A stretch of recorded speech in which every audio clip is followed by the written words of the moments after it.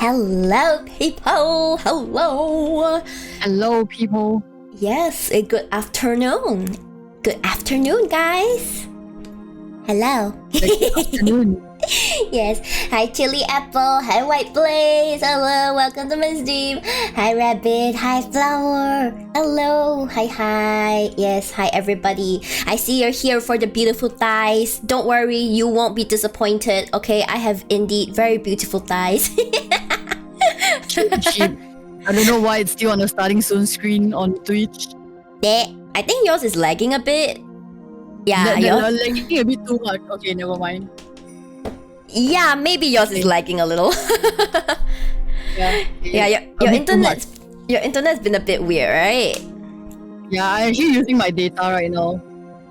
Yeah, explains the lag. Like data can kind of help, but it can't replace normal Wi-Fi, I feel. Yeah. Yeah, because right before I got online, my internet decided to die on me, so I was like, screw this, I'm using data. Amitofo. May your data survive. May your data survive. It's okay, 10 more days to reset, this is fine. Okay, yes, you got this, Kiko. Thank you for your sacrifice, guys. Let's thank Kiko's data plan for its sacrifice. Thank you, Kiko's data plan. Thank you. Thank you, Kiko's data plan. Bless. Hi, Flower. It's morning in Switzerland. Oh my gosh, morning. Okay, good morning to you then, Flower. I hope you're having a wonderful morning in Switzerland. Have you had breakfast? Because when you're talking about mornings, right, breakfast is the most important, in my opinion. You gotta eat something. Yeah. Twitch has been wonky. Yeah, Twitch. When is Twitch not kind of wonky? Let's be real. When is Twitch not kind of wonky? Kiko, yeah. Yes, hi Pigeon, hello, hi. When it's like, okay, Kiko, you only started actively using Twitch when you started streaming with me, right? Like, otherwise you don't even touch Twitch at all. Like, yes. Kiko was forced to learn how to use Twitch by me. It was me. It was all me. All you. Yeah, hey, but you willingly did it, okay, Kiko? You willingly did it. Okay, that's on me. Yeah, that's on you. Hey, you could back out anytime. You could be like, I don't feel like streaming with you anymore. I'm kind of busy. I have my own things to do. But you're just like, so next week I'm free this day. Let's do it. And I'm like, you have the power to stop at any time, but you choose not to. So it's all on you. Pizza in the morning. Oh my gosh, pizza for breakfast. That's like the dream. Kiko, have you had pizza like for breakfast before? Not for breakfast, but I hate it's bread. You what? Sorry? No, I have never had pizza, but it's bread, so technically it counts as a breakfast thing. That's true. Wait, you've never eaten pizza? No, not pizza, but not pizza in the morning. Oh, okay. You've never eaten pizza in the morning. I tell you, okay? Next time you order pizza, order extra, okay? Then you keep it. And then, like, the next day when you heat it up, oh my gosh, that's like the sweetest thing ever. You're like, oh, yeah! It's good. I swear it's so good. And then if you have a side of like honey roasted wings from Pizza Hut, oh yeah, that's the good shit, yo. Pizza Hut having the good shit. Yeah, they have the best wings. Hi Saiyan, hello, never eaten pizza. No, we clarified that, okay? It's not that Kiko has never eaten pizza. If not, I would judge Kiko so hard. I'm like, I don't care that we've been friends for over 10 years. I would judge you so hard for not having eaten pizza. Because Kiko, you don't even have any... does not go on pizza. What? Sorry, what? Pineapple does not go on pizza. Okay, let's not start this. Let's not start this today, okay? Like, the thing is that for me, I'm pretty neutral. I'm like, well, if you believe in it, sure. If you don't believe in it, sure. Like, if it's on my pizza, I guess I'll eat it. But like, when I see the beginnings of this argument, I need to shut it down real quick. Not on my stream, people. Not on my stream. You can take it off stream. You can have the argument somewhere else. Okay, I don't care. I'm neutral. I just like a lot of meat on pizza. Buddy, same. I love my meat on pizza. Okay. Same. Yeah, spinach as veg is okay. Spinach is fine, I think. I actually like normal stir-fried spinach, but I'm very sensitive to like bitter tastes and like aftertaste. So like coriander and like bitter gourd, I really cannot. Like if it's there, I'll eat a little bit, but I cannot bring myself to like it. Argument on Sheep's Discord. Well, keep it civil at least, okay? I don't really care. If you wanna argue on Discord, fine. Keep it civil. Wait, do you see Japan's Pizza Hut like on April Fools? I didn't. What happened? No, they were promoting coriander pizza. You know, when I see coriander things, like I feel like these companies don't have balls, okay? Like if you're gonna promote a coriander pizza, go ahead and do it. You weakling, huh? Why? You don't dare to make a coriander pizza, huh? Is this all you got? Yeah, that's how I feel. I mean, Seon, let's be real. If you want to add coriander on pizza, bring your own. Bring your own coriander, okay? Don't make that the responsibility of the company unless they say they're serving coriander pizza. Yeah. In which case, they're weak for not incorporating that. Yeah, okay. A friend of mine mentioned he didn't eat pizza. I was so surprised. Asked him why. He was just like, I'm from Africa. Ahsoka! Well, I'm sure he's grateful that he finally got to eat pizza. Okay, you're a good friend. Yeah. The return of the lawyers. Yeah, the return of the lawyers. Okay, we will always be here, waiting for AA7. Waiting. AA7. One eternity later.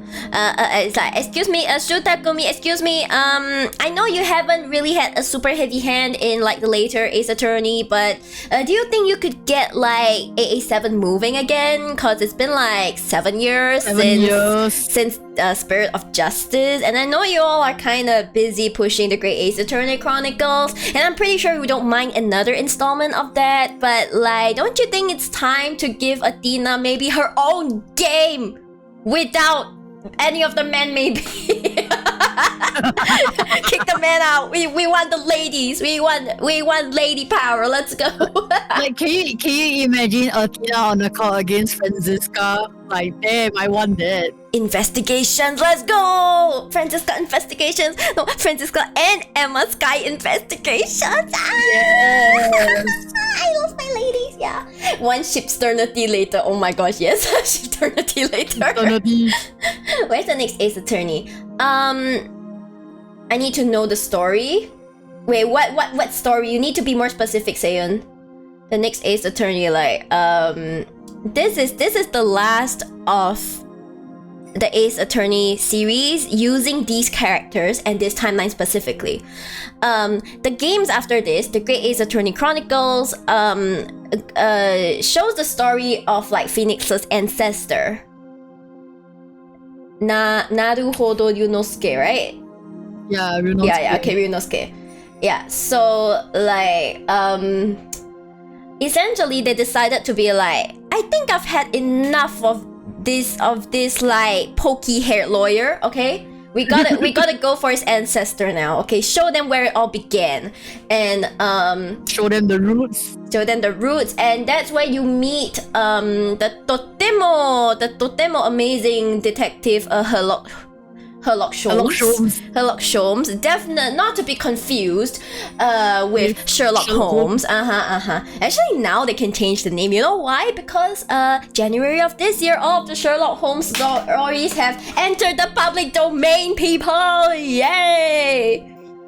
Yeah, it'll be a hassle for them to switch all the names again. That's true. Yeah, but like the thing about it is that I studied some of the Arthur Conan Doyle's work, so I was aware of the copyright issues and things like that, licensing issues, and it's just extra funny to me. It's just extra funny. I'm like, it's like, I tell you, Arthur Conan Doyle hated Sherlock Holmes. Like, he hated it so much. Like, he wanted to be known for his scientific papers, okay? He wanted to be known for his scientific papers. And then what happens, huh? He probably writes this stupid detective, and then everyone just loves the detective. And he tried to kill off Sherlock Holmes, and then later his editor is like, no, you can't do that. You can't do that. Bring him back. Bring him back. He's like, God damn it. And then when he died, you know what they did? They erected a statue of Sherlock Holmes right opposite his grave. This man will not rest in peace. Never rest in Let him peace. cook. What do you mean let him cook? What do you mean? What's the context? Vespils also hello, good evening. Yeah, so it's the equivalent of you becoming a prolific writer, but you're most well known for like your AO3 stuff instead of stuff you formally published. It's like something like that to him, I guess. It's like instead of being known for your original work, you're known for your very steamy like right-word fan fiction or something. that is the equivalent of that, and you're like, please stop. And you're so well known for it that when you die, they like erect a statue of like your most famous like works illustration opposite your grave. It's like, oh god. Rest in peace, yeah. Rest in pieces. That's more suitable. Yes, that's right. Did you just say prophilic instead of prophilic? I said prophilic. God damn it. I think it's the CC. The CC is just here like, I'm sorry. I don't recognize Shib's English because she's too powerful. Shib's accent is too powerful for the closed captions. I'm sorry, guys. I can't help being so powerful. Okay, I can't help being so powerful, right, Kiko? Yeah, unfortunately, a lot of softwares cannot handle how powerful I am. I forgot. I think I saw the ending of Dual Destinies. I didn't know people behind who used the sniper. Sniper. Unfortunately, it was never reviewed. It was never reviewed. Yeah, it was never reviewed, unfortunately. I want to know too, but like it was never reviewed. And then they just closed the game and they went like, okay, time to really Send a rocket flying. Yeah, send a rocket flying, and then they're like, okay, now on to Spirits of Justice, where we see the memories of the dead. They're like, yeah, that's a perfectly logical thing to have. Let's go. It was she. Hey, shut up! It's not me. Hey, shut up! It wasn't me. It's never been told. Yeah, it's never been told, guys. It's never been told. Okay, like I mean, we do find out eventually who Poppy is, which is a bit of a tragedy because I quite like Poppy, but like it is what it is. Okay, now let us begin. How about that? Let's begin. Shall we begin, Kiko? Are you ready? Yes. Okay, I hate how the investigation is so long. I know, right? And this is just one investigation. Good lord! Good lord! Good lord. Actually, we are near the end of the investigation, so we're probably gonna start the trial soon. Okay, thank god. Okay, let's go.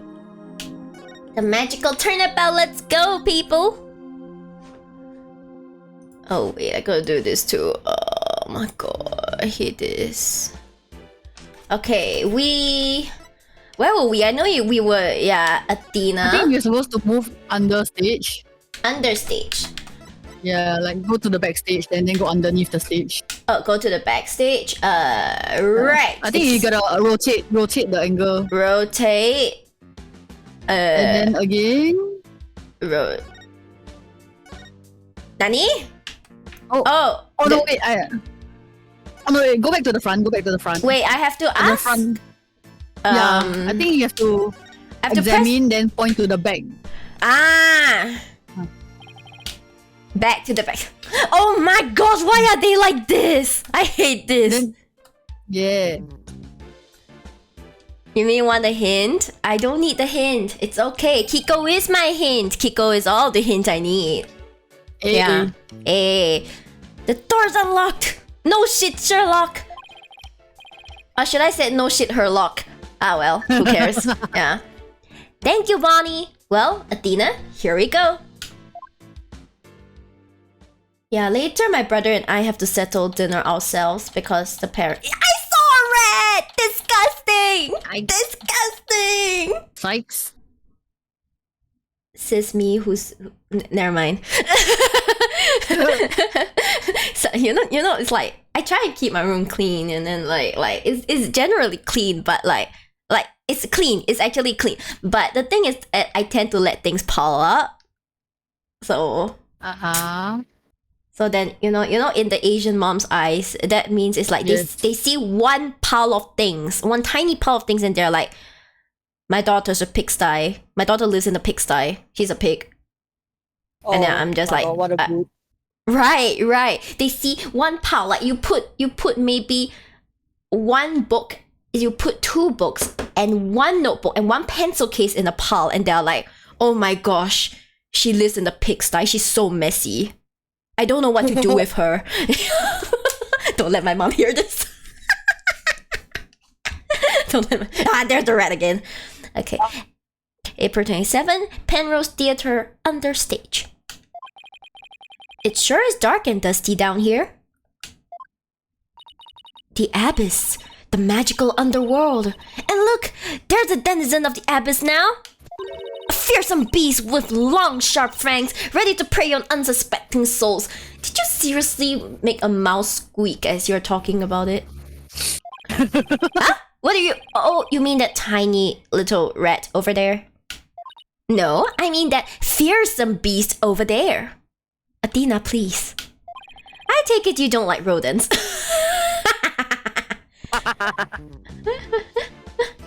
I mean, it's one thing if they're pets, but it's another thing if they're not where they're supposed to be, you know? Okay, we have handwriting here. What's this? I'm gonna make it big someday too. Just you wait and see. What's that all about? My guess is... it's the soulful cry of some poor assistant made to toil here in the darkness. I like how they're just into the dramatic thing, you know, like, this is the abyss where magic doesn't work. Basically, Trudy view. Yeah, and like, Trucy trained them so well. Like, Trucy trained them so freaking well. And in Indonesia, you can see big ass rat on the streets. Well, I'm betting if they're really big, they'll be really delicious in soup. Right? If they're big, that means they have a lot of meat. And when something has a lot of meat and you put it in soup to cook, it's gonna be delicious. Yum! Delicious. Delish. Oh my gosh, Athena. And who would know about the soulful cry of a bitter assistant better than you, right? You really understand the writer's feelings of despair and frustration. Oh my gosh. Experience. I know, right? Like, Athena really is bringing out her inner literature student. Sadly, yes. Yes, I do.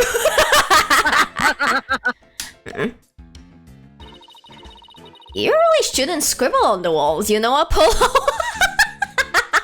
It wasn't me!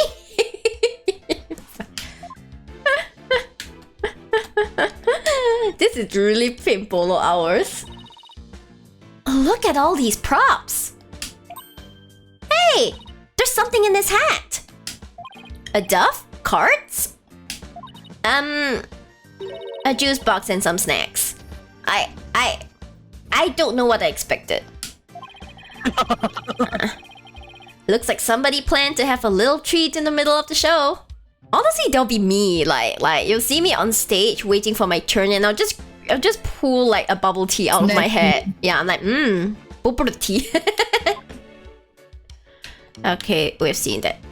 Ooh, the fake sword. This sword is the exact same design as the murder weapon. Wait, what's this? Pia! What are you doing? That hurt! I think I'm bleeding out! Oh, stop being such a drama queen. It's only rubber. Athena, Athena, are you telling Apollo to not be a drama queen?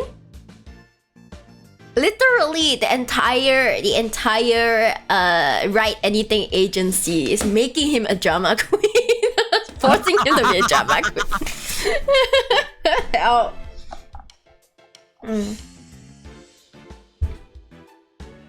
Oh, well, my water. Later, I might have to top up my water.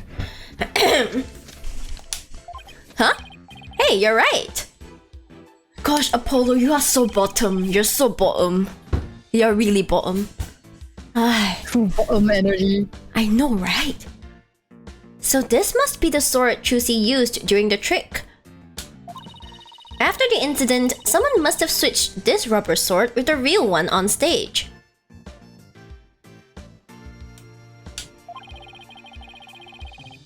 White Blaze rubber sword got swapped out for a real sword. Someone did. It's classic. Usually a prop gun for a real one when it happens these days, but still. Well, someone really wants to see Trucy go down, which I'm like, well. Well. Maybe that's when they brought the rubber sword here. Maybe you guys should actually put cameras in these places. What's wrong with you all, huh? Hiya. Contains the rubber sword Trucy says she wrapped in. She swapped in for the trick. Yeah. Okay, so we still have. Oh god. So these are the things. The lifty things. Yeah, the lifty things. Yeah.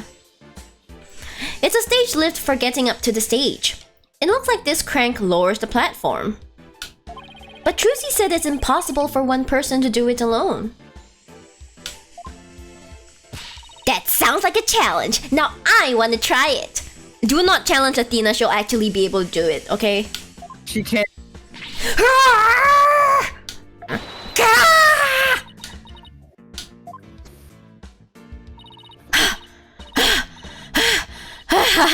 It's probably just broken.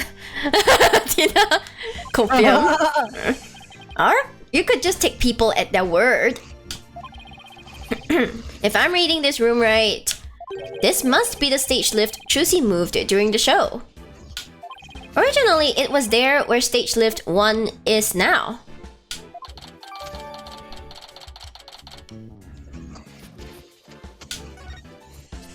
How did Trucy move it if Athena couldn't move it?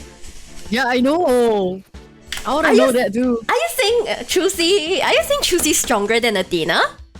Like God. Donks. She's a tiny girl. Trucy's a tiny girl. It's a stage lift for getting up to the stage. Trucy moved this one here. I guess it used to be where that yellow tape is. Ah. How in the world did she manage to move this huge thing?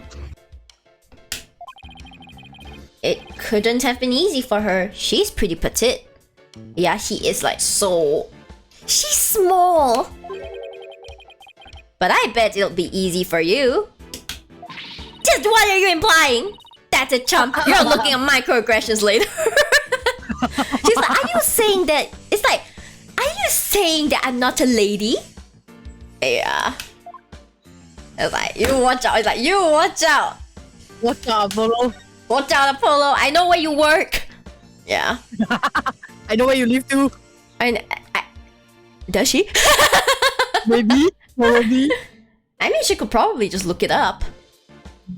I mean, they work in the same office, right? They can look it up. Yeah, honestly, she could just ask like, Mr. Wright, like, just where for does research. Apollo live? Yeah, where does Apollo live? This is for research and totally non-malicious purposes. And he'll be like, yeah, sure. Here's his address. I feel like that's what he would do. Like, I know, right? What's this glowy stuff? Oh, it's glow-in-the-dark tape. Hey, this must be why I saw through that secret door in the bottom of the coffin.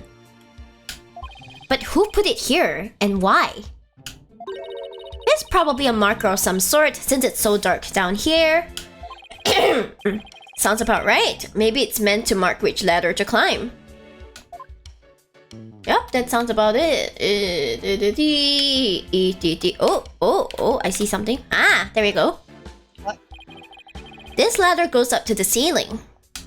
I wonder what's just above. Apollo. Oh, right, fine, I'll climb the ladder. Why does it always have to be a ladder? Aww. It's like, fine, I'll do it. Huh? Where am I? It's pitch black and cramped too. You know what I think? I think you're in that coffin we saw backstage. Oh. So that's where this ladder leads. But I still don't get what that coffin was for. It's gonna be important later, guys. I can feel it. I can feel it. Oh. This ladder goes up to the ceiling. Hi, Carl. Let's do. Thank you for the 100 biddies. Okay, I'll hydrate. Okay, I'll hydrate. Whoa.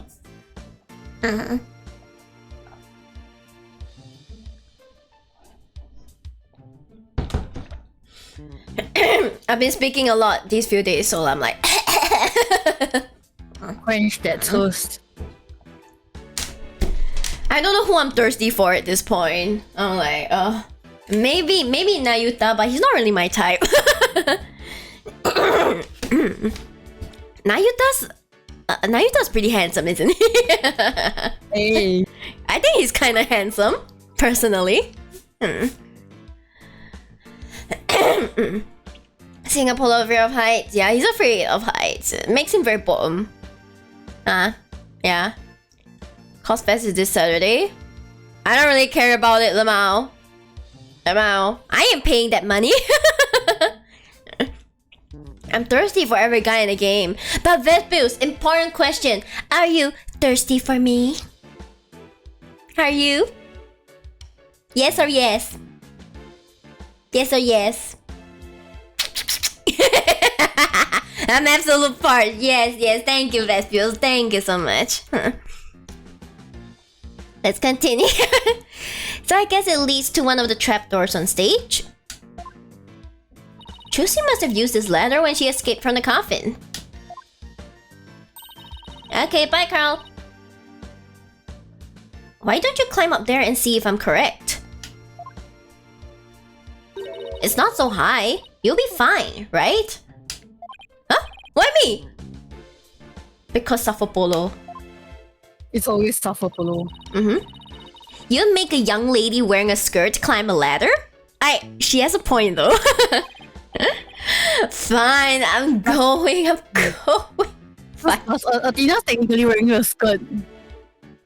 Yeah, she's right actually. Like, she's like, fine, I'll do it. Pimpolo. Yeah, the light, it burns! The light, it burns. Ow! Are you alright? I can now confirm that the ladder does indeed lead up to the stage.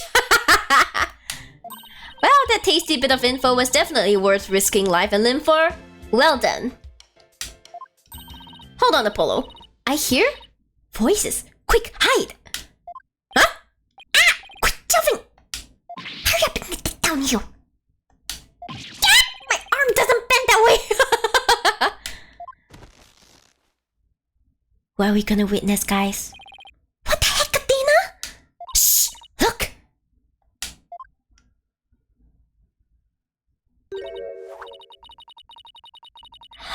It's so much work pretending to be cute and sweet. Isn't that Bonnie? Hey Bunny, wait for me! And the ratings, Raja? What do we have to hide for, Athena? Because I heard something funny.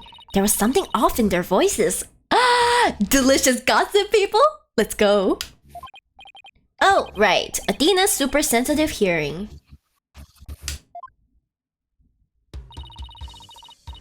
Those lawyers are poking around, trying to stir up trouble. Should I be worried? Relax, I didn't say anything to the police and I won't say anything to them either. Oh, this is when you should like take out the recorder. Yeah, I know, right? You better not or you're gonna get it. Pow! Right in the kisser. Yo! Look at that face. Yo. What the? Is it just me or does Bonnie seem kinda different from before? Apollo, shh! I'm sick and tired of this whole investigation. All I want is Trucy's head on a platter. I knew you were kinda sus. Leave everything to me, babe. Don't forget the power of mass media. Babe! Isn't she too young for you, sir? Isn't she too young for you?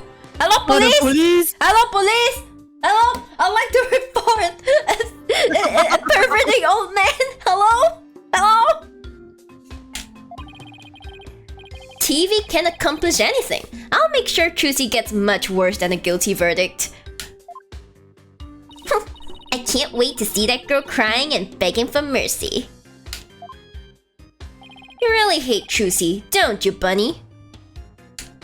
I hate her, I loathe her, I can't stand that Trucy Wright. Just because she's a little good at magic, she thinks she's all that. So this is exactly what the sniveling brat deserves. Wow. Hey, what the heck? If you mess this up, you're gonna be really sorry. You hear me? I'll crush you flat. Like a cockroach under my foot. Oh, you cute little thing. You're so adorable when you're throwing a fit. Honestly, same. Please? Ow, ow, my foot. Can't you take a joke? Come on, grab my things. We're leaving. Aw, little hippity hopping way, my little bun bun. This is absolute simp behavior. I know, right? Everyone's like, What was that absolutely revolting scene all about? I guess the entertainment industry attracts all kinds of eccentrics. But that conversation, it set off every red flag in the book. You said it. I smell plots with a capital P-U. Ratines claims he was at the TV station at the time of the incident. And we saw Bonnie on stage ourselves. Hey, Apollo, I have an idea. Why don't we pay Take-Two TV a visit? Nani? We have to go to a TV studio. Oh. Yeah. We can check up on the Rating Raja's alibi while we're there. Sounds like a plan. Ooh, the music. Nice. Music be slapping. Yikes,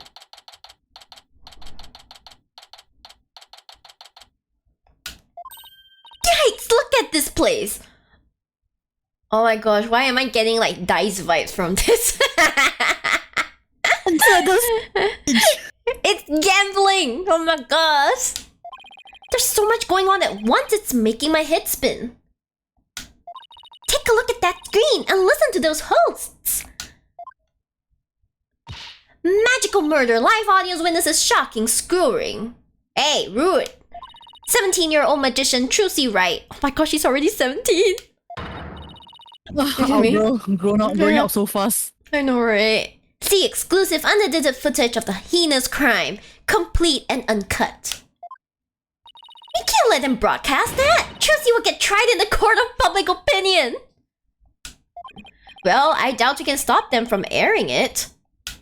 But we can prove her innocence in a real court of law. No matter what garbage they report on TV, we can set the record straight at the trial. Pardon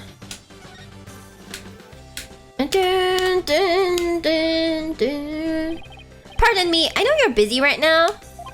What are you guys, street? Street? Does that mean people off the street or something? Where Trucy Wright's lawyers? Oh, okay, lawyers, got it. Well, what do you want? He must be really busy. He hasn't even looked this way. He's probably like not even looking at them. He's just doing stuff. Yeah. We're investigating the incident that occurred at the magic show this morning, and we heard that Roger Routines was in charge of that program. Yeah, that's right. The guy hates magic, but the show was all his idea.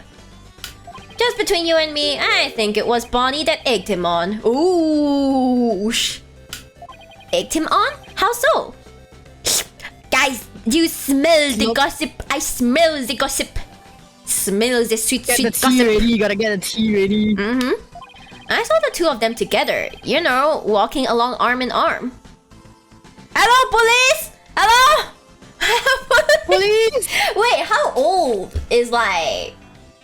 Not any older than 20. Oh my gosh, hello, police! Oh. Hello? You're nearly twice her age, Roger! Holy shit! Where's the police when you need them? Hello? Police? Hello, police. She's 19. Oh, me.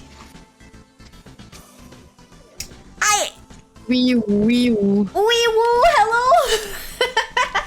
He's the same age as Phoenix. Oh god. Oh my gosh.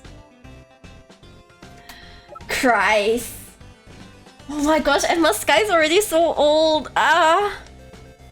She's 27. But it's okay. Age looks good on her. I saw the two of them together, you know, walking along arm in arm. I bet she sweet-talked him into doing the program because she wanted to work. She hasn't been selling very well on her own, apparently. Oh? I see. Oh gosh, the tea is hot. Oh, hey, if you're looking into the incident, I guess you'd want the show footage, right? Oh, this guy is so helpful, thank you. More It's helpful on- than the yeah. police. It's on the disc in my back pocket. If you want it, go ahead and fish it out. Wow, thank you very much. He turned out to be surprisingly helpful. Yeah. Okay, so we got this. Thank you, homie. Oh my god, we gotta talk to all of them. Excuse me. We're looking into the incident that happened at the magic show this morning. Oh, that? Yeah, I was the cameraman for that. Can you tell us anything about what you saw? Why are they so helpful? This is so suspicious. Bonnie was super adorbed. That's not exactly what I couldn't get enough of her. I filmed her the whole time.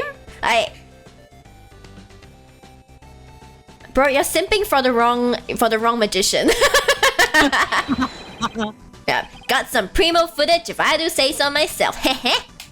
I better quit before he decides to share what he intends to do with said footage. Oh no! No! Bonnie's only 19! Hey, what's wrong with all these men? Holy shit!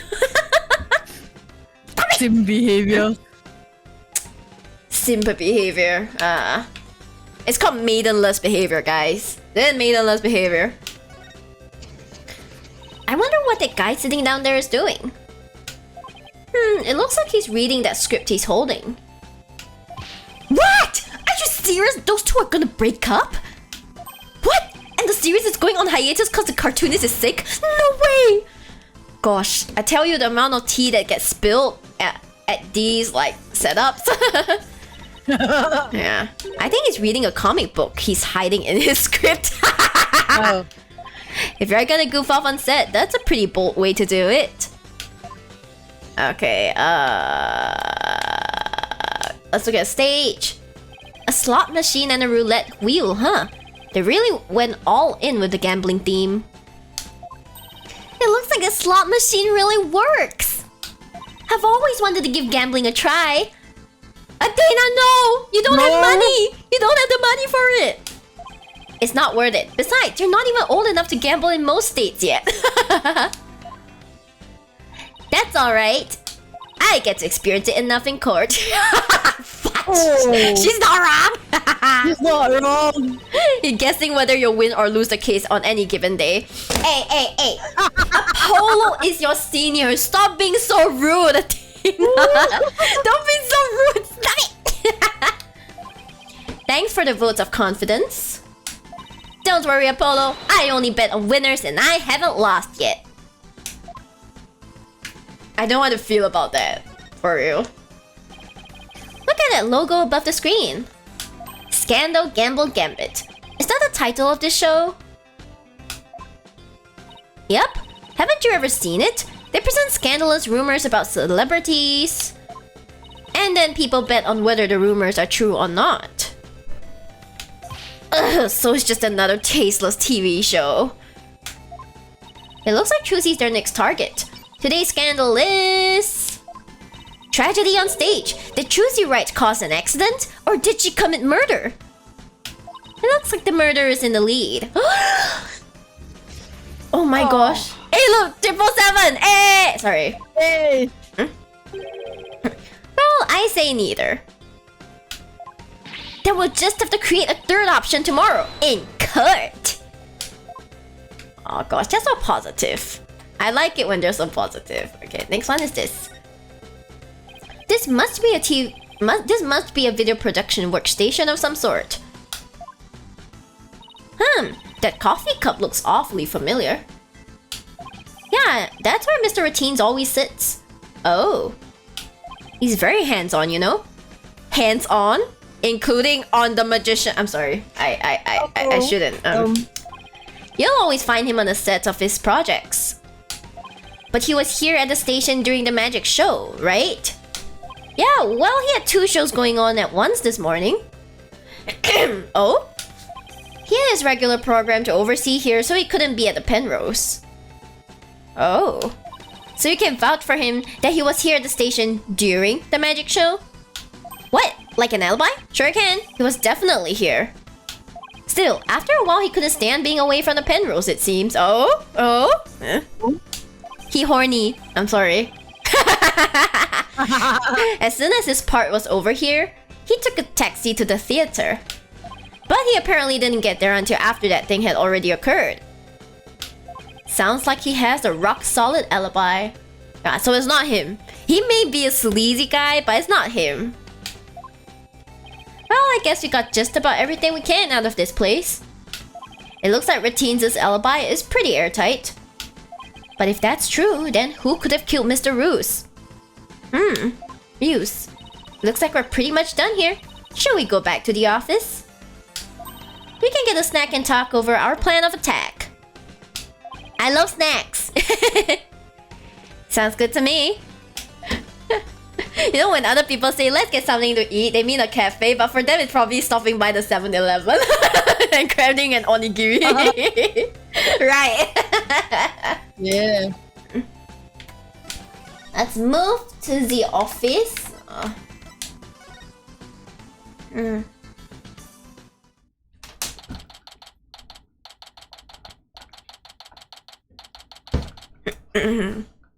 You're 27, Write Anything Agency. Well, what in the world? Excuse me? What's going on here? I tell you, Phoenix leaves for like 2.5 seconds. When shit happens. Yeah. All these stickers say repossessed. Who did this? Who's responsible for this? Whoa now, this is a restricted area, champ. No trespassing. You! Trespassing? But this is our office! You're the one who's trespassing. Enough with the lip, boy. Don't tell me you forgot about your debt. What are you talking about? I'm just abiding by the contract.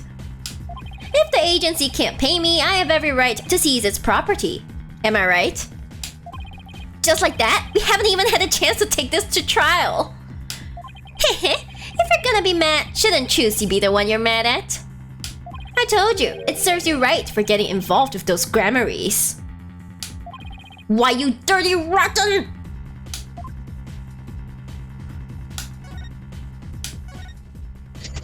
What are you going to do with all of our stuff?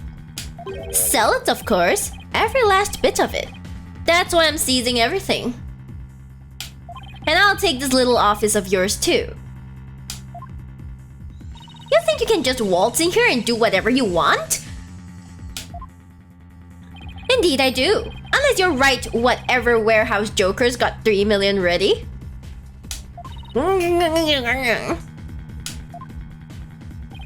That's a no then? Because I gotta recoup my money somehow. After all, the entire program went south because of Trucy. It's called liability for compensation, and this infantile agency is the liable party. Why, you black-hearted? Hey Apollo, what about the crooked clipboard? It's no good. We don't have any proof that Routines was behind it. Darn. You're gonna have to do better than that, folks. Looks like the famed Mr. Wright left behind nothing but incompetent noobs to run things. No way, he was counting on Mr. Wright to be away for this plan of his? Wow, you really are a sleazy old man. What a two-bit thug, we'll show him. He really be like the all according to QAQ. I know, right?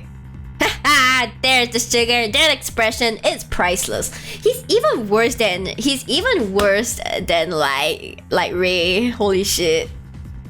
Yeah. He's worse than Ray. Like Ray at least does things classily and like with finesse, you know what I mean? I'm not saying he's a good guy, he's a terrible guy, but like like he has a finesse and like a way of doing things that, you know, doesn't rely on a simping energy for a cute girl. Yeah, he's like, it's me, myself, and I, baby. Yeah. So how does it feel to lose the precious office your boss left you in charge of?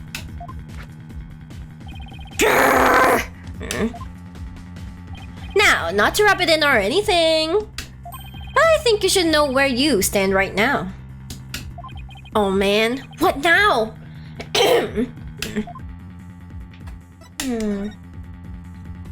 Here, have a gander. The trial of young, up-and-coming magician Trucy Wright is scheduled for tomorrow. We're here just outside the office of the suspect, hoping for an exclusive peek inside. What? Is this live? Apollo, look! There's a sea of reporters outside! Oh, a questionable-looking pair are peeking out the window. It's his favorite moment. I'm dead! Oh my god. Our viewers at home can see for themselves the vicious, brutal expressions. Excuse me? Yellow journalism at its finest. And that's the way it is. The majority of the public already thinks Trucy is guilty. They saw the whole thing happen with their own eyes during the show's live broadcast. Everybody in the country is against you. No way! No office? No allies? Are you sure you still want to represent that girl? Of course we do! We believe in her innocence! Hehe, go ahead. Think what you want. It's a free country. Or is it now? Just know that you'll be the biggest losers in the end. In the meantime, feel free to keep on flopping around like the dying fish you are. Oh, rip. Ooh. Now then, you gotta be out of here by tomorrow. Take in this cozy little office tonight while you still can. Hehe, hang loose, baby. I can't believe we let Mr. Wright's office get placed under seizure. Of all the... This is just ridiculous. Clear out. We don't want murderers here. Oh, what you gonna do? Hey, if it's a fight you want, I'll take you on. Come on. Yikes, let's get out of here before you get killed too. I can't believe this is happening. We have to do something to protect ourselves, and fast.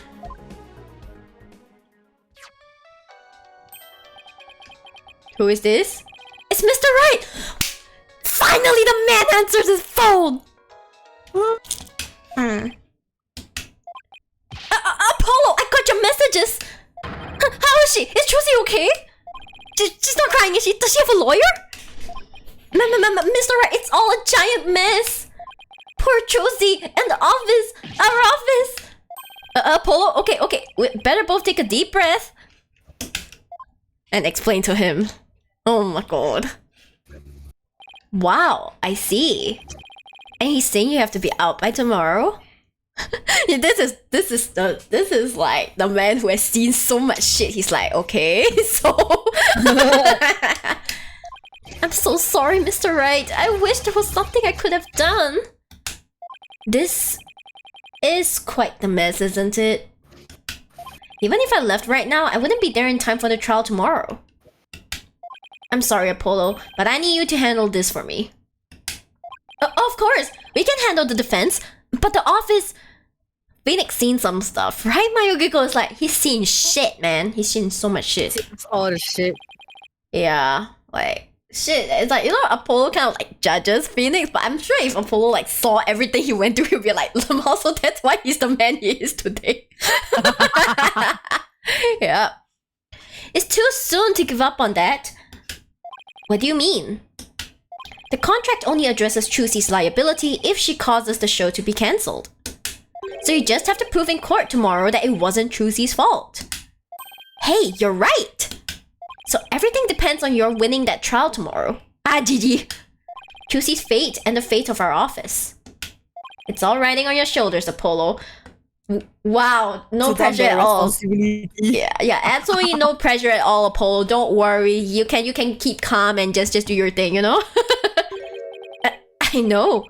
I'll be fine, right? Apollo! I've been watching you grow over these past 2 years. That's why I can say, with absolute confidence, that you'll be fine. That's the most Kanto thing I've ever said so far, Phoenix! That's so... Oh my god, imagine if they animated this and it has this moment where he goes, Apollo, and Apollo's like, huh? What? And he's like, I can say with absolute confidence that you'll be fine. And Apollo's like, right, oh my god! Mr. Wright, Kanto moment. How have we streamed so far? There's a glimmer of hope in this abyss of despair. That's how I describe this stream so far. We got this. We got this. We can do this. I hate how this... I both hate and love how this game plays with my feelings. You know, it's like they're just... Yeah, and I'm just... Really? I've seen you earn victory after victory in some pretty dicey situations. And guide Athena, helping her along her way too. That's why I know you're ready. Why I know I can leave Trucy and the office to you. I believe in you, Apollo. Thank you, Mr. Wright. Good luck tomorrow. Thank you! I'm fine! Everything will be fine! You can call me anytime if you feel you need to, but I'll be fine on my own, right? Yes, I think so too. I can do this. That's the spirit. Give it your best out there, Apollo.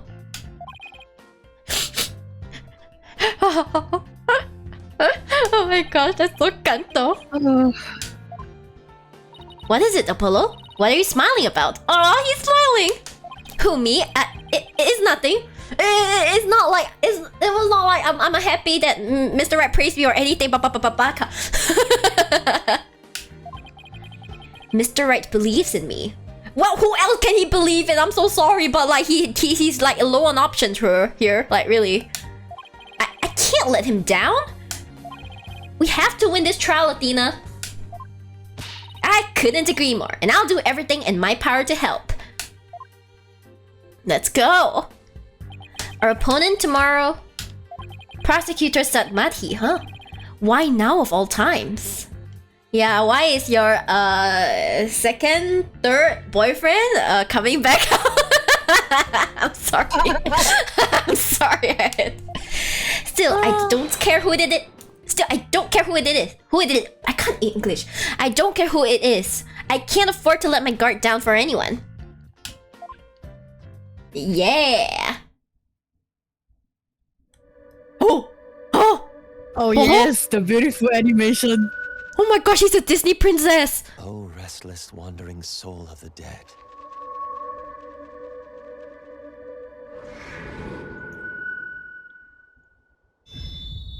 Prosecutor Sadmati. Oh. Sorry to disturb you, but I figured I should tell you. The lead attorney's been decided. It's Apollo Justice. Apollo Justice.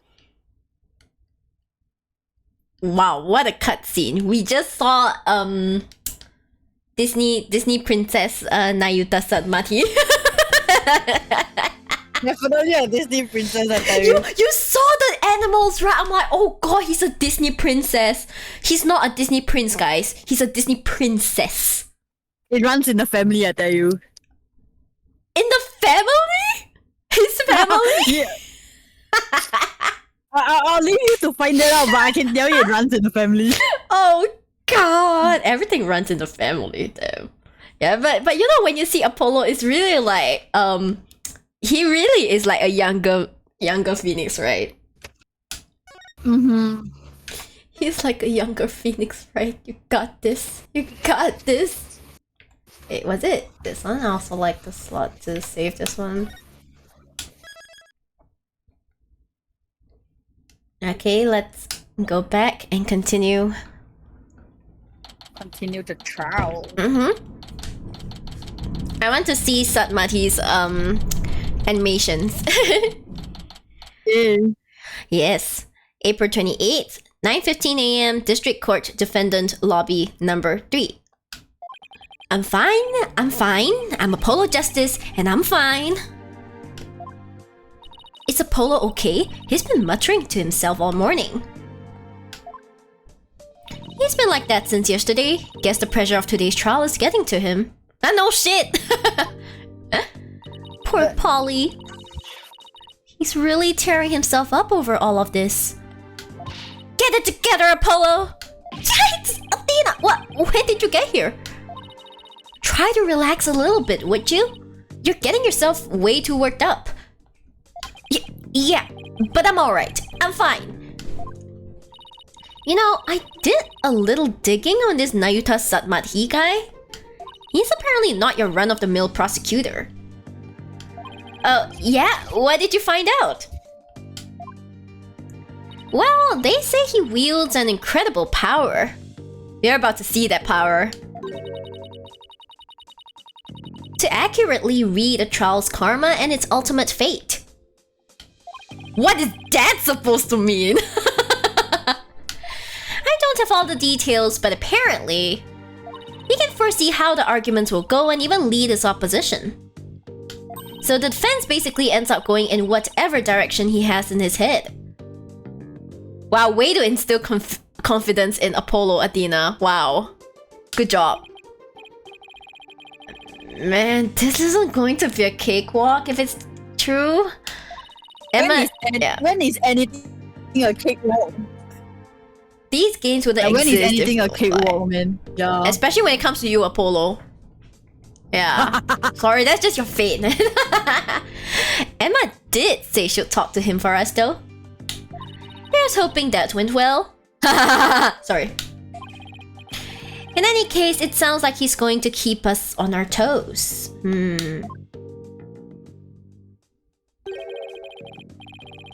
That's why I know you're ready. Why I know I can leave Trucy and the office to you. I believe in you, Apollo. The most kantong lines ever. Mr. Wright is putting his faith in me. I can't let him down now. Let's go. I'm fine. I'm fine. I'm fine. There he goes again. It's almost like he's chanting a prayer. He needs one. Trucy, he needs one. Good lord, he needs one right now. You should be praying along with him. I'm fine. I'm fine. I'm Apollo Justice and I'm fine. If you say so, Apollo. The trial will start momentarily. Is the defense ready? Yes! We're fine!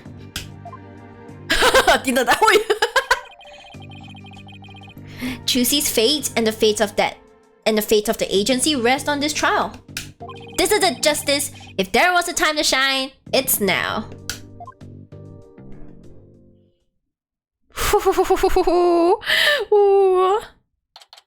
April 28th, 9:30 a.m. District Court. Courtroom number 6. Court is now in session. All right. Court is now in session for the trial of Trucy Wright. The defense is ready, Your Honor.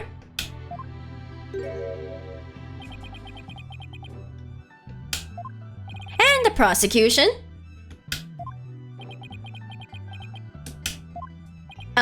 Prosecutor Sadmati.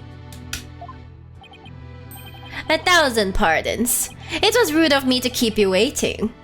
Oh my gosh, he really has a radiant smile. A very charismatic smile. I was praying for the victim. Oh, praying. Yes, I see. You're a Kurainist monk, correct, prosecutor? Yes, that is correct. I am but a lowly monk from the kingdom of Kurain. I beg in advance for the forgiveness and kind patience of everyone here in this court. I am unfamiliar with the proceedings of this country and may make many blunders. He seems like such a gentle-mannered soul, doesn't he? I wonder if Emma had a chance to talk with him about Trucy. I don't think that makes a difference now, Apollo. Holy shit. Yeah, man. Now then, Prosecutor Satmati, your opening statement, if you would. Certainly. In the name of the Holy Mother, I vow to guide the victim's soul to a land of eternal peace known as the Twilight Realm. Now, let the last rites of the victim begin. Nayuta Sadmati. He's really been making a name for himself apparently, but... that nickname, Last Rites Prosecutor. I wonder how that will come into play today. Ooh, wow, he takes a scroll. Damn.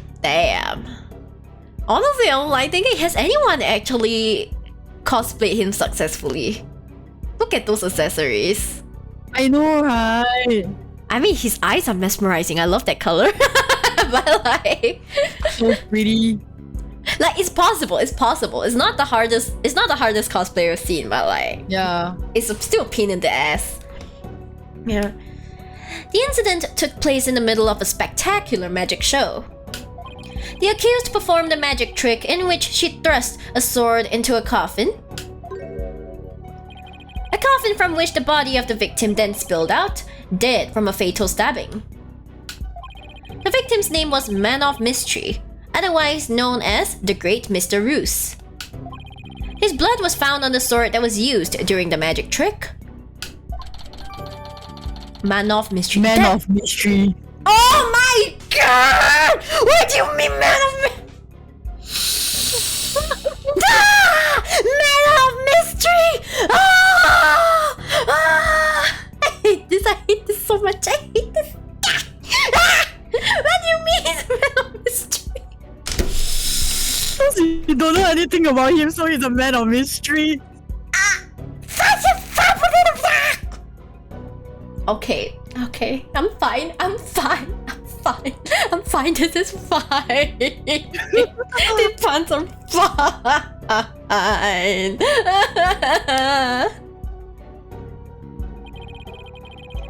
So his death was just an unfortunate accident? It is only natural for one to assume as such, Your Honor. However, it was no mere accident, but rather a homicide. The prosecution's position is thus that this was a murder made to look like an accident. I see. And you believe this crime was committed by the defendant? After a thorough consideration of all possible scenarios, excuse me, I unfortunately had no other choice but to conclude as much. So that's how it's going to be, huh? Hi, Viruson, hello. I guess Emma couldn't convince him after all. Very well, and now let us hear from the defense. Naturally, we maintain that the defendant is innocent, Your Honor. If the defense wouldn't mind, could you please explain your reasoning? My reasoning? Well... No, we don't have the eyebrow anymore, and we really got cheated. We got cheated. Oh, thanking Apollo. He's nerfed. And with the extra power, you know what they did? Instead of like making the scrunkly, they freaking yeeted it to like Clavier Gavin. Clavier does not need to be any more glimmerous than he is now. Disgusting. Huh. They could have just made Apollo do the eyebrow scrunchy, considering he appears so much. But no, they just had to nerf like Clavier Gavin.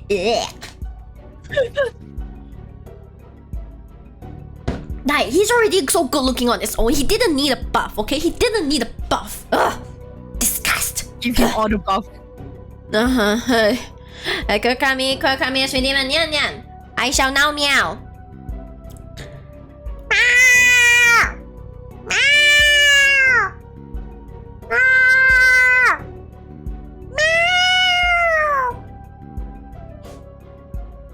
There's your Nyan Nyan. Nyan. I would have to say that my main reason is because I believe in the defendant. I see. So you find it difficult to come up with anything more concrete than that, do you? Oh god! This is sus sheeps. I am just sheep.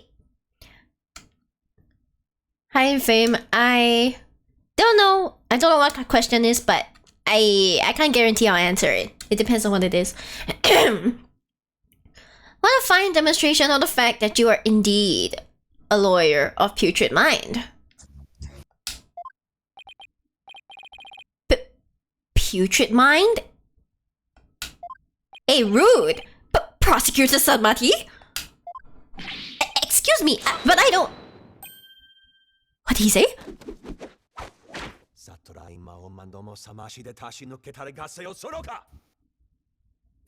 Oh my gosh! I didn't know he was a weeb. He was a weeb, he did all the hand signs. He did all the jutsu hand signs. He did all the jutsu hand signs. Oh god. Guys, he's a weeb. He's a weeb. He's a weeb. Oh god. Yes, I'm dark sheep. Chauta sheep. Yes, cook sheep. Why do you keep lying about the fact that you're too breathtaking? I don't lie, okay? I know I'm breathtaking. Thank you very much, guys. If you guys don't find it hard to breathe when you see me, are you guys even my followers? Damn. Are you guys even breathing? Yeah. Weak. I know I'm too powerful. Okay. Well, what's the judge gonna say? Okay. If you don't mind my asking, prosecutor, what was that you were just chanting? A sutra of the Holy Mother that guides those of tainted soul toward enlightenment. It is a Kurainist incantation to awaken the foolish from their fruitless slumber. Fitting for a lawyer who indulges in such fancy as the innocence of the accused. Okay, listen, you little shit. I see, so basically you're asking the defense to get real? Allow me these few words, defense. It is my duty as a monk to punish sinners and to guide victims' souls to the Twilight Realm. Should you ever show repentant and admit to the accused its guilt now, no harm will come to you. But, should you interfere with my sacred last rites for the victim, then I shall cast you down into the pits of hell along with Trucy Wright. Now wait just 1 minute here. Putrid pit of hell? Is that any way to address someone in the court of law? Prosecutor Sanmati, that may be the way you conduct trials in Kurain, but I would appreciate it if you would refrain from such charged language here. Your Honor, that was but a Kurainist sermon for those who have strayed from the path. Harsh words are often necessary to admonish contemptible deviants who cannot see reason. Hey, speak for yourself. Speak for yourself, sir. Sir, speak for yourself. Oh, I see. I didn't realize. I guess they really do hate defense attorneys in Korea. No shit. Even still. Shit. That was way over the top as far as verbal abuse goes. And the trial's only just begun. Well, defense, I suppose the way a prosecutor does things varies by country. Why don't you look at this as a cross-cultural exchange and try to be open-minded about it? What? Bailiff, please bring in the first witness. Oh no! Oh no! It's the Snackhoos again! She's upset. She's so upset. She's so upset. Because you know how to give me bullshit with your voice. I know my voice is wonderful, thanks. Uh-oh, I thought she said goodbye to the Snackhoos. Now she's eating them faster than I've ever seen anyone eat them. Detective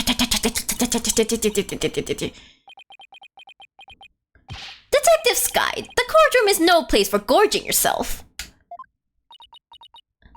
What's wrong with having a little snack? Girls gotta eat, right? She, seems a little stressed out. Detective Sky, your testimony, please. Yeah, about that. I just want to state for the record that I believe Trucy Wright is innocent. I'm sorry? Detective Sky, this path you seek to follow is misguided. Giving the wrongdoer false hope will only deepen her despair in the end. But let it go and move on. Acts which go against your duty will earn you divine punishment from the Holy Mother.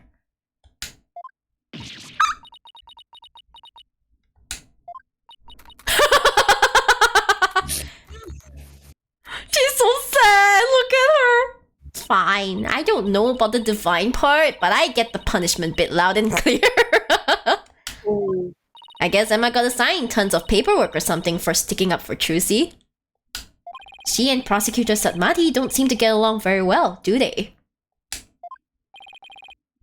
Shall we continue? The prosecution contends that the accused had a clear motive. The evidence, if you would, Detective Sky. Alright. Please take a look at this poster.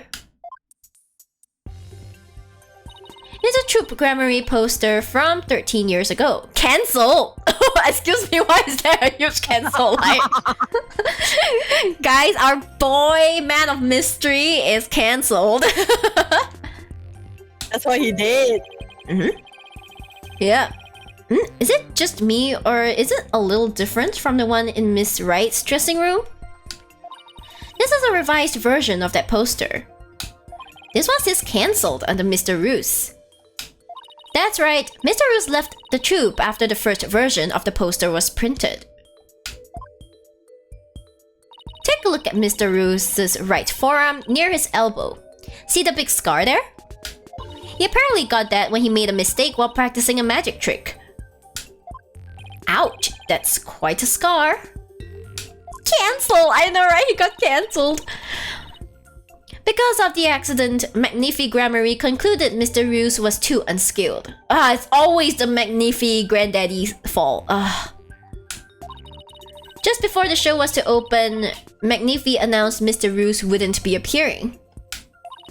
But in defiance of Magnifi's decision, Mr. Roos tried to go on stage anyway.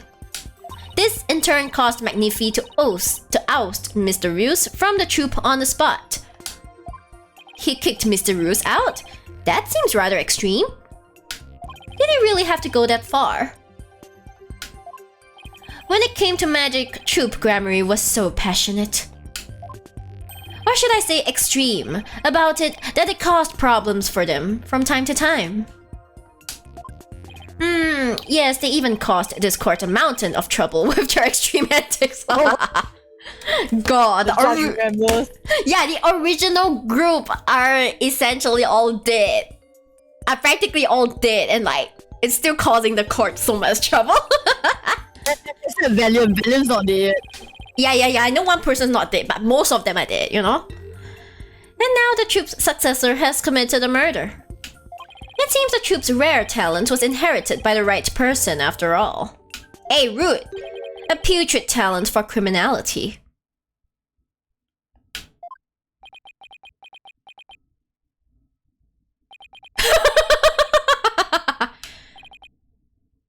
You sound rather extreme yourself, prosecutor.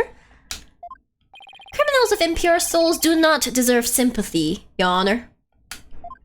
Ahem. As I was saying, after his expulsion, Mr. Roos apparently went on to hold a grudge against the troop. He would tell those close to him, I will get my revenge on Troop Grammary someday. Chirping crickets. Yeah, chirping crickets. Ah, rip. Revenge, That certainly sounds antagonistic. 13-year-old poster updated in the court record. I can't believe he got cancelled.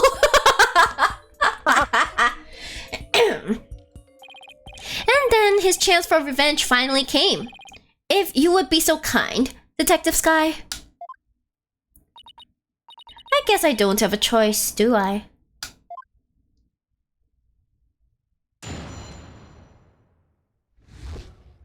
The defendant's motive. The victim planned to get his revenge on Troop Grammary during Trucy's magic show. Mr. Roos was going to first steal the Grammary notebook from the defendant. He then intended to reveal the secrets behind the magic tricks during the show. That was the victim's plan for revenge, and while he did, in fact, steal the notebook, the defendant murdered him before he had a chance to reveal the secrets. By the time the accused had discovered the notebook's theft, it was too late. Her only option was to kill Mr. Roos and make it look like an accident. Objection! That's nothing but conjecture. Objection! Nice voice. The victim's assistant, Bonnie DeFemme, gave the police a statement. She testified that just before the start of the show, Mr. Roos said, I'm going to reveal all of Troop Grammary's secrets on stage today. What? Well, that isn't exactly a great starting point for rebuttal, is it? I love when Athena is like, rest in peace, she has her crooked hair. Her hair goes crooked like... It's like... You're telling me. Allow me to give you one piece of advice, defense. Oh? And what's that? Oh my god, Disney princess. Let it go and move on. Let it go! Let it go! Can't hold it back anymore!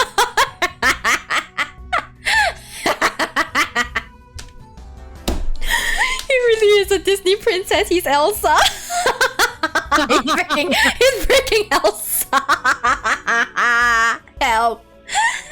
Hi, Fong. Hi.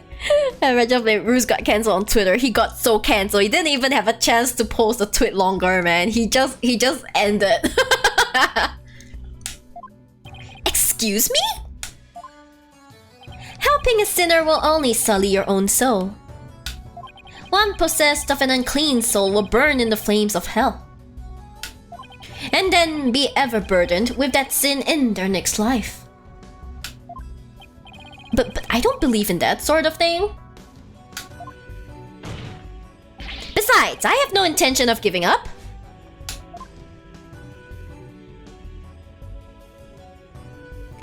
Oh, Holy Mother, grant me the strength to deal with this putrid lawyer. All actions have consequences, and yours will surely earn you the honor of being a mere stinkbug, at best, in your next life. A stinkbug? Now then, Mr. Stinkbug, I mean, Mr. Judge, excuse me. Judge, stop it! He's not Mr. Stinkbug justice. Your cross-examination, please. I'm dead. Okay. The defendant's motive. Oh my god, we now have 5 lawyer badges instead of a health bar. We have 5 lawyer badges. What is this health bar, guys? What the hell is that? Okay, so you plan to get revenge. Let me just read through all of them again.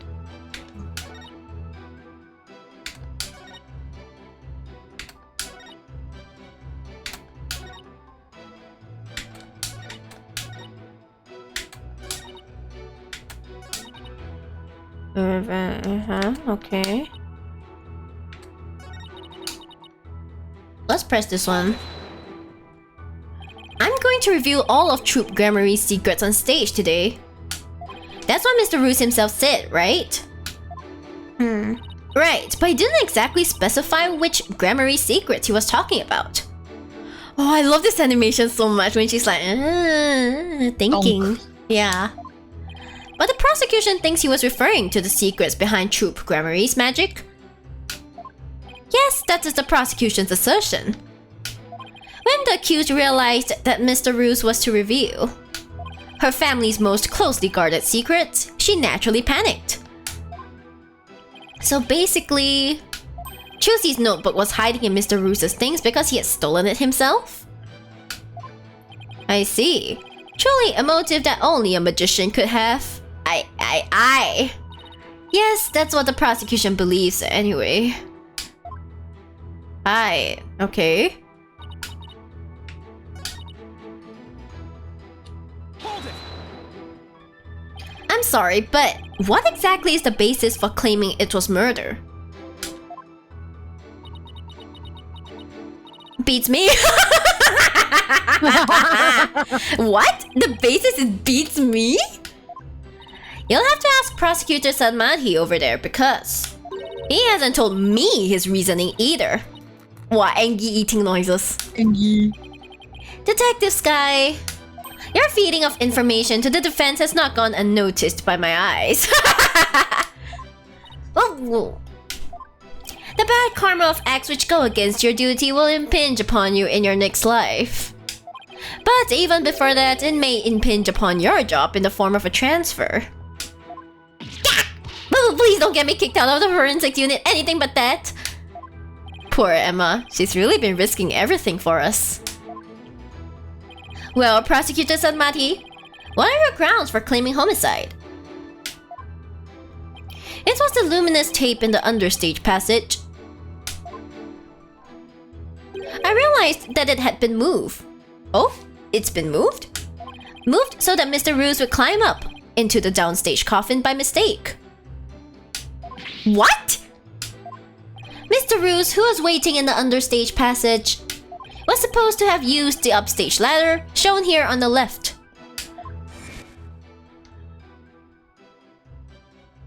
He was to climb up into the coffin that had been set up in the backstage area.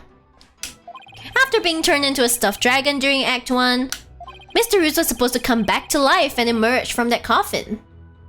Okay, but the luminous tape had been moved to mark the downstage ladder. So the victim climbed up into the coffin on the stage itself by mistake. The very same coffin the accused thrust her sword into.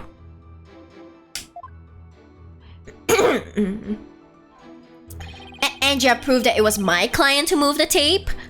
But of course, Detective Sky. Oh, that's right! I identified the defendant's fingerprints on the luminous tape. You what?!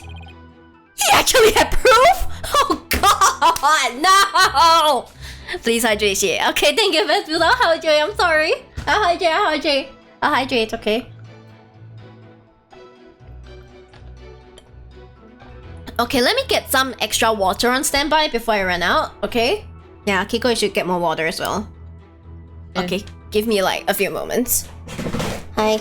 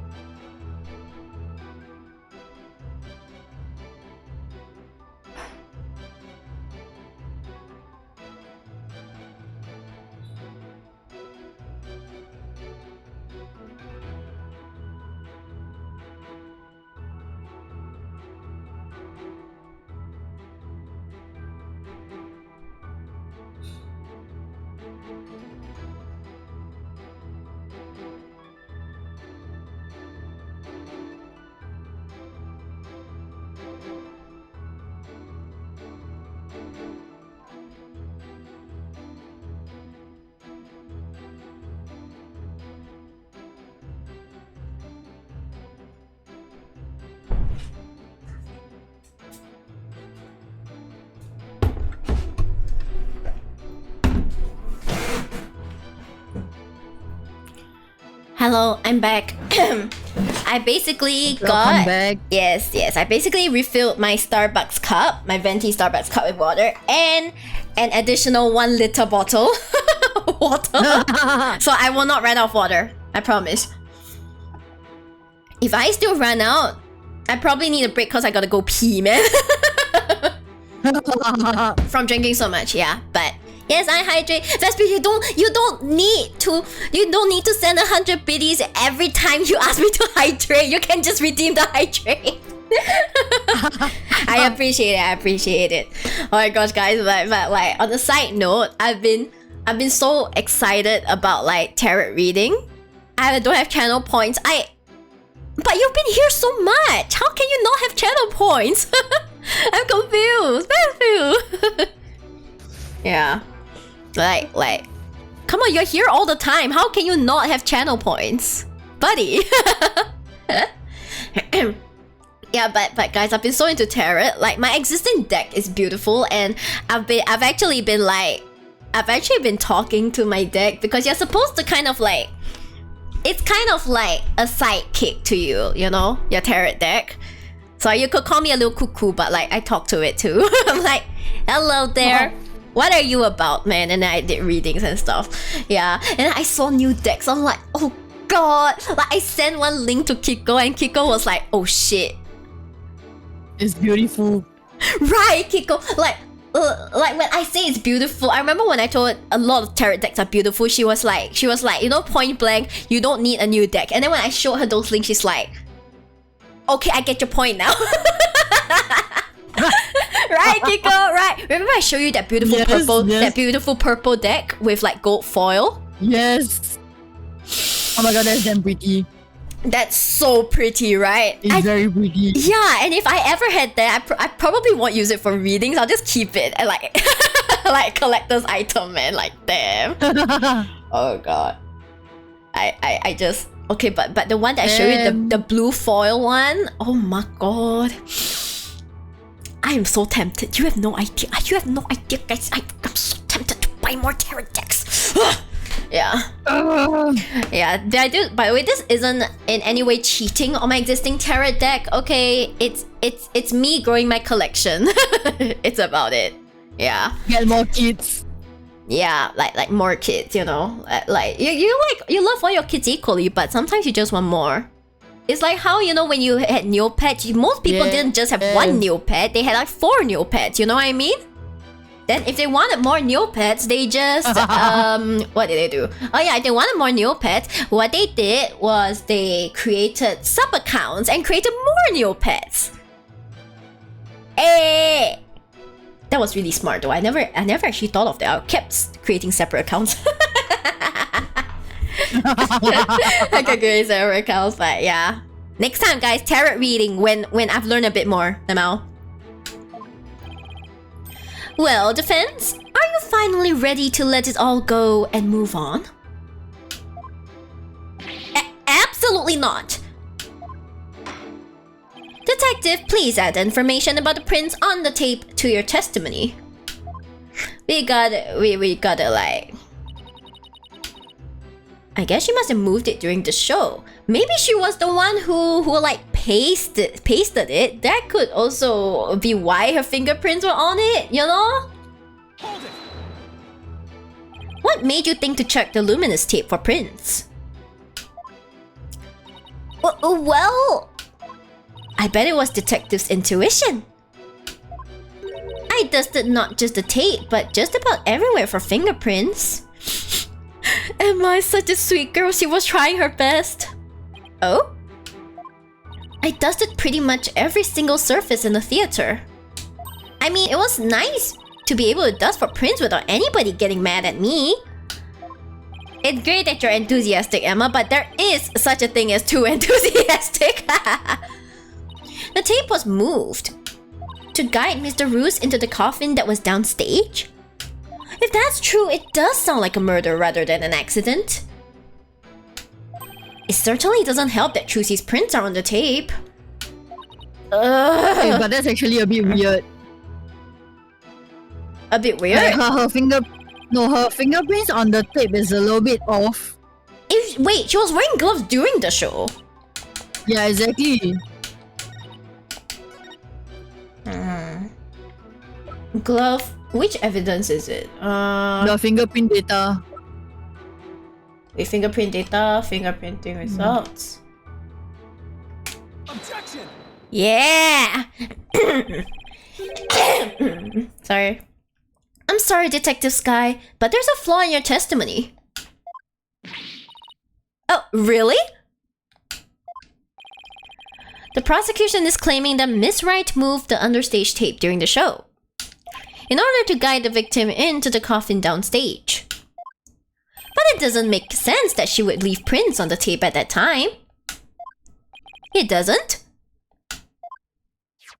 Please consider the fingerprinting results of the main coffin, which shows that not one of my client's fingerprints was found on or in it. That's true. We didn't find any of her prints on that coffin.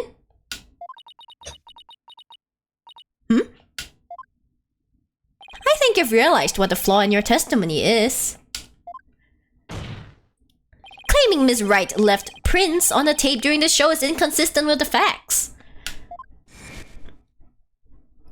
Because she was wearing gloves during the show. Gosh, she looks just like her mom. Wipe sweat. Not wipe sweat. Wipe sweat out of my eyes. Okay, my eyes are just sweating. Okay? I'm not crying. I'm just sweating through my eyes, guys. Okay? It's not like I'm crying or anything. Yeah. Right, Kiko? I'm just sweating through my eyes. Yeah. Exactly. Yeah, just sweating. Yes. She must have left the prints sometime before the show started. In other words, her prints do not prove she moved the tape to mislead the victim. The prosecution's investigation was insufficient. Ah, yeah! I love his remix theme. Ding, ding, ding, ding, ding, ding, ding. Oh my! But on a personal level, I'm very happy about that. She's so honest. I love her so much. Well, Prosecutor Sadmati, if the defense's argument is true, then you have no evidence the defendant moved the tape to deceive the victim. This is all according to his keikaku, I just know it. I see. Apparently, the defense is more intelligent than I had thought. Hey! Hello? Rude! More than a stink bug, at any rate. Come on, you can bump me up to at least a stack beetle now, can't you? Don't stoop down to his level, Apollo. You're named after the god of the sun. Can you at least act like it? Yeah, I know, right? Would that really be any better?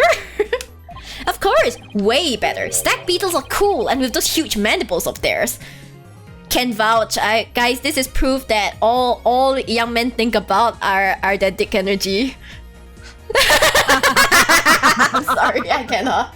He's going for that BDE, man. Going for the BDE.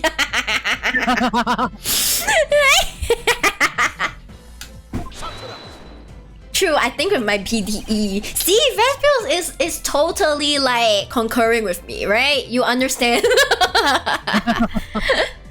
If the defense wishes to be promoted to a stack beetle, then answer me this question. That's if I was a guy.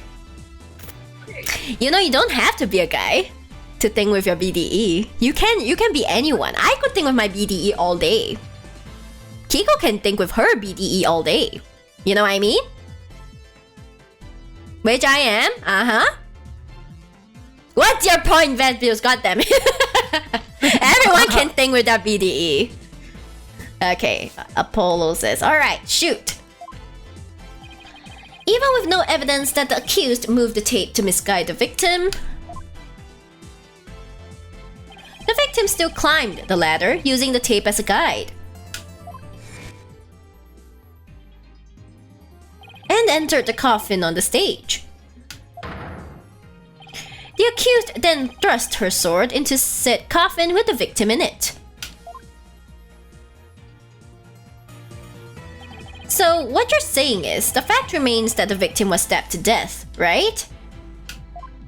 Precisely.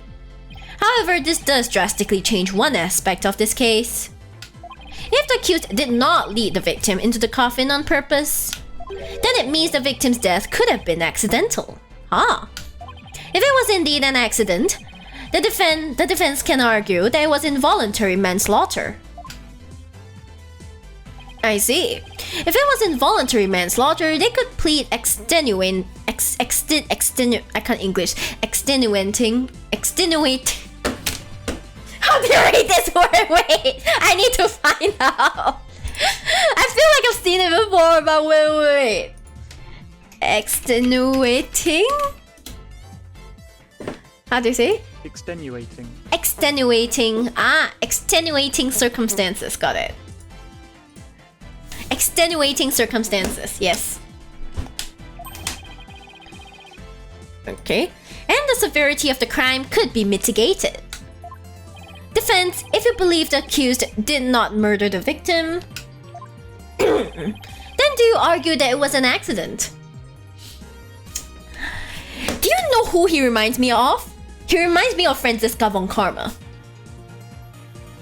This is exactly her modus operandi. Like, I mean, she was a lot more patient and a lot more whippity, right? But like, Yes. but like, essentially it's the same thing. She basically made them, okay, then you can plead extenuating circumstances. That's fine. As long as you agree that, you know. As She long as you killed agree it. that. Yeah, exactly. Like, you agree that the defendant is guilty. So it's like Franziska 2.0. Disguised as a gentleman. This is it. The all-important question. The defense argues that Mr. Russo's death was A murder. murder. Because you say accident, right? Then the defense maintains that the defendant is entirely innocent. We believe that it wasn't an accident, but murder. And what's more, we believe it was committed by a third party. A third party? As in the true culprit is someone else?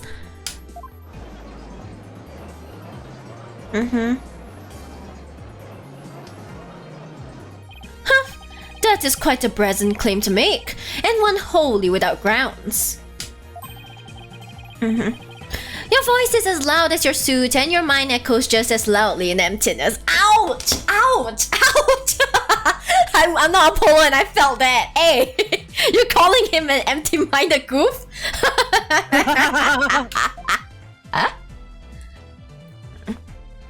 Oh gosh, the head shake. Oh my god, just like Kristoff's head shake. Kristoff also has that. I'm dealing with idiots head shake. Oh, the butterfly. Yes, pretty butterfly. Surely you were but a loud red pepper in your previous life. Did he get downgraded? I've been demoted to a vegetable? Exactly, you got demoted. Wow, I didn't know a person could be reincarnated as a non-sentient plant. In any case, I do have grounds to make this claim.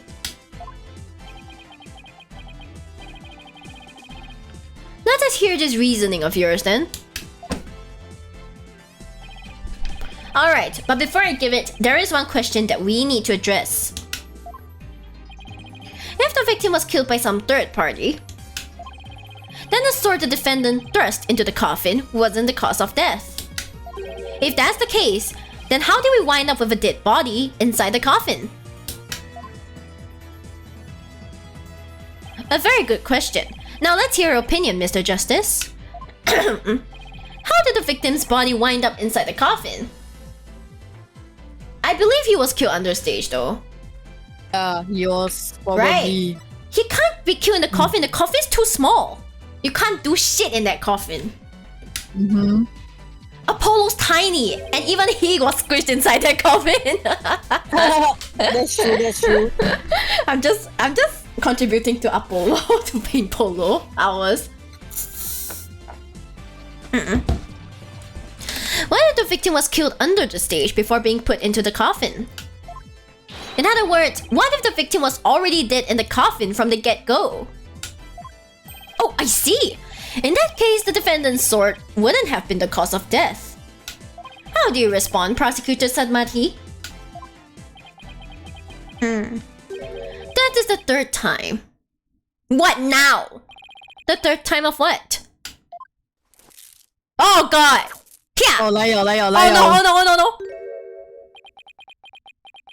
Ah! Oh no, I have a bad feeling about this. What the heck is this? サトラ今おまどもさましで足し抜けたれガセよそろか My head! What do you think you're doing? Even the merciful Holy Mother loses patience if she is struck 3 times. Since you never learned, you needed to be punished. I hate how only the prosecutors get away with this. I hate it so much. Why don't you let me worry about what I need and don't need?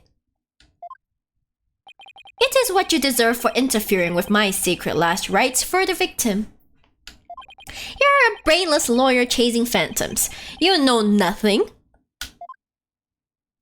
Let this humble servant of the Holy Mother give you an edifying sermon. I hate this. A sermon? Now? There is a passage in the sacred scriptures of Kurainism.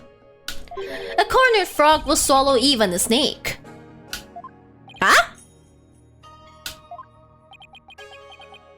A cornered lawyer has unexpectedly struck back hard against the prosecution. Hey, did I get it right? No, for I am not done with my sermon. And yet, the frog still dies, its belly bitten and torn from within. Just great. And in this case, you are that frog, defense. What exactly is your point anyway? Let us assume for a moment that the victim was killed under the stage. Who then had the opportunity to do so during the show? Let's see, the people in the show were... Bonnie the Femme, the victim is the Ruse, and Trucy Wright. Bonnie the Femme was on stage throughout the entire show, as easily confirmed by the footage from the show. Which leaves us with only one suspect, Trucy Wright. Now do you see? The accused killed Mr. Ruse as he waited on standby in the understage passage, and then placed his dead body in the coffin above, thus making the murder look like an accident. I hate how he's right. No!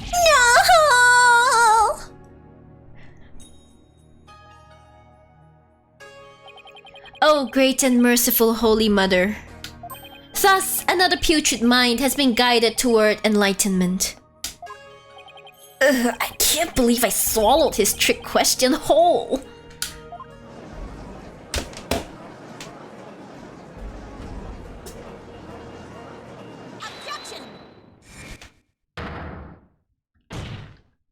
Sorry, but I have to raise an objection here.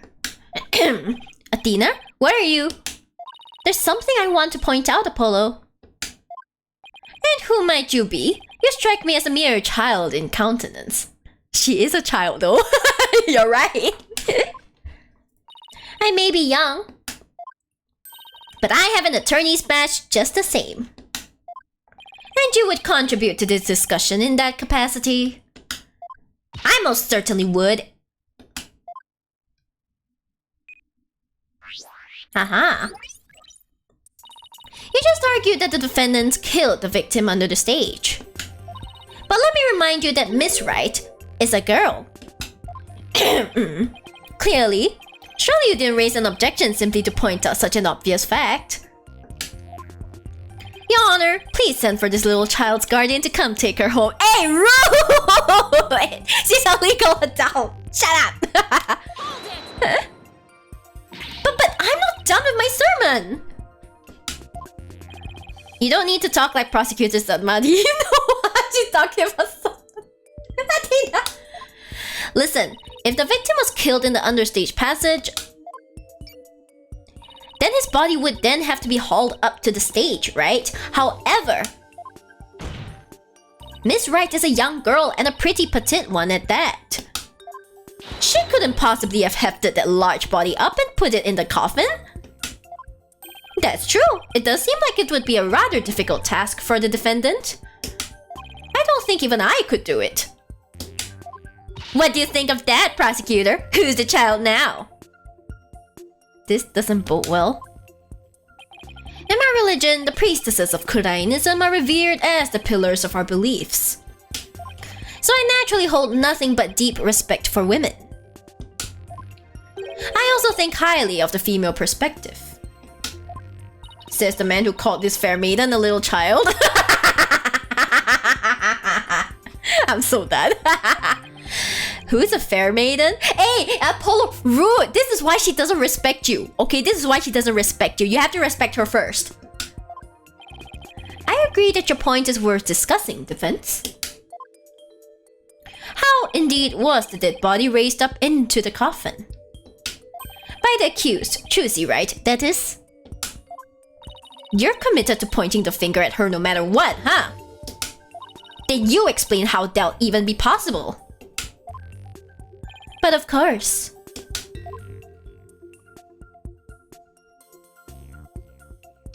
There was a way for even a small creature like her to raise the victim's body up.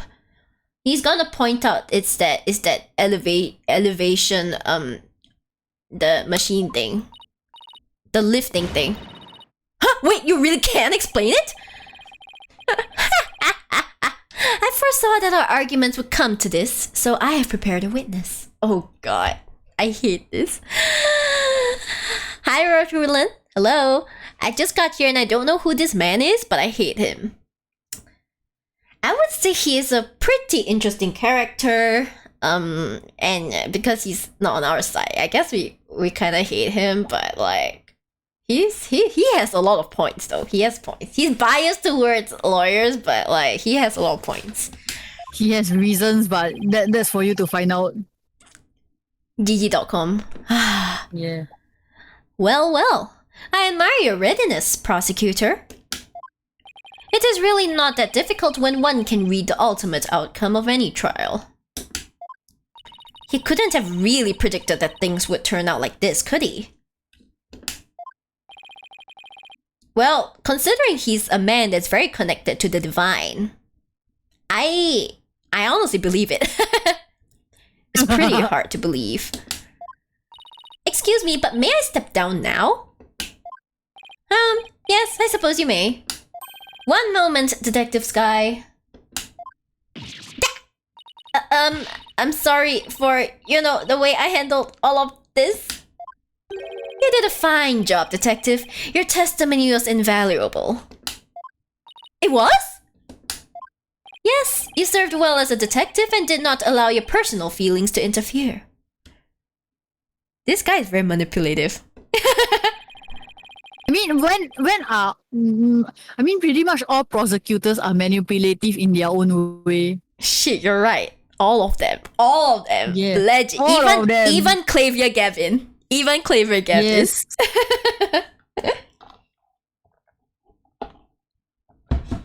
You overcame the conflicted emotions you felt and performed your duty admirably. You will be rewarded for your fine work. Oh!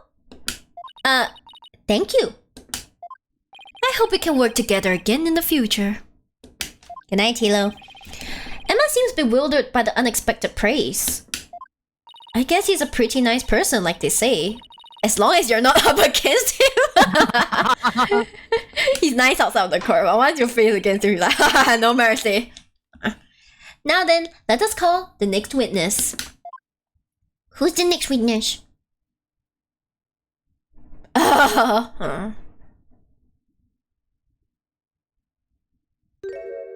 Jorge? Witness, please state your name and occupation. Hello, ladies and gentlemen of the court. It's very nice to meet all of you. I'm a lagomorphing illusionist from the land of fairy tales, Bonnie the Fam. I can't wait to do some magic tricks for all of you. She's so good at acting though. Please, witness, there is a time and a place for all things, including magic. But it would be okay if I do just a little magic, right? Come on, please? She's the murderer, isn't she? It really depends. Look, everybody's waiting. Now's my chance to shine. That is your second time. Oh! My second time doing what? There will be no further warnings. You should know that from a preparatory meeting. Preparatory meeting. Correct? Is no one exempt from His Holiness's rosary of suffering? May we have your testimony, witness, once you've recovered from your disappointment? Oh. The judge is a nice guy. Well, as a huge fan of Trucy's, I don't really want to testify against her. But I guess I have to, don't I? As a huge fan of Trucy's, huh? I hate her, I loathe her, I can't stand that Trucy Wright. Yeah, that's why I say she's a good actor. Just because she's a little good at magic, she thinks she's all that. That is exactly what this sniveling brat deserves. There's more to it, but I'm not saying anything. Don't worry, yeah, don't worry. I understand. Sure, you're a real fan, alright. Of destroying Trucy, you mean?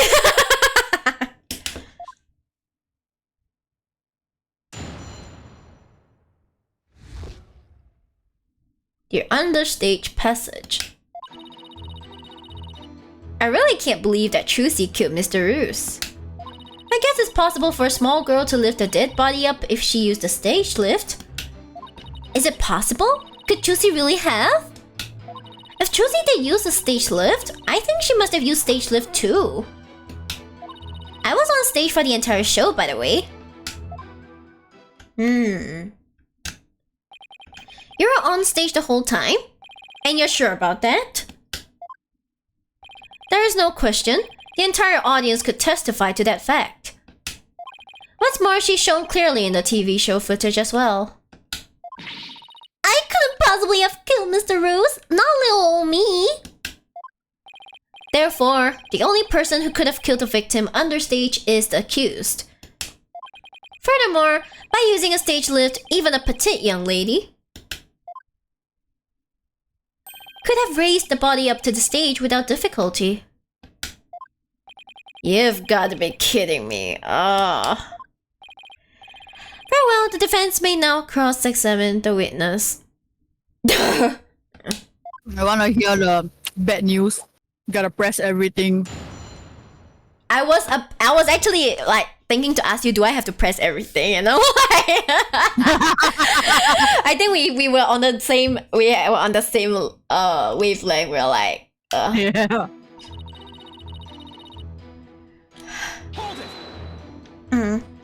You said you're a huge fan of Trucy's, isn't that right? Oh yes, I even became a magician because I wanted to be just like her. The first time I saw her, she was performing at the Wonder Bar. She was only in junior high back then, but she got up on stage with tons of confidence. And then she proceeded to win my heart with her astonishing tricks and winning smile. She certainly sounds like she means all of that. So finally being able to perform with her must have been quite a treat for you, right?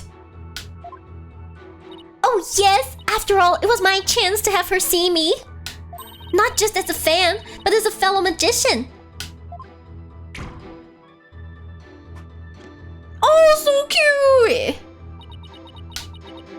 But then that horrible accident happened. It was not an accident. It was murder. Witness, please explain, if you would, how a small young woman such as Trucy Wright could have raised the body.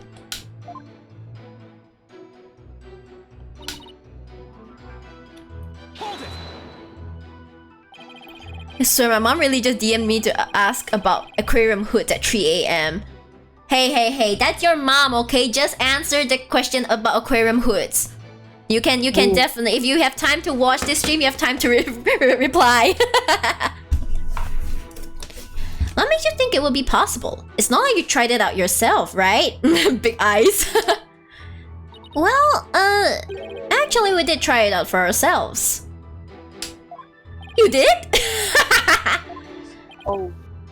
Detective Sky, if you would. Oh! So that's why you made me do that. Detective Sky, what did he have you do? What did he do to you? The prosecutor asked me to try raising one of the male police officers with the stage lift. Excuse me. Without a single word of explanation as to why he was making me do it. You're kidding. It's as if he really can foresee all of our counter-arguments. Do not underestimate this humble servant of the Holy Mother. More like haughty. Yeah. I guess that means Trucy could have lifted the dead body up. Does that mean?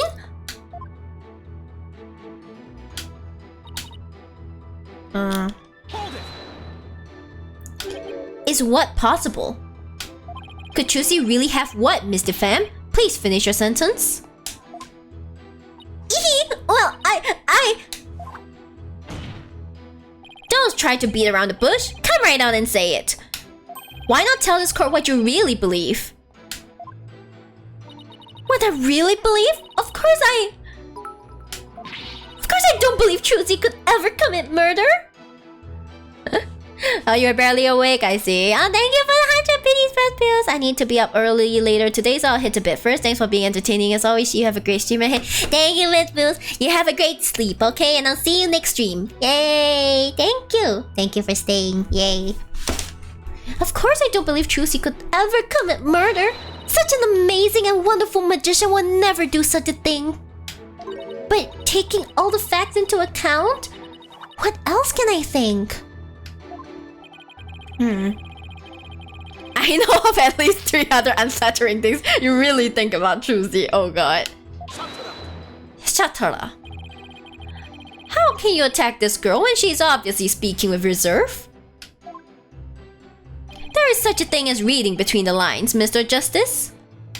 It's sad how the youth of today lack the ability to do such a basic thing. Sir, I want you... Talk about yourself, sir. You feel like reading between the lines every single time. Okay, you watch out. Looking at me like that isn't going to help me stick my foot in my mouth less, Your Honor. She just bought 3 again. Tell you want me to look at 3 again with her? Then do it. Witness, please describe what the accused might have used to lift the dead body. Alright. Okay. If Trucy did use a stage lift, I think she must have used stage lift too. Stage lift 2? You mean the stage lift shown here on the left? That's right. With a stage lift, I don't think even a small girl could easily lift a dead body up onto the stage. And so that makes her the murderer, in your opinion? Of course not! I believe in Trucy. Like I said, I'm a huge fan of hers. Oh, brother, how long is she gonna keep this act up? You just need to tear down that act, then. Defense, what position was stage lift number 2 in after the show? Let's see. If I recall, it was in the fully raised position.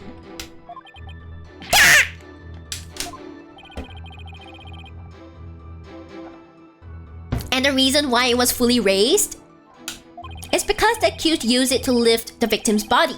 Wouldn't you agree?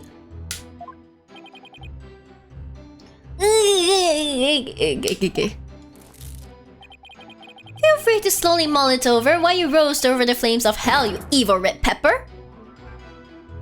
He really got demoted to a vegetable.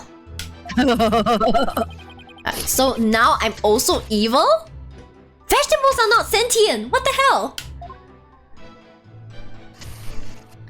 I was on stage for the entire show, by the way. Are you absolutely sure? Really, really sure? 100% sure? You didn't have a single spare moment to slip down to the understage passage? Huh? Don't tell me you suspect me now? I'm just trying to do my job by fully examining your alibi. Depending on how solid it is, I might have to suspect you, yes? You gotta be kidding me! Don't spit on my head and tell me it's raining, liar boy! Oh, wow, that was quick. And I'm right there in the footage, or are you too much of an idiot to see? Huh? Mr. Pham? Are you feeling alright? You seem suddenly different. Oh. Oops, where did that come from, right? Oh my, I seemed to snap there for a second, didn't I? You didn't just snap, you broke character just now. In any case, I was on stage the whole time, performing magic. I mean, you saw me in the footage, right? My dazzling and flawless performance? Flawless? That's odd considering what you told me. You said that you'd made a mistake with where you positioned Mr. Hat. Mr. Pham, to what is the defense referring? Well, I made a little mistake on stage. I was in charge of operating Mr. Hat, you see. According to the script, I was supposed to place him to the left of the coffin. But I flubbed it up and made him stand to the right of the coffin instead. And because of that mistake, Trucy had to move the stage lifts around. I feel really bad about messing Trucy up like that with my goof. Teehee! Teehee! Darn it, I don't see any inconsistencies in her testimony. Hehehe! Now do you know who the real killer is? Come on, Grams, don't just sit there. Hand down your ruling pronto. Do it quick before I keel over up there. I beg your pardon? Oops! Oh, what's gotten into me? I'm so sorry.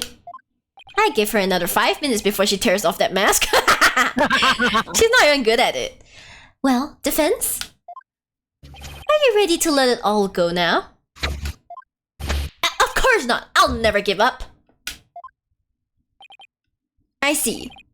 I suppose this too is fate.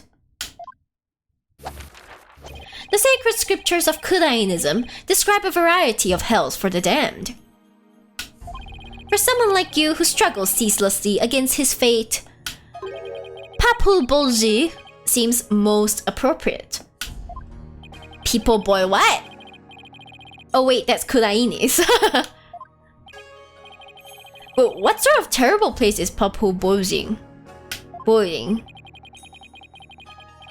A place where the more one struggles, the further one falls into the abyss. At the bottom of the abyss, a ferocious beast awaits. Think of it as something akin to an antlion's sandpit trap. Oh, there's one of those in my backyard. Wow, Kudai in his hell is closer to home than I thought. And lion. Now, then, it would appear that the witness's testimony supports the prosecution's claims. That the defendant is the only one who could have killed the victim understage. How are we supposed to get out of this jam? Hey Apollo, if you can't find any contradictions, maybe it's time to use analytical psychology. Yeah, baby, let's go. Go. You mean? I heard some discord in Bonnie's voice while she was testifying. Wow, that's a lot of noise. See? Widget is picking up on the noise in her heart too. That's right, Athena can hear things others can't with her super sensitive hearing. She can hear the emotions people suppress as a kind of noise or discord in their voices. Alright, Athena, let's give it a try. You got it! Hold it! Your Honor! I'm afraid that our witness, Mr. Pham, is suffering under terrible traumatic stress due to this horrible incident. She is? Yes, what with that terrible death on stage? And her beloved Trucy getting arrested, she's under awful strain and shock. In fact, I don't know how much more she can take before she's unfit to testify. What? Oh, I've heard of that. What is it called? Postal stress disorder. Alright. It's like postal stress disorders when you're stressed about sending letters, guys. It's where a person becomes uncontrollably angry. I think I read about it somewhere. That's going postal, Your Honor. This is PTSD. Oh my. So that's why the witness acts so hostile at times, as if she were a different person. Yes, then I think her condition is clouding her memory of the incident. Therefore, I suggest a short therapy session for the witness. What's it? Huh? Therapy? You don't know the first thing about magician's mental strength. I've risked my life jumping through rings of fire and having my body sawn in half. Oopsie! Boy, I have to watch my temper, don't I? Hehe! KO goes my doggo. Nice. Rest in peace. Miss Sykes, please do whatever you can to help this unfortunate young lady. And what exactly is this child planning to do, Mr. Justice? Hello, Squid. Hi. With her super sensitive hearing, Miss Sykes can hear a witness's true emotions. Simply from tone and inflection, she can tell exactly what a person is feeling. I can't even pick up feelings that a witness is trying to suppress or hide. Widget projects the emotions I hear into the mood matrix, where I can analyze them. It sounds like some sort of spurious devilry. Though I find it hard to believe, I must ask. How do emotions constitute evidence? Well, I won't say that emotions can be taken as evidence per se. I have seen how instrumental Miss Sykes' work has been in cracking a case. She good. House dream. Rest in pieces is what I would say. Rest in pieces to Apollo. Yes, exactly. Therefore, I wholly support giving it a try. I see. If you're in favor of it, Your Honor, then I have no objections. Even this mere monk can see that something disturbs the witness. Huh! I'll disturb you! Oh, thank you for understanding, Prosecutor Sudmati. Kakemichaku. Me almost see. Have fun. Thank you for dropping by. Apollo, you remember how to conduct a therapy session, right? You want me to lead the session? Of course, you're the lead on this case after all. Fair enough, but do I need a refresher? No need. We know how to do this. I'm the refresher. Kiko is the refresher. Yeah, we don't need no refresher when we have Kiko. I think I still remember from the last time, so let's get right to it. Okie dokie. You ready, Widget? Let's do this! Let's go! Should be a quite obvious one if you no, you just need to see her words and then see the emotions.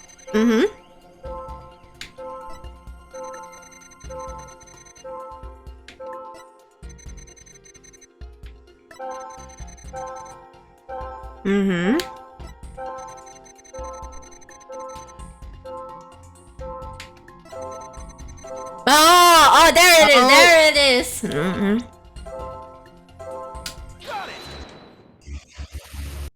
There it is. I have to say, Mr. Pham, you certainly are a strange one. Even though you said I feel so bad about it, it seems you were feeling happy about it.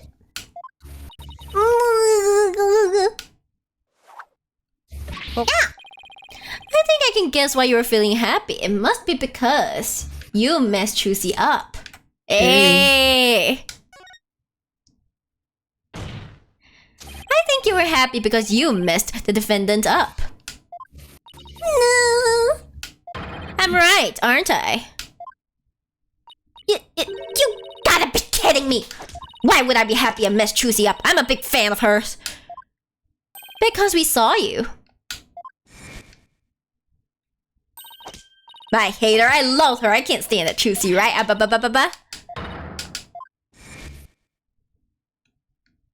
We saw how you said you hated Trucy, right? How you were glad she was in trouble and even how it was what she deserved. It looks like I hit the bunny on the head, so to speak. Bonk. Nyah! Oh, they're still halfway? Apollo, the noise level dropped. Now if you could get it down to 0. Well, Mr. Fan, are you ready to confess how you really feel? What? What do you mean? I'm Bonnie, the sweet, cute little bunny. I'm a rookie magician working hard to be just like my idol, Trucy. That's the character I'm supposed to be. Objection. Keep that up, Mr. Fam, and you're going to have a mental breakdown. Just let yourself be who you really are. Who I really am? The two sides of you are fighting each other and doing you psychic harm. I can hear them. Two distinct voices battling inside you. Just shut your pie hole, you know nothing, know it all. Look, I mean, you mustn't say things like that or I might get flustered. Mr. Fam, how long do you insist on maintaining this wolf in sheep's clothing act? We can end this therapy session until you get real with us. Set the wild beast inside you free.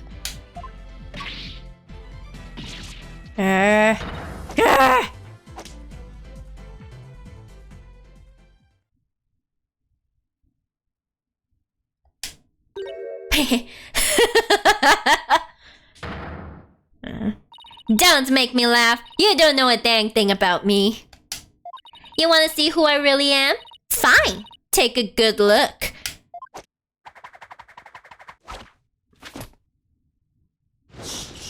Ooh.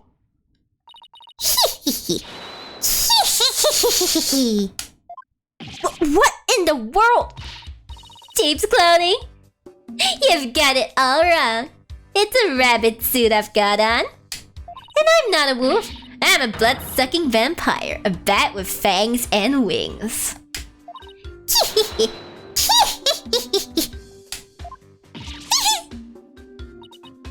I think we just opened Pandora's box.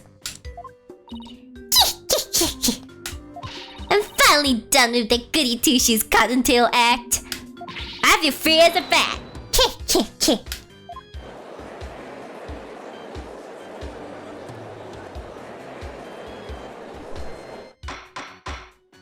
Defense! Your therapy session has taken the turn for the worse from the looks of it. There's a perfectly good explanation for this, isn't there, Miss Sykes? Me thinks I created a monster? We blew it! Hey you, lobster boy. Who, me? You think I'm glad Trucy's in trouble? That I think she's getting her just desserts? Well, guess what? You're right. Does this mean you admit to wishing the defendant harm? Well, the bat is out of the bag now. That mistake of mine was a work of art. Thanks to my goof, poor little Trucy had to do all of that hard physical labor. When you say hard physical labor, what are you referring to? Because of Mr. Hess' new position, Trucy had to move both of those huge stage lifts. They must have been so heavy. What a riot! That's strange.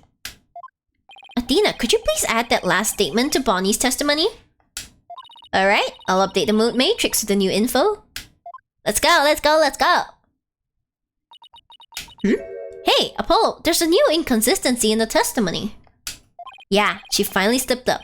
So what do I need to do now? Well, from this point onward, you just do what you do best. Find the contradiction in the testimony and present evidence to refute it. Alright, I've got you now, Bonnie the fam. Let's go, let's go, let's go.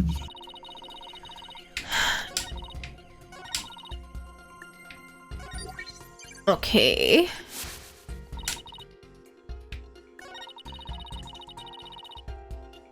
But how would she know?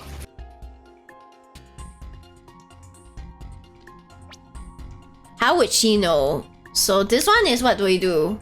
You present an evidence. Was it Trucy's statement? Yeah, it's Trucy's statement.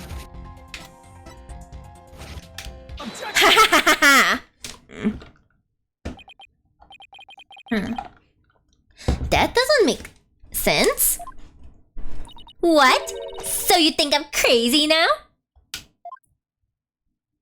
No, that's not the point I was trying to make. But I don't hear you denying it.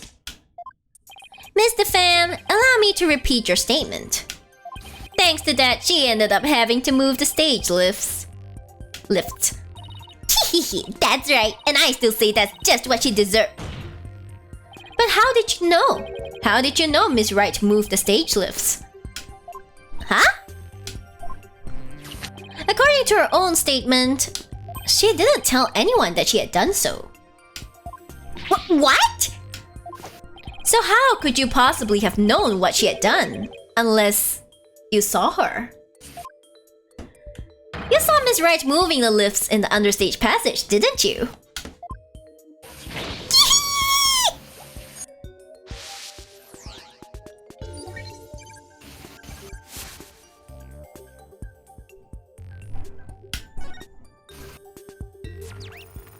Oh, that's the truth. Bye-bye. You did it, Apollo. Noise levels are at 0%. But Mr. Justice, wouldn't that mean? Yes, Your Honor. Mr. Pham herself was under the stage where the victim was killed. And I hardly need to tell the court what that means. You're one artful liar, Mr. Pham, and one spectacular suspect.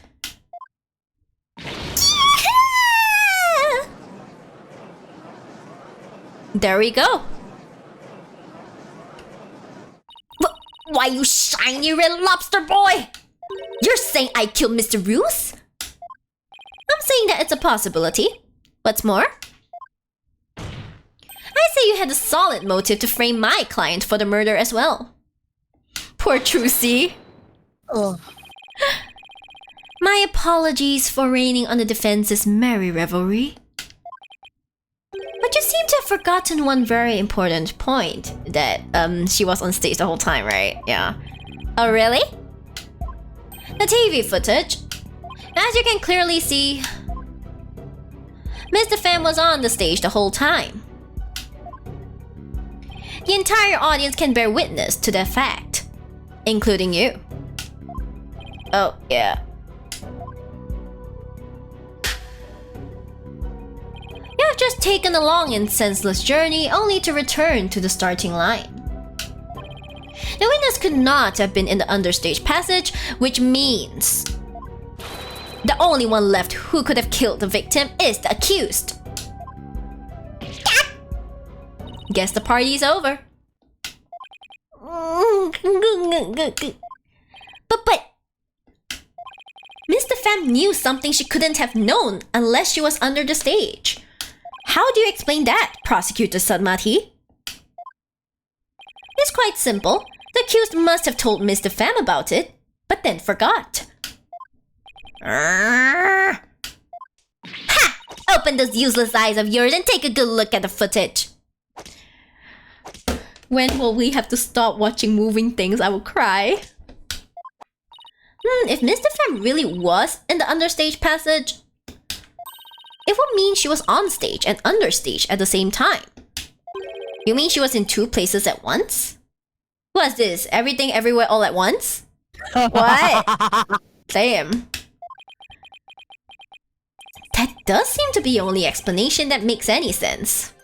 Oh boy, you have not seen the last case in the trilogy, man, Apollo. Damn, yeah, damn, man. Oh god. It may be an explanation, but I'm not so sure about the make sense part. Then we'll just have to make it make sense. Your Honor, the witness was both on stage and understage at the same time. That is the defense's assertion. I've heard some illogical things come out of you before, but this is absurd.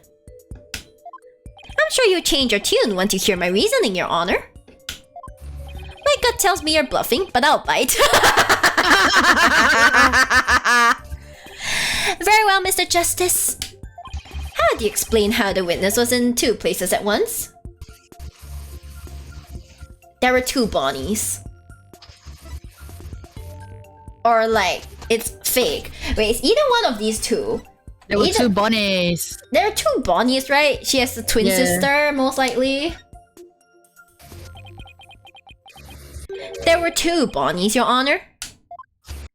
If that were the case, it would all make sense, wouldn't it? There were 2 of them. First time? I suspected you had a few screws loose, but now I see some are missing altogether.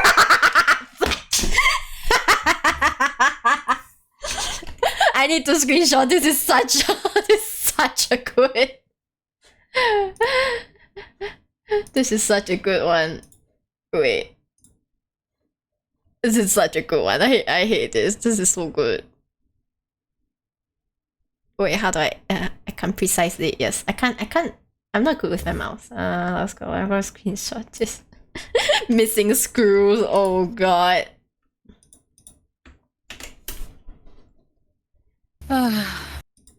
Missing screws. Missing screws. There we go. We've saved it. Is there a toolkit in this courtroom, Your Honor? I suppose 2, no, 3 screws to the head should righten his putrid brain. Very well. Bailiff, could you... Hey! No, wait! Please listen to my argument! Very well, I suppose it wouldn't hurt to at least give it a listen. Oh, damn it, Judge. Yeah, you're supposed to be helping us, come on. As was argued earlier, Mr. Pham is shown in the footage the whole time. But at the same time, she was also watching Miss Wright in the understage passage. The only possible explanation is that there are 2 Bonnies. That almost sounds like it makes sense. What do you think, Prosecutor Sadmati? This humble servant of the Holy Mother is of the opinion... He's gonna say something stupid. That we should lose no time in replacing the defense's many lost screws.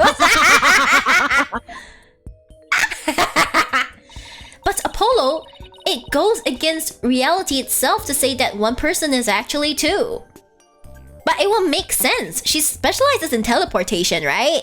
So if she had a twin sibling, that would absolutely make sense. But we don't have to be bound by reality. After all, we're talking about magic here. Now even I agree Apollo has a few screws loose. So if the Bonnie the Pham in the footage is the real Bonnie, then the Bonnie here on the witness stand, the one who must have been understage, this Bonnie the Pham is our second Bonnie. She is? Say we call the one in front of us Bonnie too. I believe I have just the piece of evidence to prove that a Miss Bonnie 2 exists. Oh? Then please submit your evidence, Mr. Justice. What proves the existence of a Bonnie 2? Give me a moment. Stage diagram. Stage, okay. Bonnie 2, Grammary notebook. Show script. Stun wire, fingerprinting results. Go back. Oh wait, not here. Fingerprints. Unknown fingerprints. Ah! What's this? During our investigation, we found a set of unknown prints on the coffin on stage. These prints were most likely left during the course of the show. But they didn't match the prints of any of the people involved in this case. An unknown third party's fingerprints? Oh wow, he's stuttering. We got him. I was not told of this. Emma must have kept it from him. She's like, I can't trust you. Keeps it. Yep. So the question is, who could these prints possibly belong to?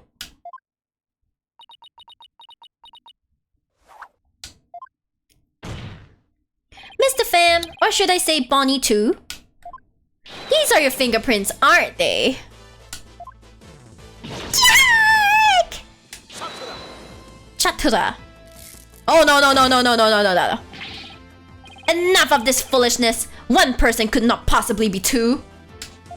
Those fingerprints couldn't have been left not only during the show but at any time. Objection! It's not like you to lose your cool like that, Prosecutor Sanmati. Oh, Lord! Being smug now. What, sorry? And Apollo's being smug now. Yeah. And I'm sure you know that. Exactly when the fingerprints were made is not the main issue. What do you mean by that, Mr. Justice? The issue is, who do these unknown prints belong to? They're certainly not Bonnie the Fams. But what if they belong to the person standing right in front of us? Oh, you mean Bonnie 2 is the second Bonnie? I saw that Snake favorite movie. I don't know what you're talking about though. Is that what you're implying? Please don't ask off-topic questions, thank you. It's preposterous to suggest that those prints belong to the witness. I say they must belong to some other unknown individual. Prosecutor Sanmati, can you really look at her and still say that?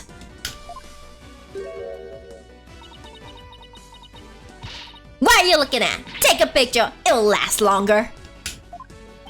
How could this be? If we check her prints, I'm sure they'll match the unknown set. Well, Bonnie, the prints that don't belong to the real you belong to you, don't they, Bonnie 2?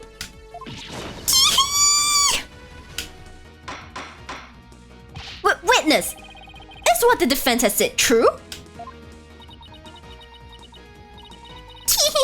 Fine, I admit it. The fingerprints are mine. Then does that mean you aren't Bonnie the Fam? What? Ridiculous! Oh, I love the prosecutor's breakdown animations. Beautiful. He's like.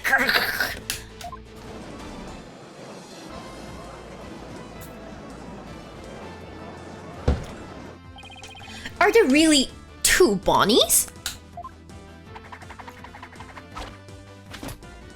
Nope, there's only one Bonnie. That's because I'm Betty. Betty the Fam. Twin sister. I knew it. What? Ladies and gentlemen of the court, it's time for a wondrous magic show. Gasp in amazement as this Lego-morphing illusionist performs her teleportation magic. Watch closely, it's showtime. Don't disappear, please, please, please don't. I swear to God.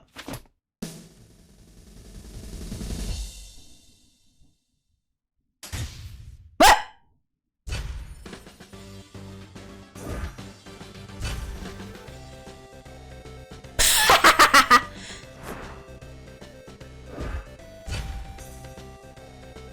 It's because they're twins. I knew it. It has to be twins. There we go. What an amazing trick!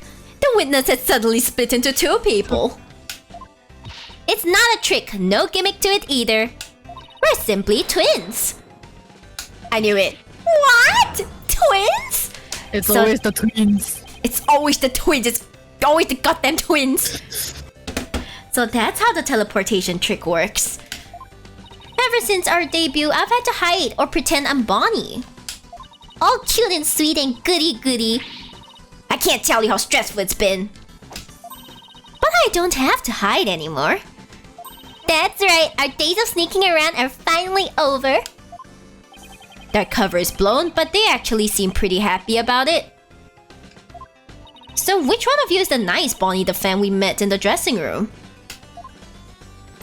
That would be me. And the sharp-tongued Bonnie we saw with the ratings Raja understage was... Hey! Who are you calling sharp tongue? It's all starting to make sense now.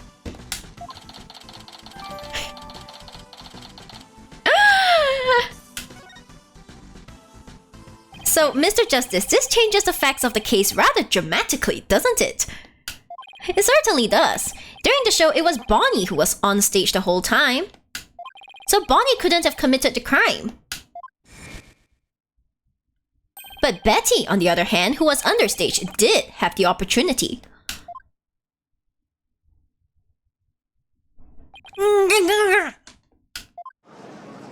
Rest in pieces. Well, so we now have 2 suspects. They multiplied.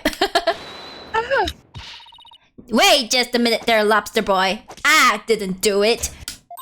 That's right, Betty might have a foul mouth, but she'll never kill anybody. Hey, who's got foul mouth here?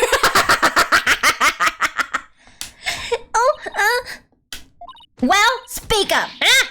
Hold it! Please save your sibling squabbling for later.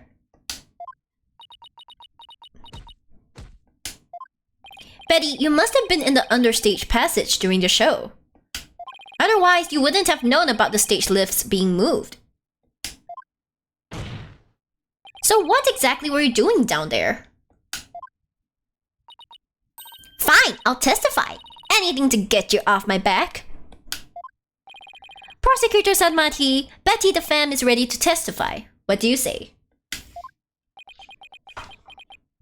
Betty, you lied to this humble servant of the Holy Mother.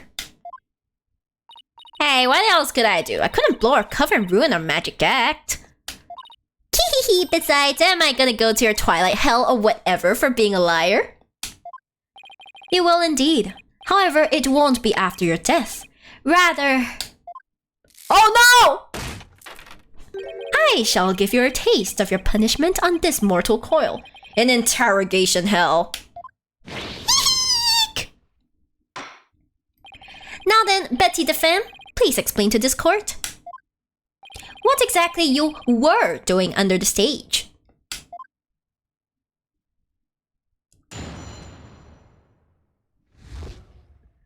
What happened under stage? It's true. I had business in the understage passage because of the upcoming trick. It was the fire trick, right? The one Mr. Roos was supposed to do? Oh my gosh, stop doing the exact same action. That's so creepy. That's right. It's a very dangerous trick, so I had to make sure we were prepared for it. It was in the script, and I really wanted to see it, but I couldn't because of the accident. Shut up, you're gonna give it away. Anyway, I was real busy. Yeah, way too busy to have the chance to kill Mr. Roos.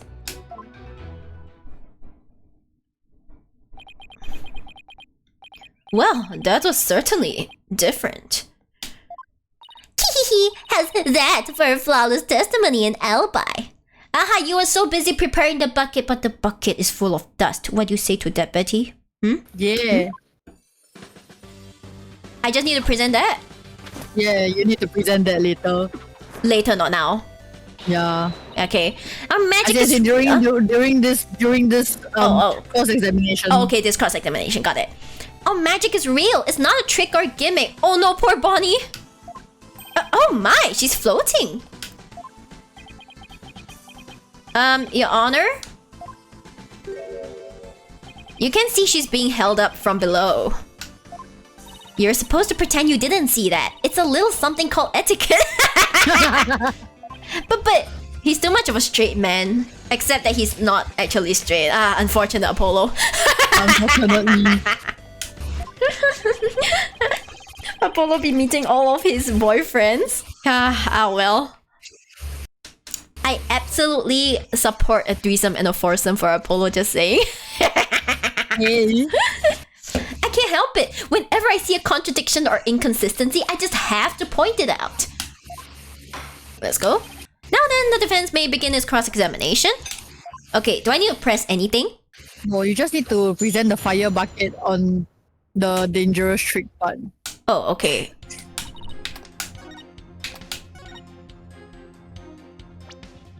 You were so busy You're busy putting dust in the bucket. I hate to break this to you, Betty, but there's a big flaw in your testimony. As big as the one in that floating trick you did earlier.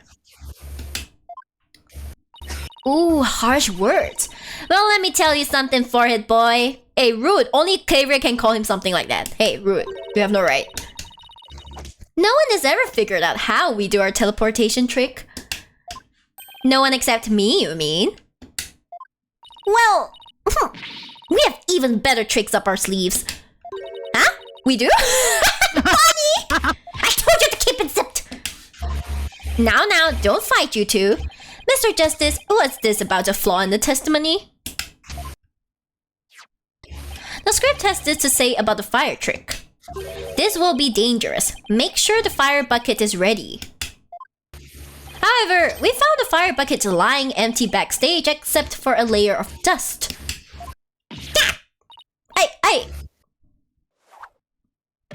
Ouch! You didn't even attempt to get ready for the next trick, did you, Betty? You got me! It was like, no, I was busy putting dust inside. No. Betty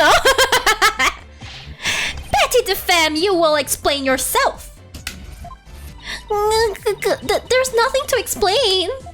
Come on, Betty, we can't hide it any longer. You might as well tell them. Shut up! You can barely take care of yourself. Don't try and tell me what to do. Well, if neither of you will explain, I guess I'll have to. The reason Betty didn't prepare for the fire trick is because she knew the show wouldn't go on. Hey! You didn't prepare for the fire trick because you knew, didn't you? You knew that the body would be found and that the show would then be cancelled.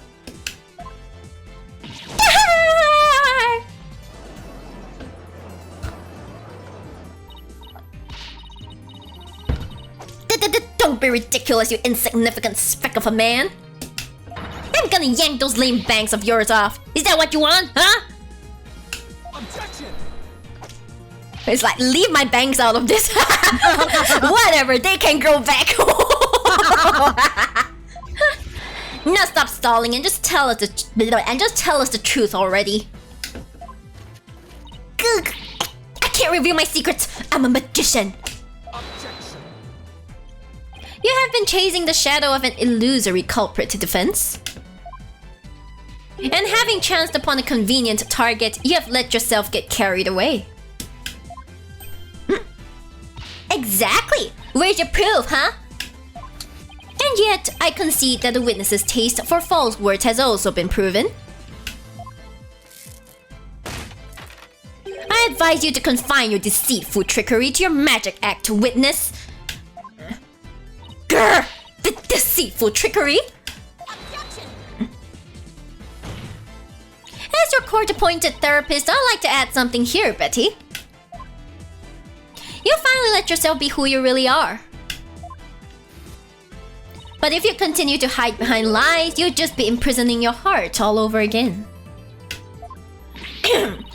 But all these questions mean you're trying to put me in prison for real. So I'll be behind bars either way. Does that mean you're admitting your guilt? Of course not! I can't believe you people. Every one of you thinks I did something I didn't do. You...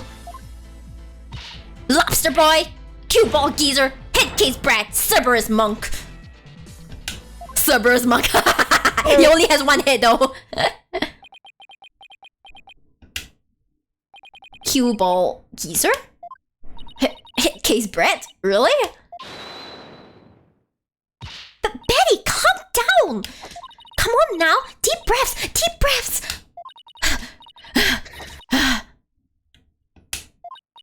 Look, I'm not the murderer, I tell you. Then how did you know the show would be called off before the fire trick? I told you we can't reveal all secrets. We're under contract. Contract? What is she talking about? Be that as it may, you're obviously a suspect in this case. Objection.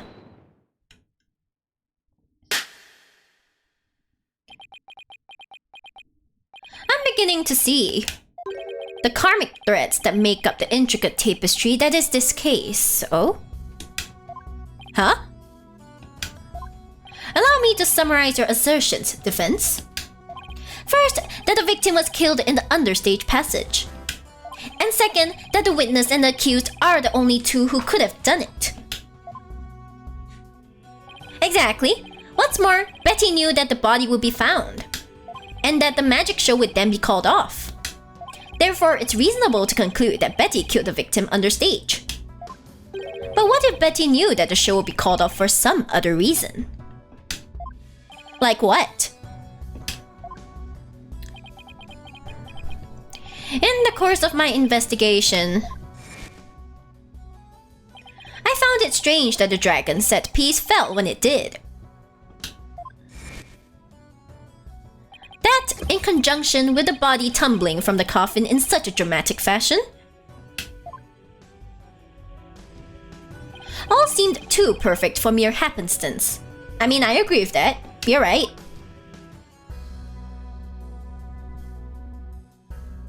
It was as though the entire chain of events had been planned out in advance.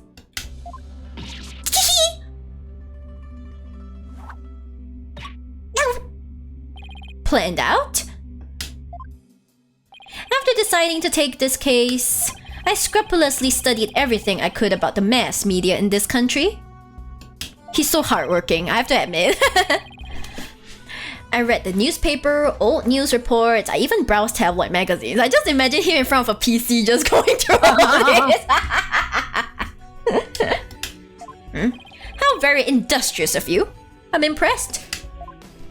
During this process, I learned about a strange practice favored by the TV world.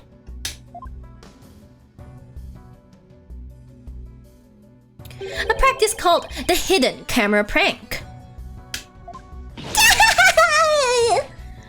Betty and Bonnie, you knew about this, did you not?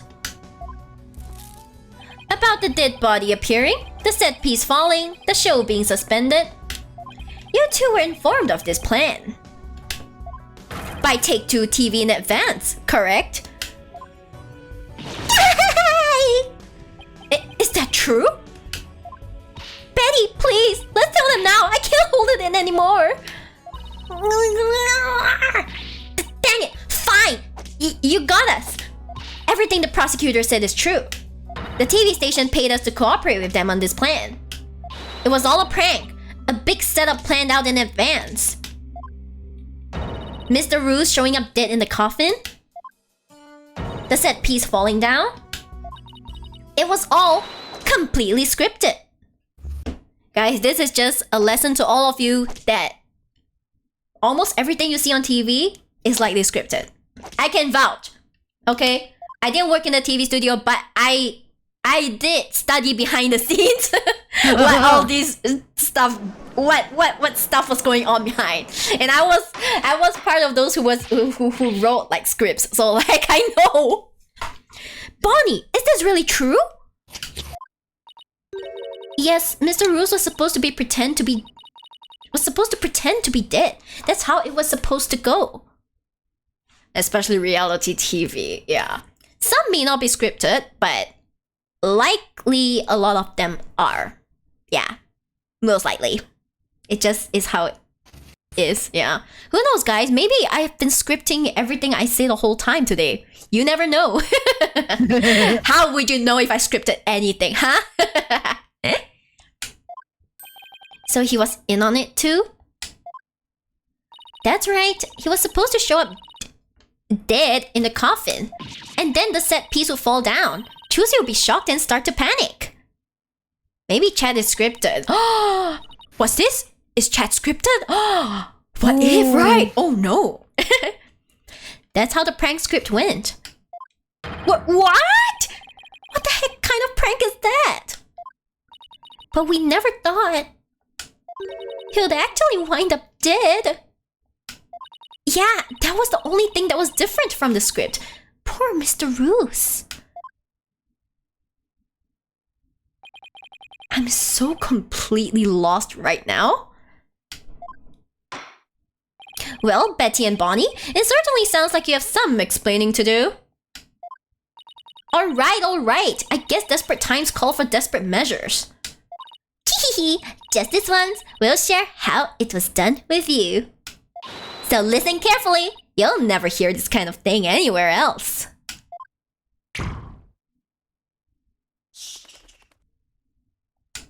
Okay, let's go. After our teleportation trick, I went down under stage.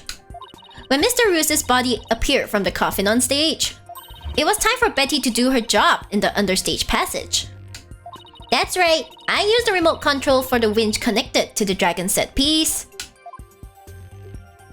and made it fall down. And just before the dragon fell, I called Trucy to the backstage so she wouldn't get hurt. After that, the plan was for Mr. Roos to come back to life in front of a panicked Trucy. He was supposed to laugh and fly up and away. That was how it was scripted anyway. But for some reason, he really did turn up dead, so he kinda just stayed on the ground.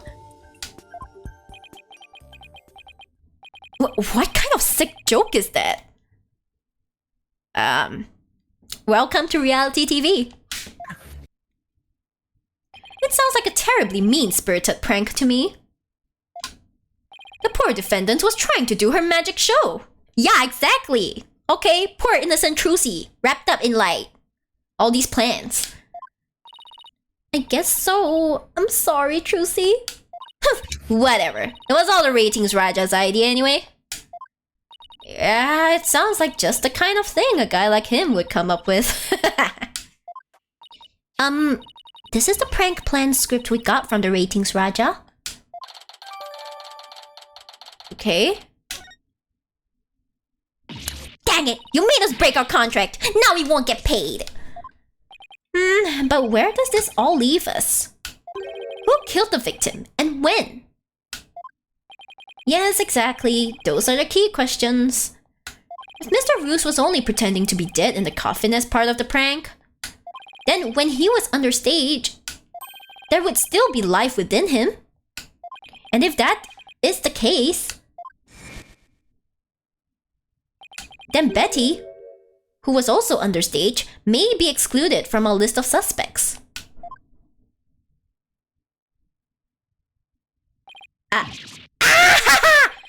Witness, was the victim alive up until he entered the coffin? Oh, well, now that we've spilled the beans, we might as well show you this video. Let's go! Video! Greetings, viewers! It is I, the great Mr. Roos. We are currently in the middle of Trucy's escape trick. Having snuck through the understage passage undetected, I am now hiding backstage, preparing to play a little prank on Trucy. I'm about to hide in the coffin, which Trucy will stab with a rubber sword. And when the coffin opens, ho, I will be in it, acting as though I've met my maker. Can you imagine the look on Trucy's face then? Ho, I can hardly wait. Take note of this video. Okay. He's about to hide in the coffin?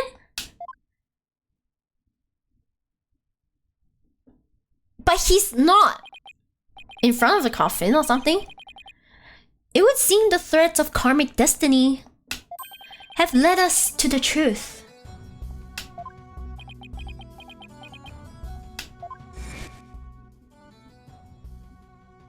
The victim passed through the understage, where Betty the femme was, and came up into the backstage area. We know this because Mr. Roos appeared to be backstage when he shot the video we saw.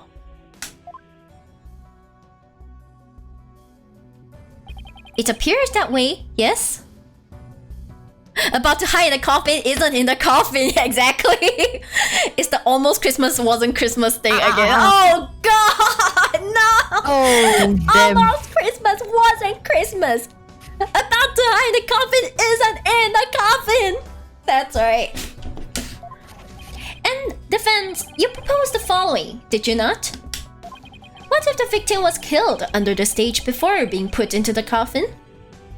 But then, what about this video? Look at the head. Wait, he has no scar? Are there? Are there? You need this. Oh my god! He has no scar! Hey, it's so sneaky, it's blocked by the words. I hate this. This footage was taken just before Mr. Roos entered the coffin. Oh, so does that mean? Yes, it is horrible, but true. The tragedy did indeed play out right there on the stage. When into the coffin where Mr. Roos was hiding, Trucy Wright thrust her blade.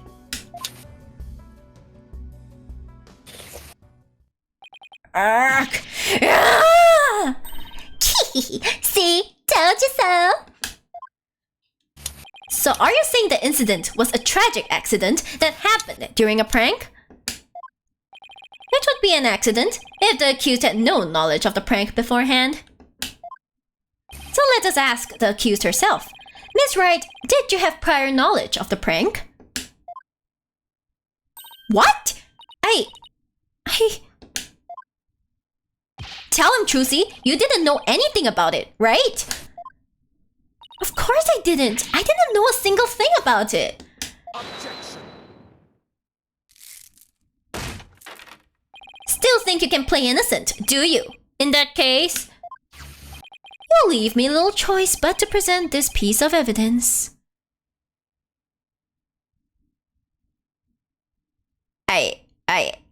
I hate carbon paper, you know that? Carbon paper sucks, just saying. It looks like some sort of note. Gak! That's... I found this note in the dressing room after the incident. At the time, I did not understand what it meant, but all is clear to me now. Bonnie. Get the video camera after Mr. Roos comes tumbling out. What's this? Let's see. It says, get the video camera after Mr. Roos comes tumbling out. It is a note signed by the accused, instructing Bonnie to collect Mr. Roos's video camera from him, it seems.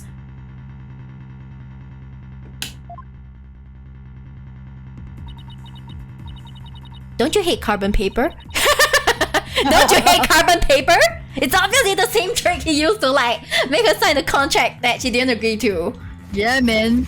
I don't get it. It doesn't make any sense. I found it in the dressing room before the show. When I saw it, I realized that Trucy knew about the prank. It does bear her signature, I'll give you that much.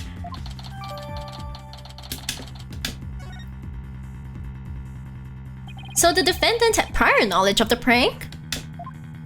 It would appear so, yes. When she learned about the plan to trick her, she decided to use it to her own advantage. So she thrust the steel sword into the coffin where the victim stood chuckling to himself. Is that not what happened, Miss Wright? Of course not! And I didn't write or sign that note! Ah, but the handwriting matches yours. All of the evidence and testimony points to you being the culprit. But I didn't do it! It wasn't me! Then explain the existence of this note. You can do that, can you not? I can't explain it. I didn't write it, so I don't understand. I didn't kill Mr. Roos. You have to believe me.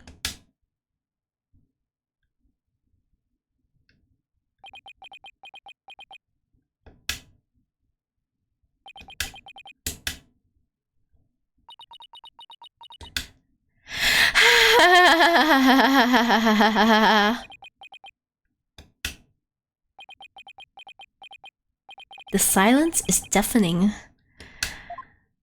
Continue struggling against the threats of your own karma if you wish, accused. Even as you are inescapably caught in the web of fate you've spun for yourself. Hold on, give me a moment. I think I heard the doorbell ring. Okay, give me a bit.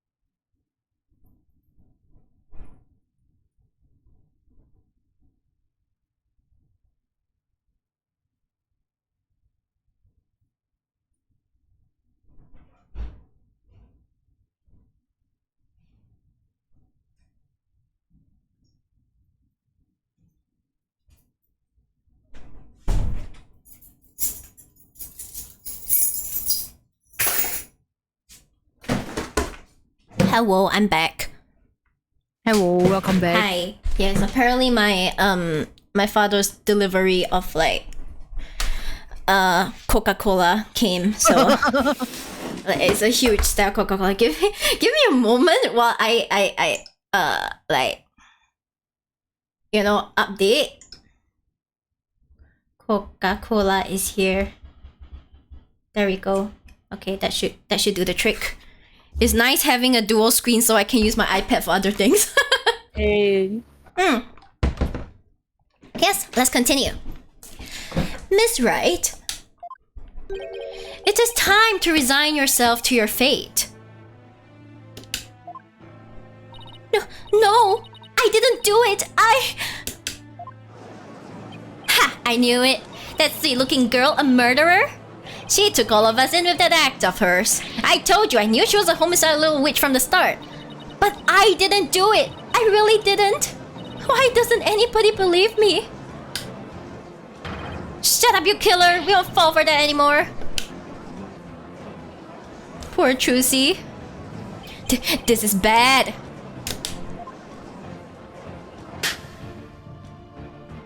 Your Honor, I suggest we put an end to this tragedy now.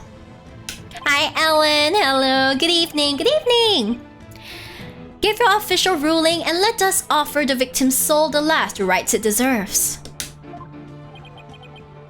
Very well. I suppose I have no other choice.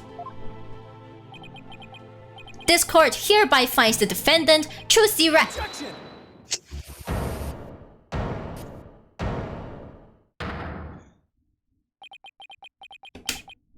The defense has an objection. Apollo! You! Even now, you would... I won't give up, and I refuse to let either of them down. Mr. Wright, who's counting on me, and Trucy, who's put all of her faith in me.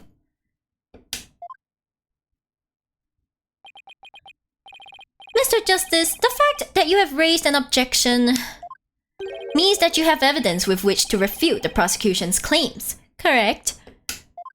Yes, of course, Your Honor. Do we really have anything, Apollo? Actually, we do. There's one piece of evidence we can present here. Very well, Mr. Justice, you may proceed. As we saw in the show footage, there's no question that the defendant thrust a sword into the coffin. The defense doesn't dispute this point. But let us not forget that this was a magic show filled with tricks and illusions. We can't take everything we see at face value.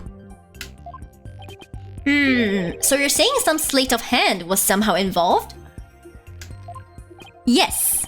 The defense contends that the sword the defendant used was not the cause of death. Now, what was it that Trucy told me she did just before she thrust the sword into the coffin? Very well, let us see your evidence then, Mr. Justice. But remember, you interrupted my verdict to make this claim.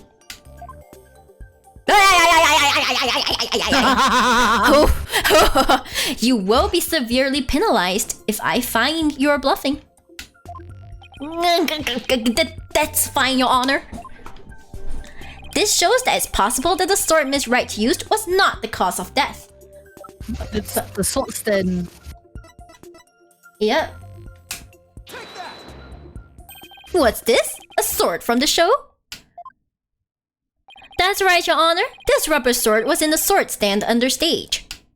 During the trick, Miss Wright was supposed to swap the real sword for a rubber sword. And she told us on record that she remembers very clearly that she did. I see. So the sword the defendant thrust into the coffin was a rubber sword, was it? But then why was a steel sword found lying on the stage? Somebody must have put the steel sword there by swapping it with the rubber one. Just after the incident occurred, the dragon set piece fell and the theater was evacuated. The real culprit must have used the resulting chaos to swap the rubber sword for the steel one. Objection.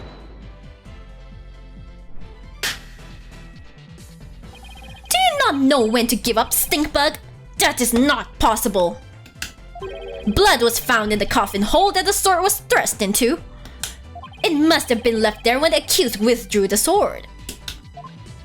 This is incontrovertible proof that the sword she used was the steel one. Objection! But that blood could be the result of someone tampering with the crime scene after the fact.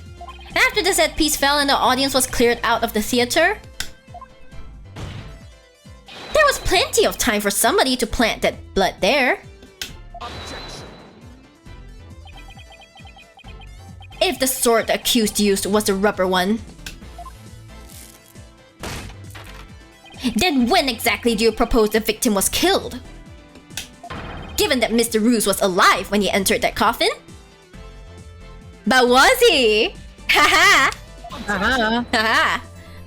Finding the answer to that question is precisely why we need to continue this trial.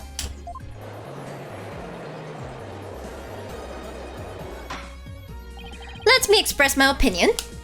By all accounts, it is certainly reasonable to suspect the defendant based on the evidence. But as to the question of whether the sword the defendant used was rubber or steel, I believe further discussion is warranted. I suggest we hear from the defendant herself on this issue. Very well, Your Honor. Yes! I saved it! Somehow! Too close for comfort, but still. This is not good for the heart. Let's adjourn for a brief 15-minute recess. I advise the prosecution and the defense to use this time to prepare.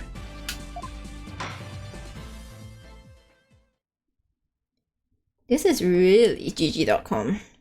Can I like save first? Yeah, I kind of want to save. Yeah. Oh my god. Drinks water. Damn. Damn.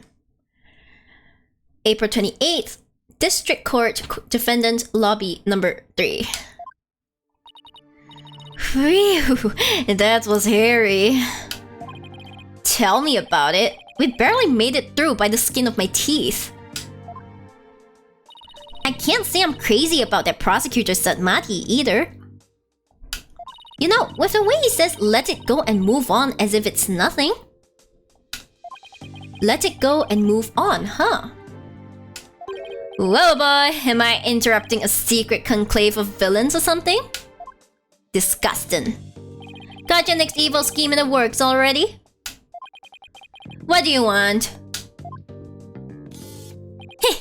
Keep making that face, champ, and everybody's gonna change the channel. That's his point entirely. Look this way, Trucy. Now smile for the camera. Let's see those pearly whites. Isn't that what the Grammary Creed tells you to do? How does it feel, Trucy? Everybody online can't stop talking about you. They're calling you a real witch out there. Could this be the end of troop Grammary? Go away, you creep! Oh, what's this? Something just charged into the frame. It looks like a yellow gorilla or something. Gorilla, I'm sorry. Could it be Trucy's pet? Filming is prohibited inside the courthouse. Do you want me to go get the bailiff? Huh? Filming? What are you talking about? I don't even have a camera on me. Huh? What happened to the camera? It just disappeared right before our very eyes. You're a magician yourself, aren't you? I feel like I have a feeling. I have a feeling that you are not who you say you are. You are not who you say you are. Are you perhaps like the real Mr. Roos? I wonder. Yeah, because he made the thing disappear, right? So he has some magician skills. And like, if he was the real Mr. Roos, it would mean that would justify his motive of trying to tear down the truth. Hey. Well, There's- only one way to find out. There's a reason they did not put Mr. Roos's age inside. Right. every Yeah. disease they put the age, but for Mizuru, it's like the age is a question mark. And after all these years, how did he still look so young? Ah, okay, I think I'm getting it. I think I'm getting it. Okay. I'll be enjoying the rest of the Trucy show from the gallery. I put out a call for Trucy's fans to come and support her earlier, by the way. Bet I'll get some great footage out of them. This is gonna be good. Hang loose, baby! He called in some of Trucy's fans? But for what purpose? Apollo? That thing Mr. Routines just did? That was some high-level sleight of hand. Aha! Huh? Why would he know how to do something like that? I don't know, but he definitely has some serious magic skills. Aha! Haha! Even Trucy says that. I swear to God, I am right. Okay, I am so right. No way, but I thought he said magicians were all a bunch of good-for-nothings. Mr. Lawyer? Oh, hello, Bonnie. Can I help you with something? Well, there's something that's been bothering me. Really? What is it? Well, you see... Hey, tell me! What are you whispering to Lobster Boy about? Betty! Who the heck do you think you are? Are you crazy? You want a piece of this? You know you have to talk to me first before you do or say anything, you harebrain! Shut your mouth, you dumb bunny! Come with me, now! No! There goes our hint! I wonder what was bothering her. There's no way we're finding that out with Betty constantly hovering over her like that. We need to distract Betty. Lock her up. Yeah. Court is about to reconvene. Will you be alright testifying? Yes, it's just... I wonder what Mr. Routines has up his sleeve. Hey! Sorry.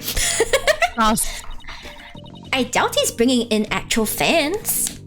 Yeah, probably not. I wonder what he has up his sleeve too. He'd better not be trying to get under Trucy's skin right now of all times. Like, literally, Trucy did nothing wrong, okay? But she is practically all that's left of the Troop Grammary legacy, I guess. Yeah, so... I mean, he's like, he can't take revenge on the earlier generations. There's only one method. That's true.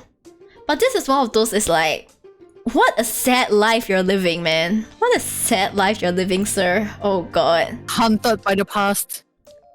Yeah, like you know, when it comes to this, it's like you let the past control you, you know. You could just move on, do your magic elsewhere, try and Like, find another let it job. go and move on. Yeah, let it go and move on. But like, no, he chose to hold on to it and he tried to destroy an innocent child. Damn. You're Trucy Wright and you'll be fine! Oh! There goes Apollo with his best trick. That's right. Whenever I'm feeling down, I always tell myself I'm fine. Alright, I'll give it a try. I'm Trucy Wright and I'm fine! Thanks, Polly. I think I can do this now. What to do? Atta girl, good luck up there on the stand. You do great. Thanks, I'll be fine. I can do this.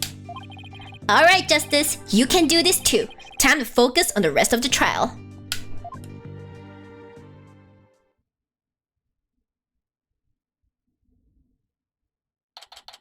April 28th, District Court.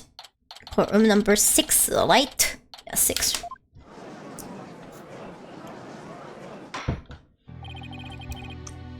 Court is now back in session. Defendant, please step up to the witness stand.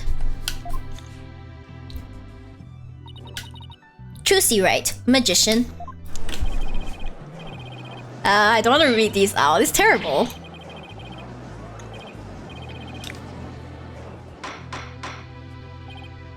Order! The gallery will be quiet or I will have you all thrown out on the spot. What's with all the hecklers?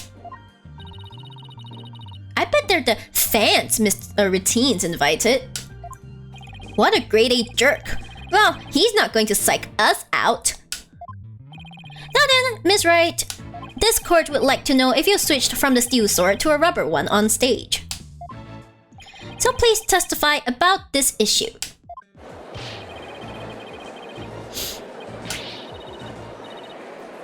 Nyahahaha, what the hell? Silence, all of you. I won't tell you again. Ms. Wright, do you feel able to testify? Yes, I'm fine, Your Honor. Trucy, I knew I shouldn't have let her go through with this. Excuse me, I'd like to make a small request. How about instead of testifying with words, I show exactly what happened. Would that be alright, Your Honor? You can witness my stupendous sword-switching magic and judge for yourselves. In spite of everything, she's still smiling. Because she's a Gramarye. Our Trucy is amazing, isn't she? She sure is. She's doing just fine up there. A true entertainer always keeps a smile on their face. She's faithfully following the troop Gramarye creed even now. She really is something else. It's showtime for magical girl Trucy Wright. Watch carefully now, everybody. Witness testimony. The stupendous sword switch. Ladies and gentlemen, please focus your attention on this sword. Allow me to demonstrate just how sharp this blade truly is. Whoa! See that? No tricks or gimmicks. A very sharp sword indeed. Now then, ladies and gentlemen, watch as I take this sword and... Presto sordo! There! I switched it! And now... Hop! Whoa! That's so cool! I know. As you can see, the blade is not steel, but rubber.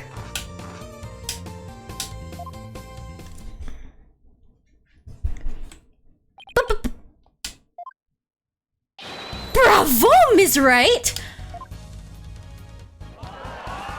Wow, she switched them in a flash! I couldn't see her do it at all. She's completely turned the room around. The hecklers are being drowned out by all the cheering. Where did the steel sword vanish off to, Miss Wright? In order to deepen our understanding of the case, please tell us if you would. It's because you just want to know, judging. I'm not asking out of mere curiosity, just so you know. Of course you are, Judge. I usually hide the steel sword backstage when I switch them during the show. So when you thrust the rubber sword into the coffin, the steel sword wasn't even on stage, but behind the curtain. Exactly. So you see, there is a trick and a gimmick to it after all. And as for where the steel sword went when I performed the trick just now, it's a secret. Wouldn't want to spoil the magic for you now, would I? Ho ho ho! That's our Trucy! Yeah, still... Miss Wright? The part where you spun around, that's an actual part of the sword switching trick you do for the show, right? Right. The other parts, like the apple, were just to help with my explanation here in court. That's funny. I think I found an inconsistency in her testimony.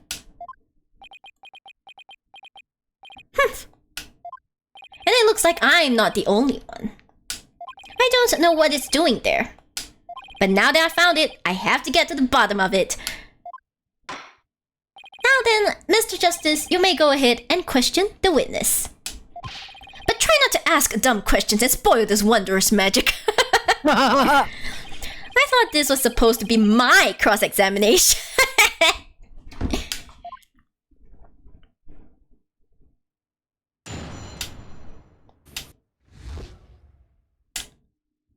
Okay, let's go.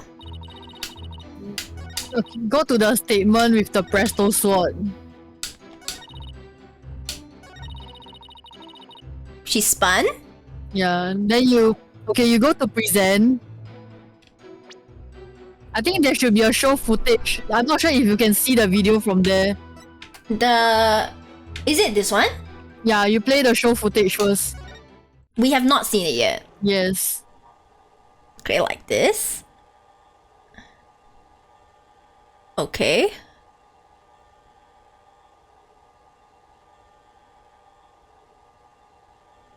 See, it's all the cameraman's fault.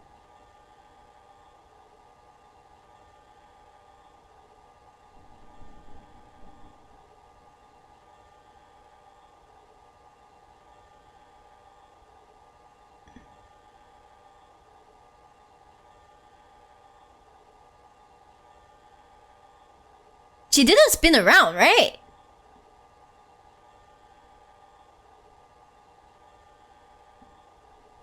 She didn't spin around. It...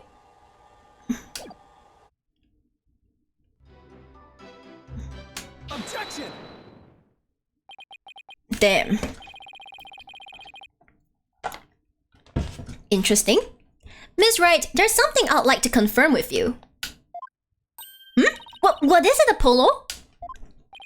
There seems to be a discrepancy between the way you performed the trick for us just now and the way it appears in the show footage.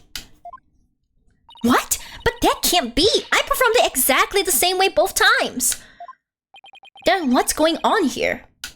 Miss Wright, I have the show footage right here. And the part where you twirl your cape around is missing from it. What? But I did it! So, it really is the exact moment you switched the swords? Yes, that's right! I knew it! Are they? Well, I certainly never expected the defense to expose the accused's lie for me.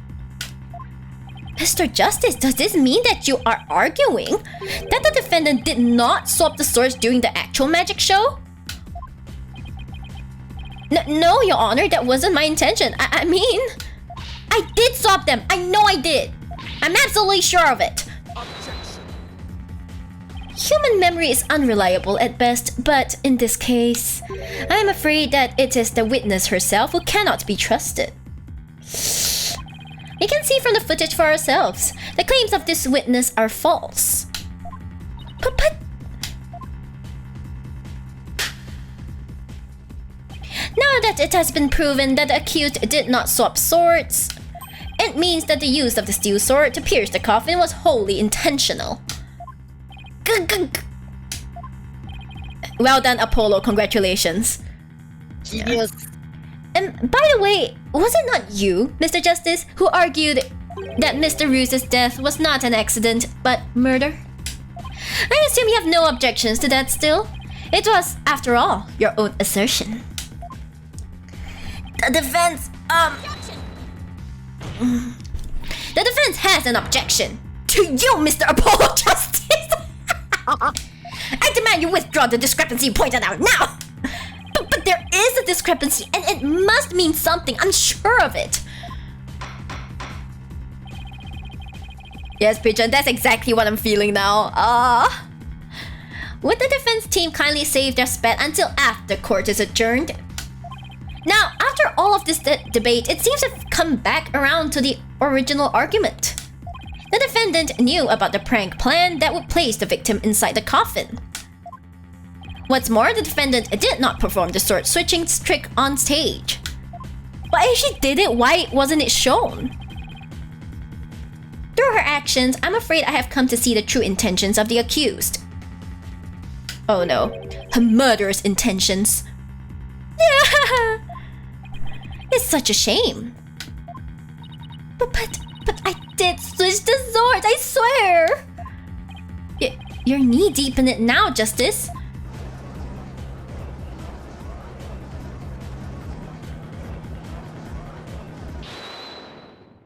Hold it! Excuse me? Let's see, you are... Which one again? Benny?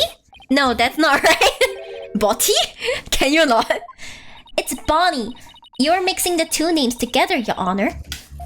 Oh, pardon me. And do you have something you wish to say, Bonnie? Yes, Your Honor. I'd like to testify.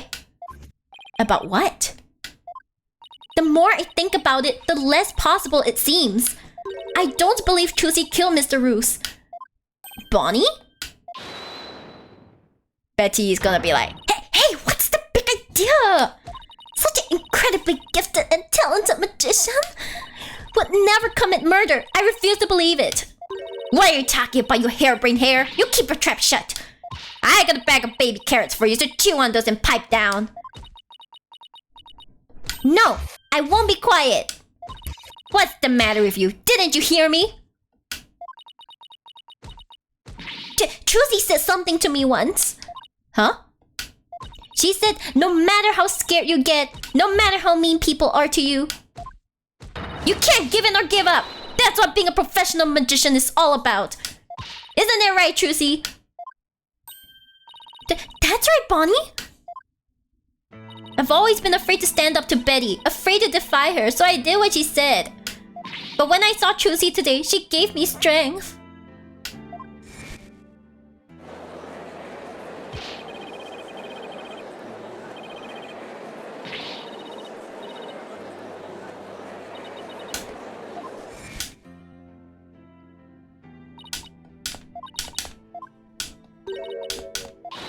She's so good.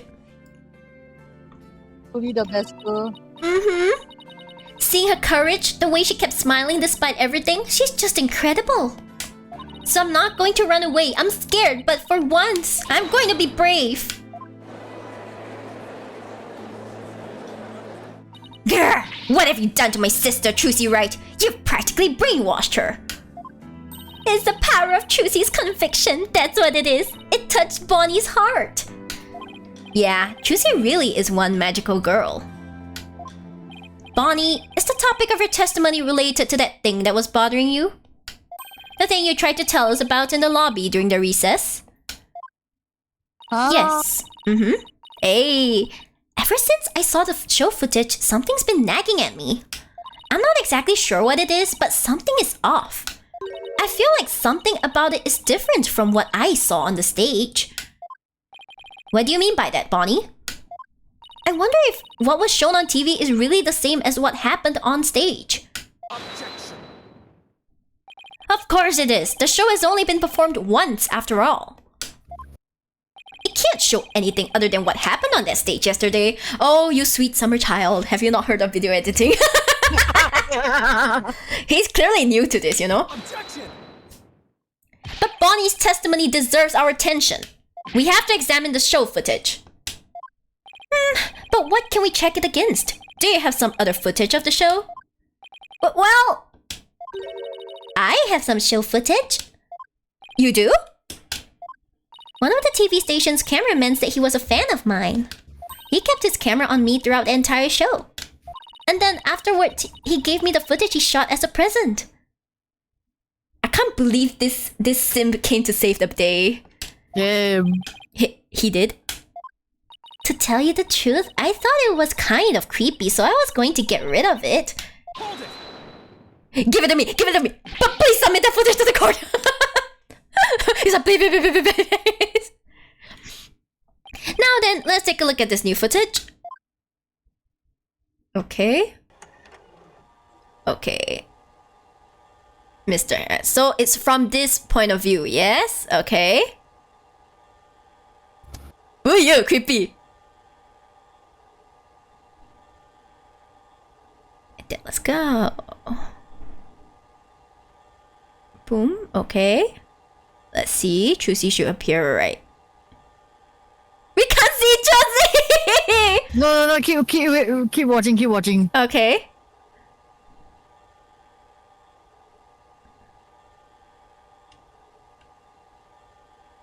Notice anything?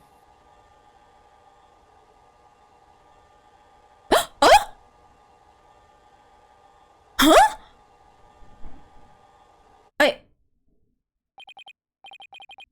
Wow, okay. I did not notice anything on the first playthrough. Basically, do you see cards flying out? Yeah, I saw. Yeah, but do you see cards flying out in the other video? No, I didn't. Wait. Yeah. Wow, okay then. He really did keep his camera on Bonnie the whole time, didn't he? I think this cameraman needs to keep his personal feelings out of his work. Well, the fence. Do you still believe this new show footage is worth inspecting? Yes! Of course I do. Okay, so how are we going to go about this? Let's try comparing the two. We just might find an inconsistency between them. An inconsistency, huh? Yes, the two pieces of footage are of the same scene, so they should match up. But Bonnie felt there was something off about the original footage. So if we can pick out what's different between the two, we'll know what Bonnie found strange. Exactly. Plus, we may figure out why the original doesn't show the sword switching trick.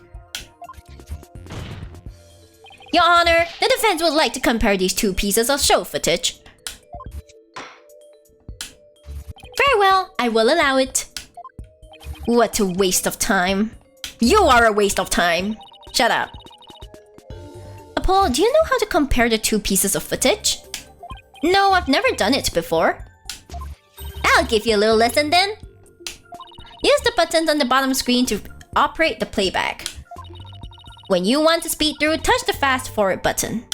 And if you want to go back, touch the rewind button. If you want to halt the playback, you can touch the pause button. Oh, and by the way, if you fast forward or rewind when the playback is paused, you can do a slow frame by frame playback. Nice. Okay, and so how do I switch between the two videos? Dap it up. I might say hello. Yes, dapping it up here, right here. It's been a while. It's been a while. How have you been? How have you been? I hope you've been well. Just touch the switch camera button at the top left. Now, if you find a difference between the two pieces of footage... Oh. Good help yourself. I've been doing okay, I guess. Just been very busy. I've just been so busy. I've just been pretty busy, so it's like, I don't know, man. Just trying to hustle. Trying to get on the grind and also, you know, figuring out things. Busy bee. Yeah, I'm sure you're busy too, okay? You stream so much. I always see you streaming like so much. Yeah, I pop by sometimes, but I think I get drowned out by your very passionate chat. Yeah, but yeah, it's okay. All the best for us. Hopefully, our streaming careers take off even more. Good. Okay, got it. Yay! Thank you so much. I hope you have a good time hanging around here. Yeah. Okay, put the cursor over what's different and present it to the court. So X. Okay, got it. Thanks, Athena. You really know your stuff. Big taps. Big taps. Yeah. Not really. I just gave it some gusto and then went with my gut on most of it. What? I sure hope she guessed right. Oh no! Truly Athena. She's really Athena. That's right. Hello, I'm here again. Are you gonna continue until trial finishes? It depends. It depends. Yeah, I mean, today I don't have to leave by 6 on the dot, so I can probably extend a bit, but it depends on how long this segment is. Chances are it's gonna finish soon, right? There's still quite a little bit. I think we can do that. Maybe I should just, let me just send a message to my brother to, like... ask him about dinner. Let's see. He's still at work, so I'm like, where is he? Okay, hi boss. Hi boss. You want something like yakiniku for dinner? Yeah.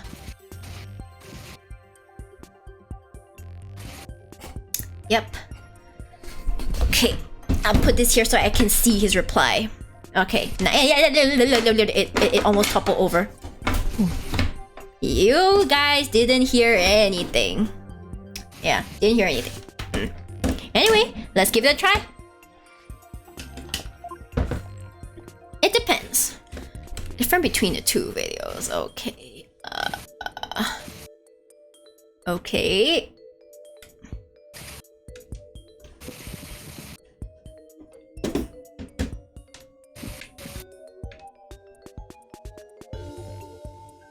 Okay, ready, shoot. It's... I need for her to... I think we passed that point already. Supposed to be where the smoke is, I think.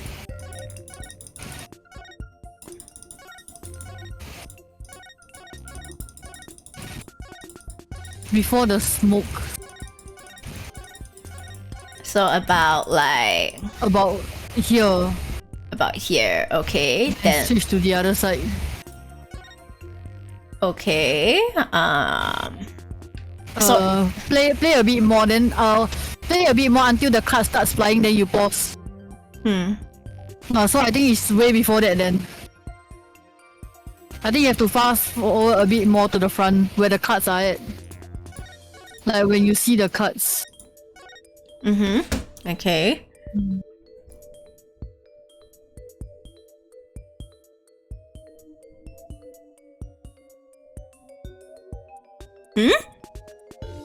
Wait.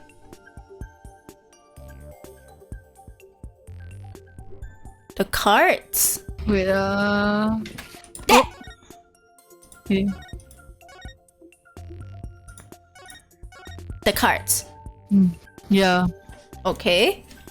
What's the difference between two? Any of the cards would do, right? Yeah, Any of the cards would- cards. Okay. Any of the cards would do. This should be it. Yeah. Hi, Lucky. Okay. Thank you for joining. Thank you for joining the sheepdom. Thank you. This is cute. Thank you. I know I'm very cute. Yes. So is my friend here, right, Kiko? You're also cute, right? Cute and adorable. Yes, adorable. That's right. This is it right here. Take a good look at this scene and compare it to the video shot from the front. Oh, the playing cards don't appear in the video shot from the front. Hey, you're right. What's going on here? Miss Wright, what can you tell us about these playing cards? Oh, those? They're the cards I throw when I do the sword switching trick. What? Mr. Justice, does this mean? Yes, it means that the sword switching trick was cut from the TV show footage. So the footage was edited? Okay, so you do know about footage edit. Yes, with malicious intent. That is absurd. Well, we must get to the bottom of this right away. Bailiff, the TV station might still have the unedited footage. Go see what you can find out. Yes, Your Honor.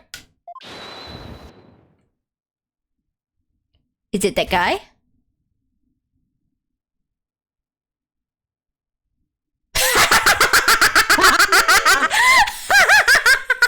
Oh my gosh!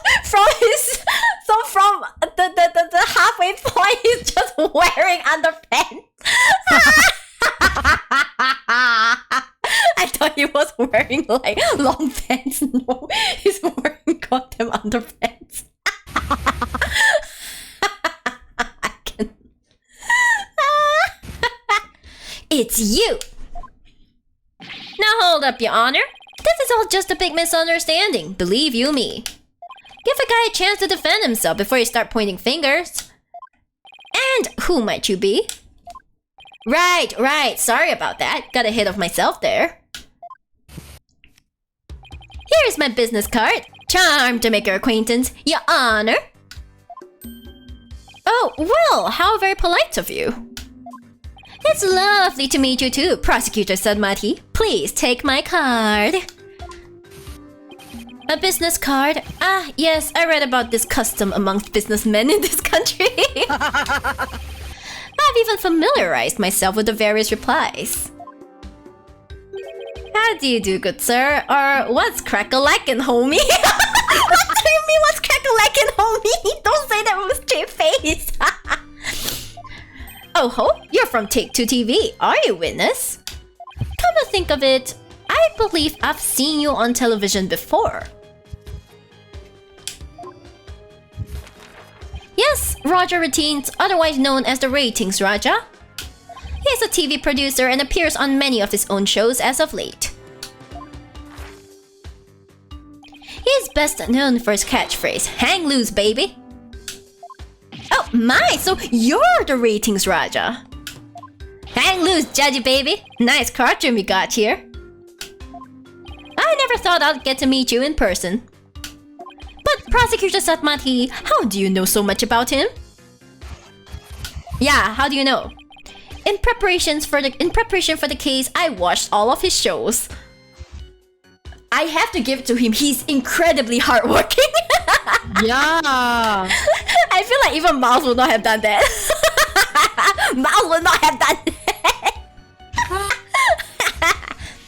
He won't even last like, what, 5 minutes into his shows? Yeah, he would be like, he watched one episode and then he'll be like, and then I read up on the rest. I found the ratings Raja Goes to Burger Barn of particular interest. You like burgers, boy? It inspired me to visit that restaurant straight away to learn more about the local cuisine. What? You went to Burger Barn? Unless it is Steel Samurai remake. I tell you, you gotta watch everything top to bottom. And then it's like, what? Consistency is like this exact frame from this exact show at this exact timestamp. He can tell you all of it. Who would have thought? You must have really wanted to try it, huh, buddy? Cause that line, whew. Compared to my aesthetic training, an hour's wait is nothing. Remember all our cosplay training where we like waited outside the convention? Yeah, I tell you, man, an hour's wait is nothing to a cosplayer. Nothing. It's nothing. In fact, our friends take it. Our friends make that a default late time. They're like, I'm gonna be late by 1 hour minimum. Little shits. Yeah. Oh well, I'm sorry, friends. I love you guys, but please, can you not be late all the time? Sweats. I recommend the Southwestern burger with jalapeno jack cheese, by the way. I don't know why, it's so cute. It's so cute. He's actually really cute. He's not that old, right? Wait, let me check. No, he's not. He's not that old. He's not that old. Is he the same age as Apollo? Sorry. No, he's older than Apollo, but younger than Mouse and Phoenix. Ah, I see. He is 25. Apollo is like 22. 22. Okay, Apollo is 22. You can't see Apollo from here, I think. Yeah, I can't see Apollo from here. 22, but he's 25. 22 or 23 around there, I think. I see, okay. Ready to fam. I guess so. Okay, let's take a short break while I order food for like my brother. For food for like the fam, cause I gotta order food and like if I don't order food, everyone's gonna starve. So like except for my doggo. He has his food at home already. Okay, can I order now? No return from this chain is delivering to your location. Yeah, whatever. Let's see. Excuse me. So we have pork and chicken. Pork and chicken.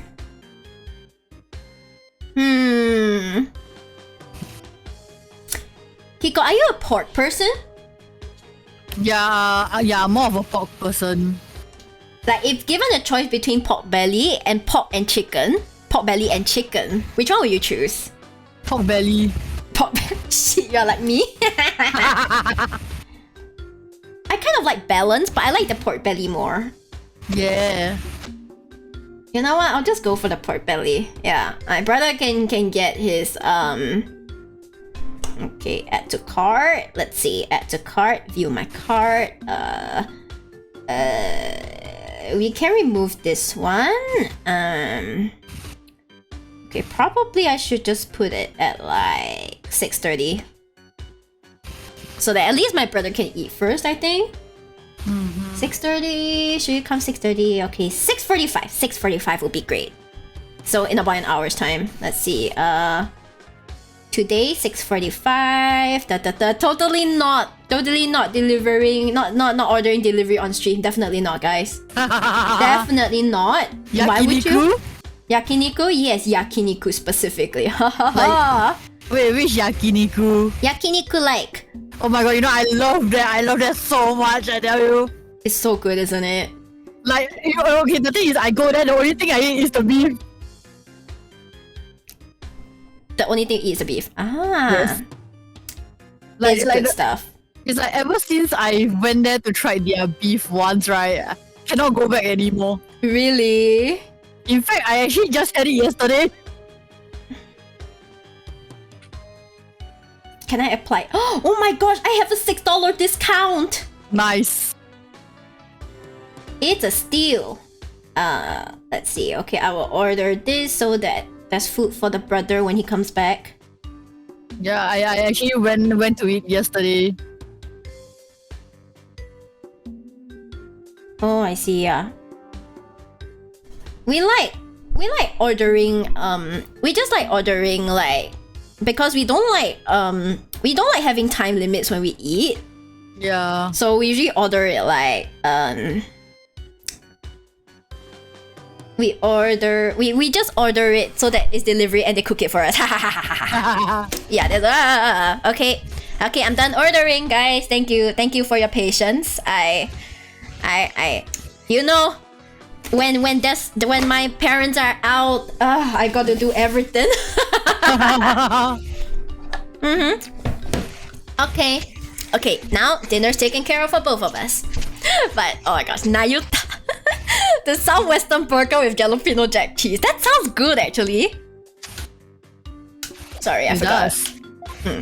I'm having a really hard time picturing him in line for burgers. Can you imagine he's just there with his floaties and his animals, and then like he just gingerly picks it up. Ooh, interesting. And then he ums.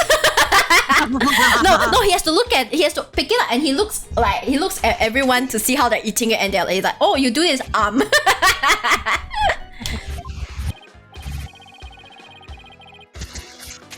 Double down, please. Double down is good. Is it? Meat, like very meaty goodness, and then it's like I cannot eat spicy food, but then Double Down is good. I love Carl's Jr. It's so good. Like, it's expensive, but it's so good. I think I've only had it like once my whole life. Time to make it too. I think there's barely any outlets left for Carl's Jr. Really? I have one. There's one at like. Yeah, let's discuss this after. Okay, sure. Yeah. And prosecutor set Matty's unexpected enthusiasm for food aside. Mr. Routines, what is this misunderstanding you mentioned? Well, for starters, it's true that the footage was edited. Oh, hi! Hi, Raiders! Thank you for the raid, Pencil! Hi, Raiders! Choto amate! Choto amate mate! Choto amate mate mate! I can't do the slash shout out using Mix It Up, so I have to do it manually. Yeah, what were you drawing? What were you drawing, Pencil? I feel like you're always drawing something, but I never know what you're drawing. Sometimes you're drawing like really goofy stuff, sometimes you're drawing like seriously. So you like to keep us on our toes, don't you?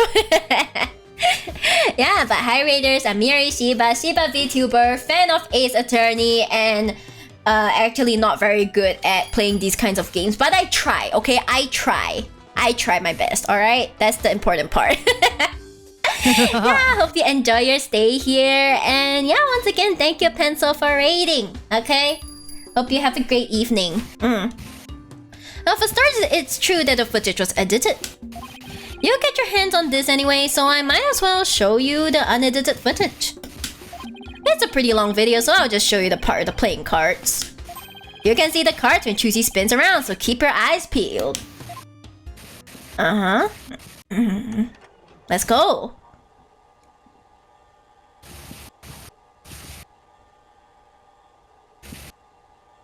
Yeah!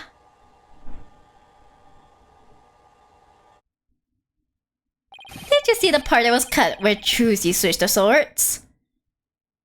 Calling work on Tomboy GF comic? Stonks. Tomboy GF? Nice. Nice. She spins around and the playing cards go flying. Everything's like it's supposed to be. Then it seems the defendant really did swap swords during the trick. Which means the sword Miss Wright thrust into the coffin was the rubber one. In other words, Miss Wright couldn't have killed Mr. Roos. Yeah, see, that's the first misunderstanding right there.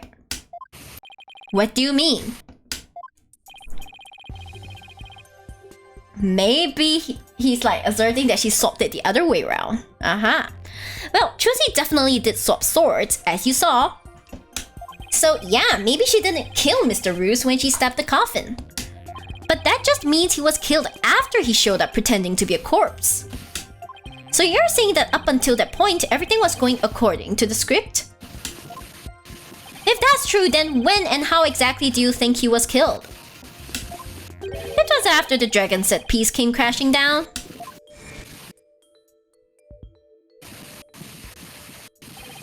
I say Trucy murdered Mr. Roos when she was hidden from view behind the set piece. She could have easily done it behind that huge dragon and nobody will be the wiser. Don't like this guy. Can't wait for his breakdown animation. I see. Indeed, there is a ring of truth to your assertion. You bet. Plus, there's a suspicious looking shadow in the footage too.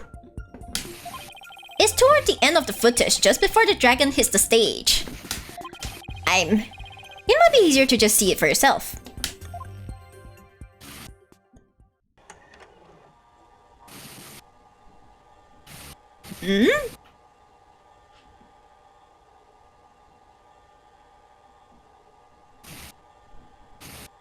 Another thing went up. It's only for a split second, so it's hard to catch, but look here. This suspicious shadow must be Trucy. She's using the steel sword she hid behind the curtain during the trick to kill the victim. Ha! Now that you mention it, I suppose it does look that way. Hey! Hey! Hey! This witness is just trying to ram his theory down our throats, Your Honor. not like we always do. I'm sorry.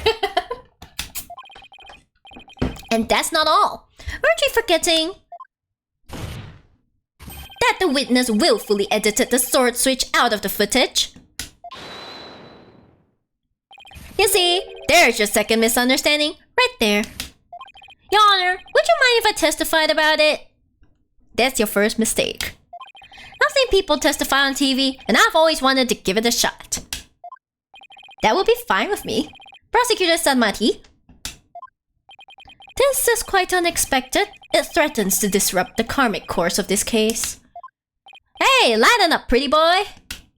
You're gonna like what I've got to say. Promise.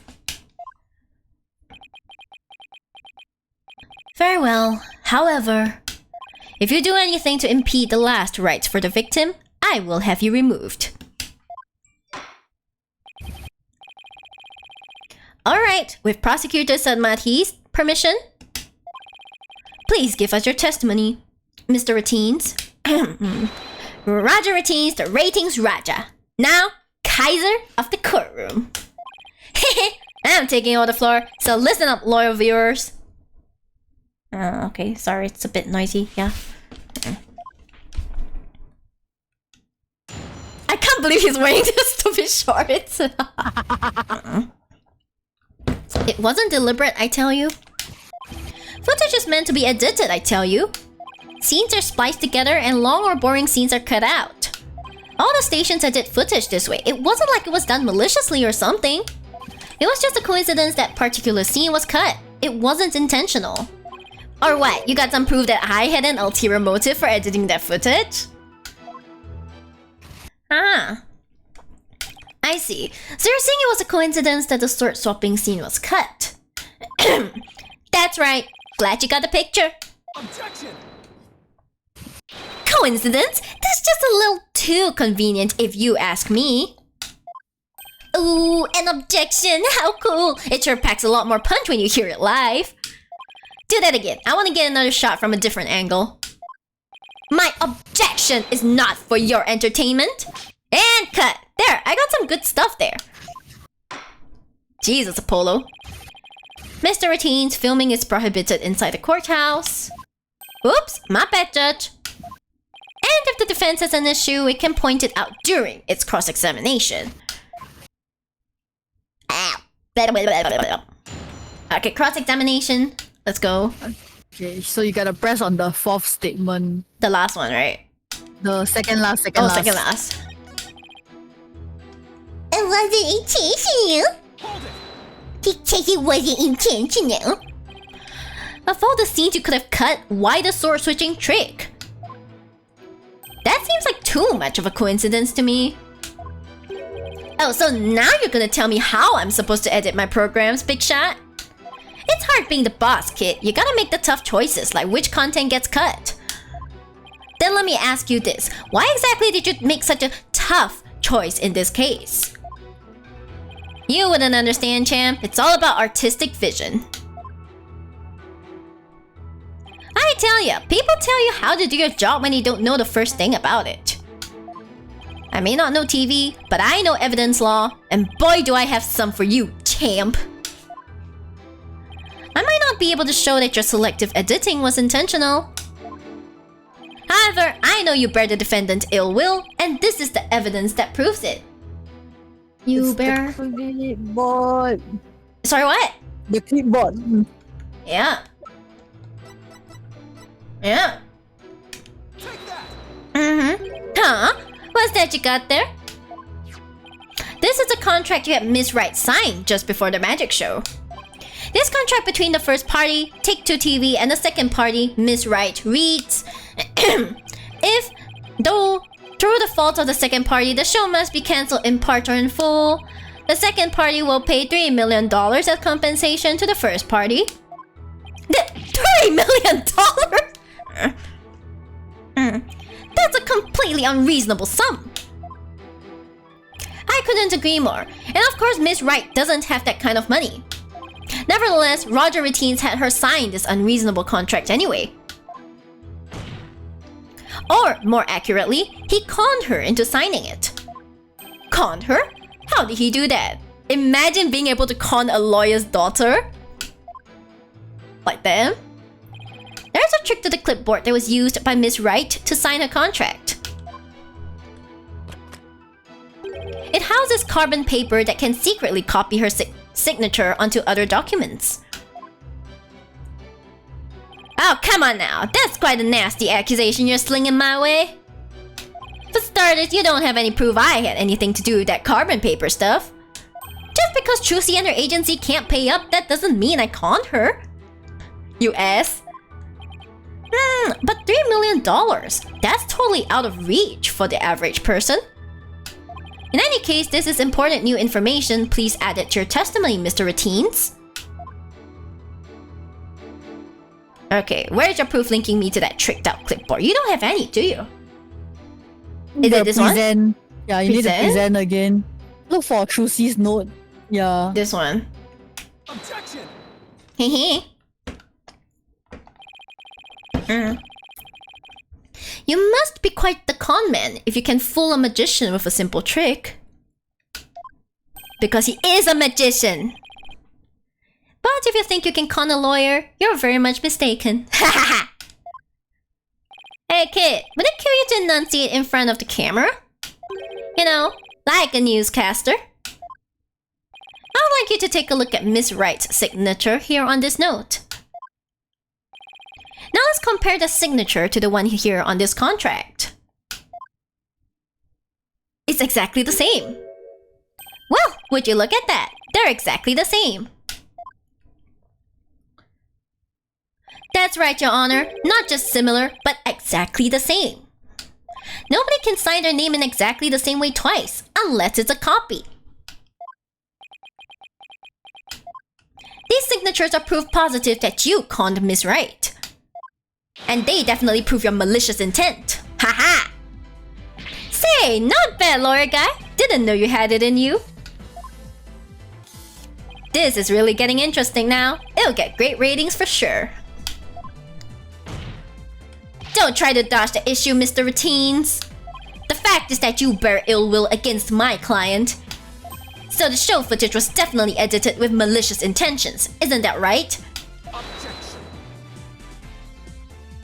What a forced argument, defense. All you have really proven is not his ill will toward Mr. Wright, towards Miss Wright, but his pecuniary greed. That's right, I just wanted money, baby. Stacks of cheddar, that's all. After all, I'd never even crossed paths with Trucy before this magic show. Sorry. So I have absolutely no reason to bear her any ill will, right? He didn't bear her any ill will, huh? Huh, fat chance, this guy definitely has some major hate for Trucy. You'll see, I'll dig up the dirt and expose the dark heart behind the sweet smile. I'll prove those grammar magicians are all a bunch of lowlifes. I can't prove it with anything, but the things he said all point to that fact. There must be something between the two of them that gave birth to this grudge. Some sort of connection that not even Trucy is aware of. Hehehe.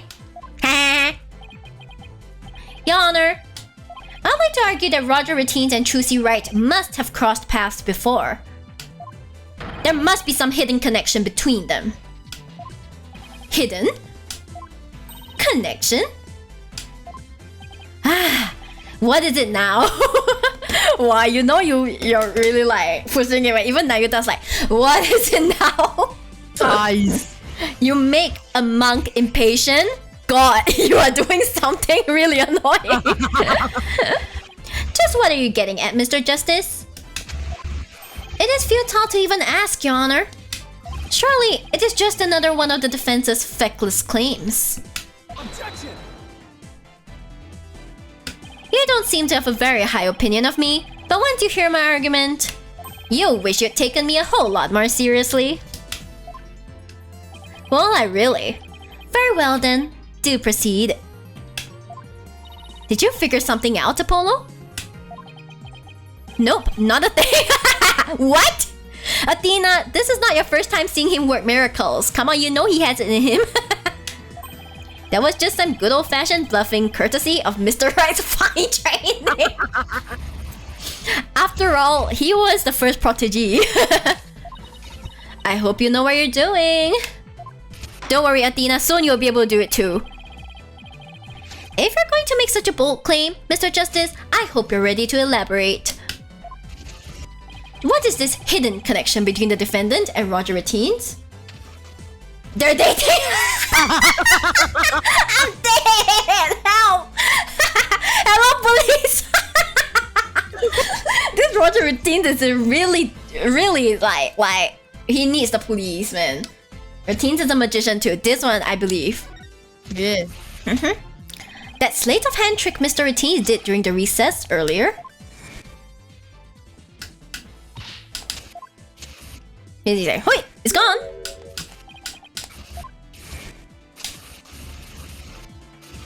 What if Mr. Ratines is a magician too? What if? I believe it's up to the defense to fill in the blanks, not me. Well, if he is, he may have had some contact with Miss Wright somewhere along the way. Objection!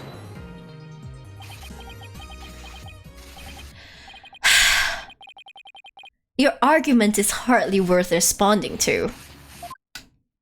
But by all means, please do continue.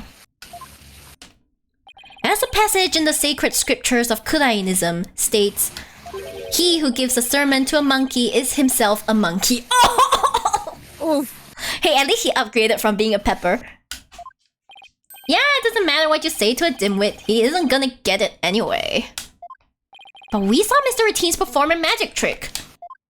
He made his video camera disappear in the blink of an eye. Well, I think it would be pretty funny if I were a magician. You must have been seeing things. Want me to introduce you to a good eye doctor? No. If a connection as tenuous as that is all it takes, then every magician in the country could potentially bear ill will toward the accused.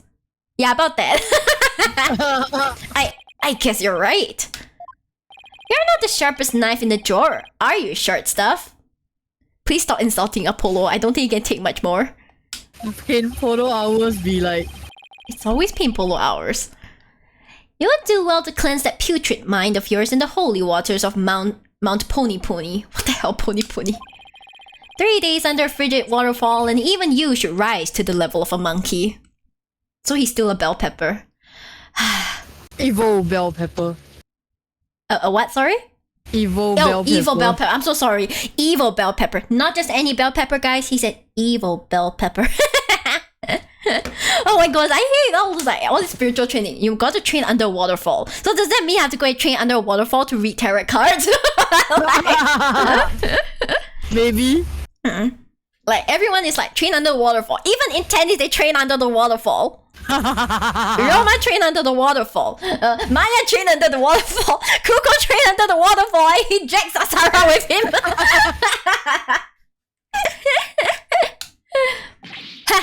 A numbskull for a numbskull. Well, this numbskull has thick skin, so there. I think I get what they're driving at. Even if he is a magician, it's not exactly a reason to bear a grudge against Trucy, is it? Hold on, I can think of one person. One magician who has a reason to bear a grudge against Trucy. Or rather, one magician who has a reason to bear a grudge against True Grammary. Yes, guys, I can predict the future. Oh? No way! There's his monkey face. Is something wrong, Mr. Justice? Your Honor, the defense wishes to submit evidence at this time. I see. And what sort of evidence do you have for us? Evidence that points to the real killer, the one who had a motive to commit this crime. What? Yeah. And what have you come up with this time, defense? He's like talking to a young child. Trucy Wright is the sole heir to Troop Grammary and its name. This puts her square in the crosshairs of one particular magician. And this piece of evidence points to that one person with a grudge against Miss Wright. Mr. Roos. Mr. Roos. Oh gosh, there's so much. Yeah, cancel. Cancel! It's cancel. And who exactly are you naming, Mr. Justice? 13 years ago, the great Mr. Roos belonged to Troop Grammary. But then the troop ousted him, and Mr. Roos vowed to get revenge on them someday. And what better way to accomplish that than through the ruination of their sole heir? But Mr. Roos is the victim, Mr. Justice! You've named the dead man as your suspect. But is he really dead? What do you mean, is he really dead? You know, they're so nice. They entertain all his arguments. I know. If the fact that Mr. Roos is the victim is what's throwing you off, then how about we consider this possibility? What if the man who died on that stage yesterday wasn't Mr. Roos?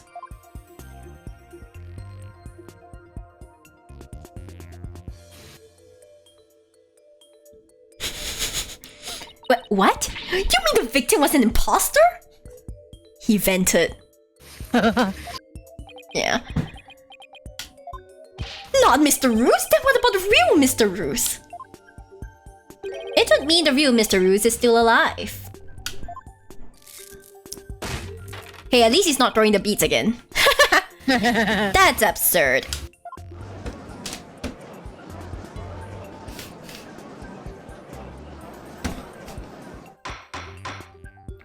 Mr. Justice, who is the real Mr. Roos if not the victim of this case? I know who he is. It's all coming together now. I finally see the gimmick, the trick to this entire case. This should explain everything, Your Honor. The real killer, the one who hated Troop Grammary and wanted to sully its name. The magician lurking in the shadows who set up a fake Mr. Roos in his stead.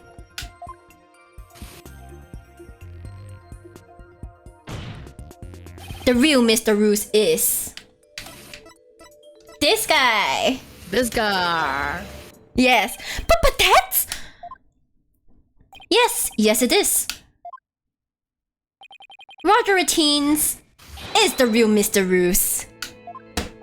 I've been waiting for this, I knew it! Tina. Okay, what jutsu is it this time? Oh, hollow red pepper, your impotent seeds sprout naught but meaningless empty words. You can't possibly have proof to support such an outlandish theory. But we do. It's not a bad idea for a soap opera. Inside he's sweating. But not even die-hard fans of the genre would stick around past the pilot. You want proof? Well, I've got proof. I can prove it by proving that the Mr. Roos in yesterday's magic show was a fake. He didn't think that far. And to do that, I just need you to look at this spot on this poster. Oh my gosh, they're practically doing my job for me. Thank you. There we go. Hey. This is the injury Mr. Roos sustained while practicing a magic trick 13 years ago. However, the victim's shot of himself shows no trace of that injury. Oh my, you're absolutely right! Now, Mr. Routines, what do you suppose we'll find if we took a look at your right forearm? Is there by chance a nasty 13-year-old scar under that sleeve of yours?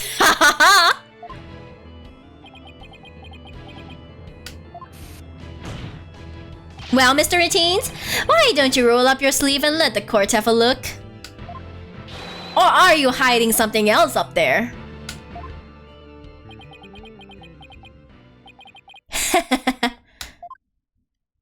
Come on now, I have nothing up my sleeve.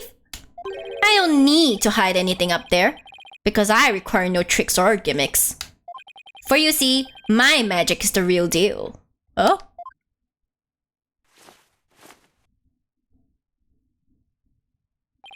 Is this what you were hoping to see? Oh! There it is! The scar!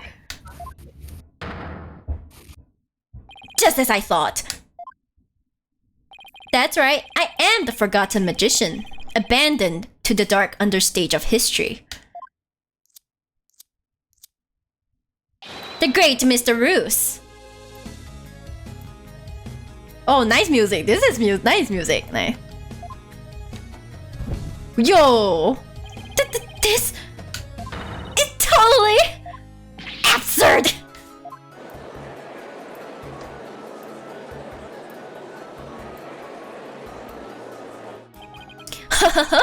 How ironic, wouldn't you say?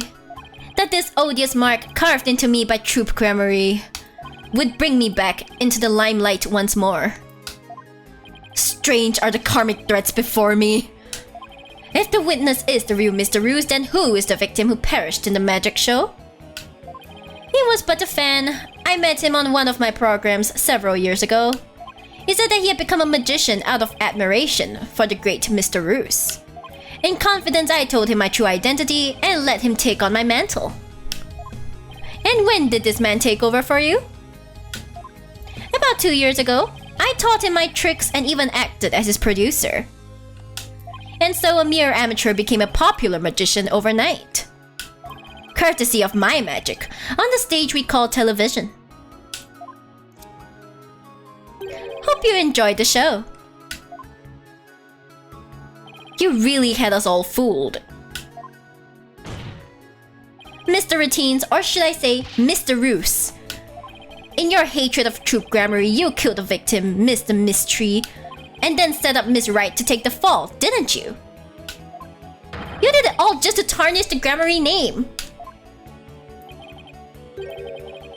But do you have proof? Yeah. Apollo? All comes down to proof. Yeah. I have no idea what you're talking about, lad. I set up the prank, that much is true, but it was simply a harmless joke on Trucy, I assure you. Yet, she learned of the plan and made use of it to commit murder. That is how strongly the criminal element runs in the blood of these gramarys. Objection!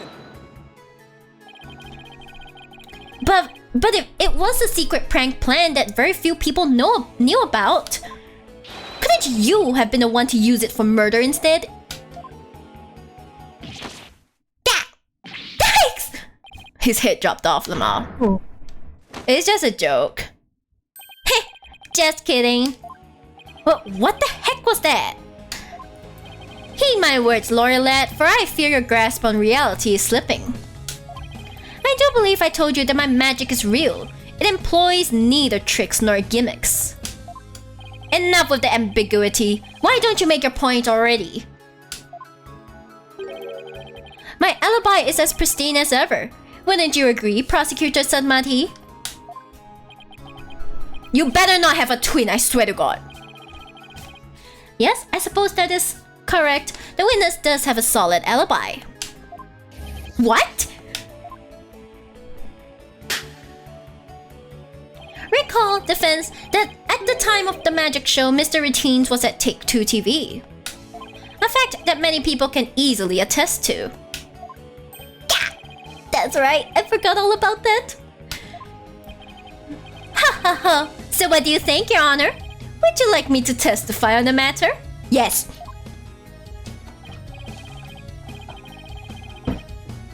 Yes, I think it better. Please tell the court more about your alibi. Very well then, on with the show. Subjection? What do you mean subjection? Are you watching, Magnifique Grammary? The time has finally come for my magic to snuff out your precious pedigree. The Grammary line will be no more. You gotta press everything.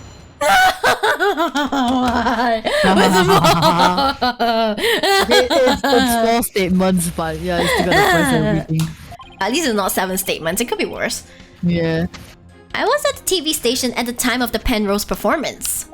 I was busy working on another TV program. I could spare no time for the magic show. Do ask my staff if you doubt my claim. And there it is, a simple and perfect alibi. No tricks, no gimmicks, just the truth.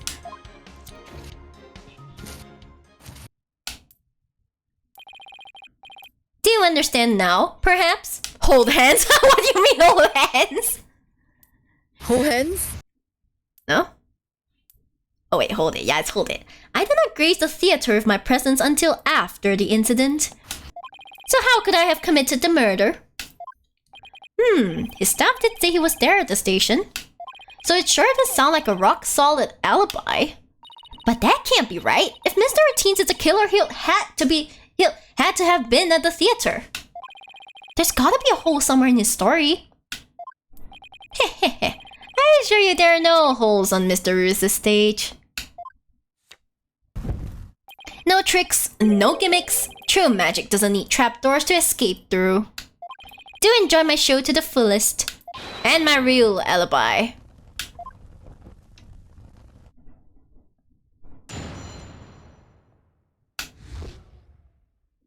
My perfect alibi.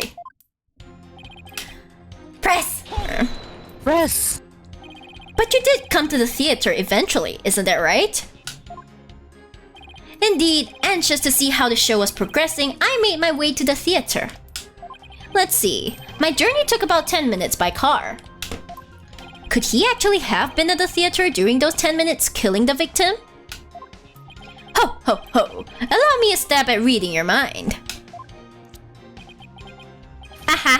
Could I have been at the theater during those 10 minutes killing the victim? How in the... But no, I took a taxi. The driver can attest to that. Feel free to call the taxi company if my word does not satisfy you. The driver is a big fan of the ratings, Raja. I even gave him my card. He gave the driver his card? That was very clever of him. You might as well give it up, lad. Questioning real magic is a fool's errand. Besides, you know very well what I was doing at the time of the incident. Okay, we have to press this one too. Yep. Pues. What was this other TV show you were working on? My own special project. You see, one moment. Perhaps this is more appropriate. It's a Ratings Raja special production. Yeah, hang loose, baby. It's called Desperation Regeneration. He switched personas just to say that? Huh? What's the show about? Washed up has-been singers and comedians get together and play musical chairs. That's the saddest thing ever. The winner of the game is given a second chance at their career. A priceless prize for chumps who washed up too early in life. Sounds great, right? Might I suggest you appear on that show, Mr. Justice? Hey! Oh. Hey, rude! Now you thought I'm gonna smack that pretty face in. As the ex-lawyer he used to make ridiculous bluffs in court and faded sadly into obscurity. I let the ratings Raja produce my TV debut? Not in this lifetime. So maybe like next lifetime, maybe? Maybe, You have great reactions. Who knows? TV might be a true calling now, not like this. Hey, whose side are you on? In any case, I was overseeing production of this program during the Penrose performance.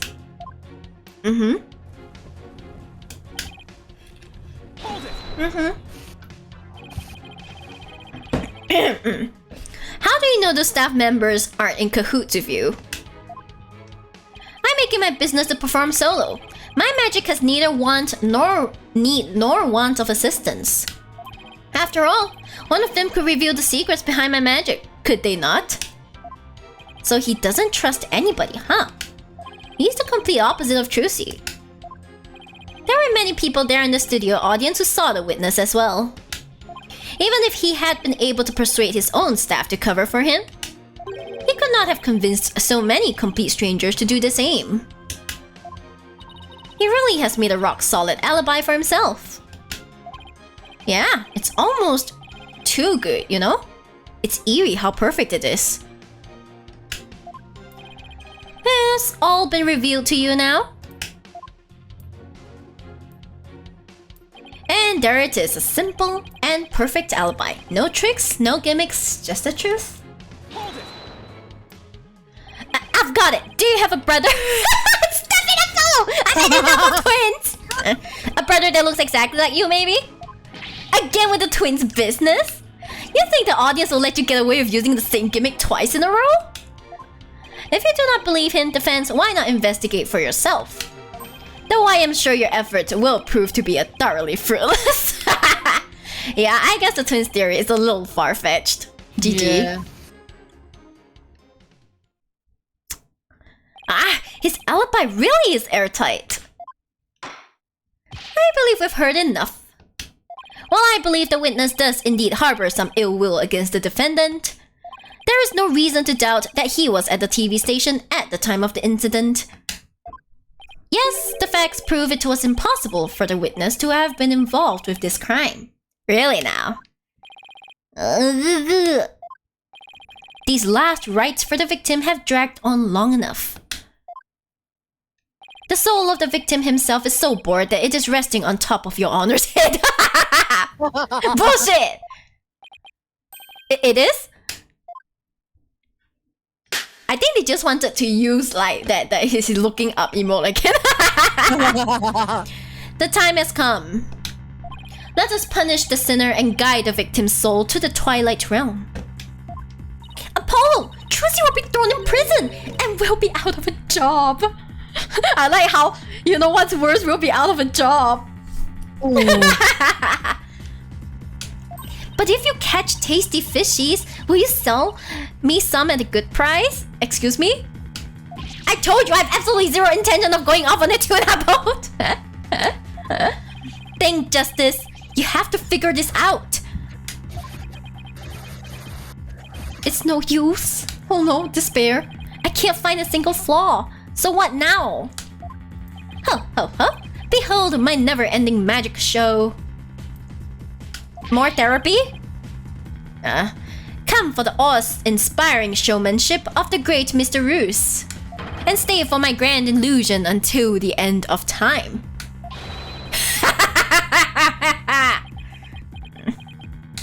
Wait, is he saying that we're still trapped inside some sort of illusion of his?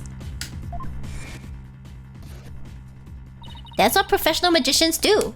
They make their audience see something that isn't really there. In other words, you make us see illusions, right? They call it misdirection. While we keep you busy believing one thing, we're busy making something else happen. Aha! So basically, he made it look as if he was there, but he wasn't really there. What we say is there really isn't, and what we say isn't there actually is. Could it be? You know what, Mr. Routines? I guess we have all been spectators to the elaborate illusion you've prepared for us. Thanks for the head pat, Faye. Thank you. An illusion that has subtly turned our attention towards something you wanted us to see. What are you going on about, lad? Have you got something, Apollo? I just remembered something Trucy said about misdirection. What the magician says is there really isn't, and what they say isn't there actually is. If we've all been taken for a ride by Mr. Routines' magic, then maybe he's made us see something that wasn't really there. It's time to rethink all of my assumptions about this case. What have we been made to believe was there, when it actually wasn't? Huh? Hello? Okay, the sheepro is back. The sheepro is back. What have we been made to believe was there when it actually wasn't? What have we taken to be the absolute facts of this case?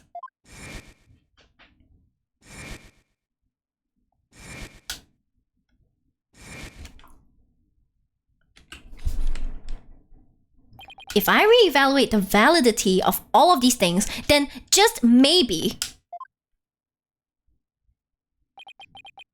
Athena, there's something uncanny about this case. Okay, what is it? Routines' alibi. It's too perfect. That's true. It's like it's impossible to break, no matter how hard we try. But maybe that's the trick. Maybe that's exactly what he wants us to think. I'm not following. We're not making any headway here because we've been so focused on breaking his alibi. Oh, I think I get it. You're saying he's using misdirection on us, right? It's definitely a possibility. Ahem. Would the defense care to share with everyone what it's discussing over there?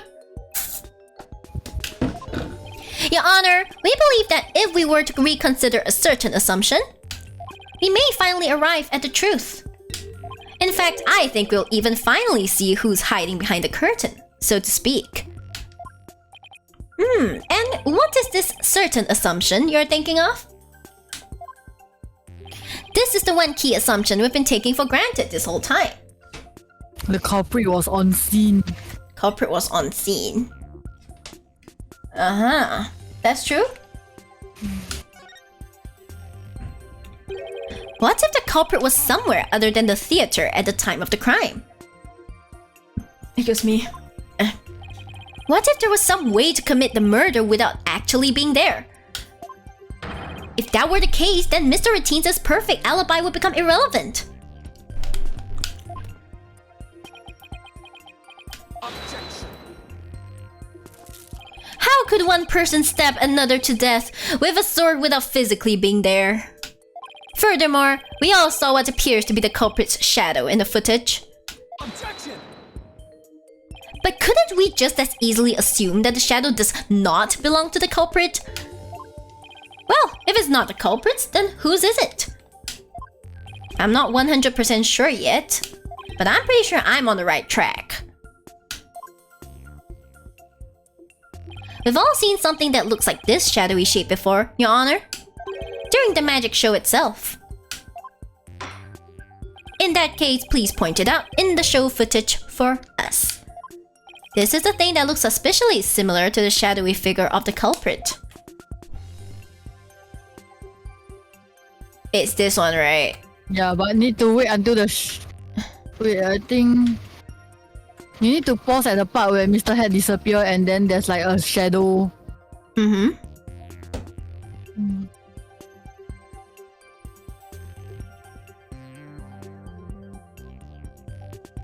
Aha! There we go. I think this works. Yeah. Okay, sorry. Take that. Other games when music starts, yes. In this game, music stops, yes. Yes. Doesn't this shadow resemble the suspicious shadowy figure? Now that you mention it, it does, doesn't it? Miss Wright, could you identify this shadow for the court? Let's see. I believe that's Mr. Hat's shadow. It's from when he's being pulled up from the stage to the catwalk overhead by wire. Then could the shadow that's shown later in the footage be Mr. Hat too? No, that's not possible. After Mr. Hat was pulled up to the catwalk, he stayed up there. In other words, this second shadow is from some other figure being pulled up. Some other figure? I'm afraid you'll need to be more specific than that, Mr. Justice. Oh god. He's right, we've come this far. I'll just have to figure it out from the clues I have on hand. What is the second shadow shown in the footage? The mysterious. It is? The crime photo, that one.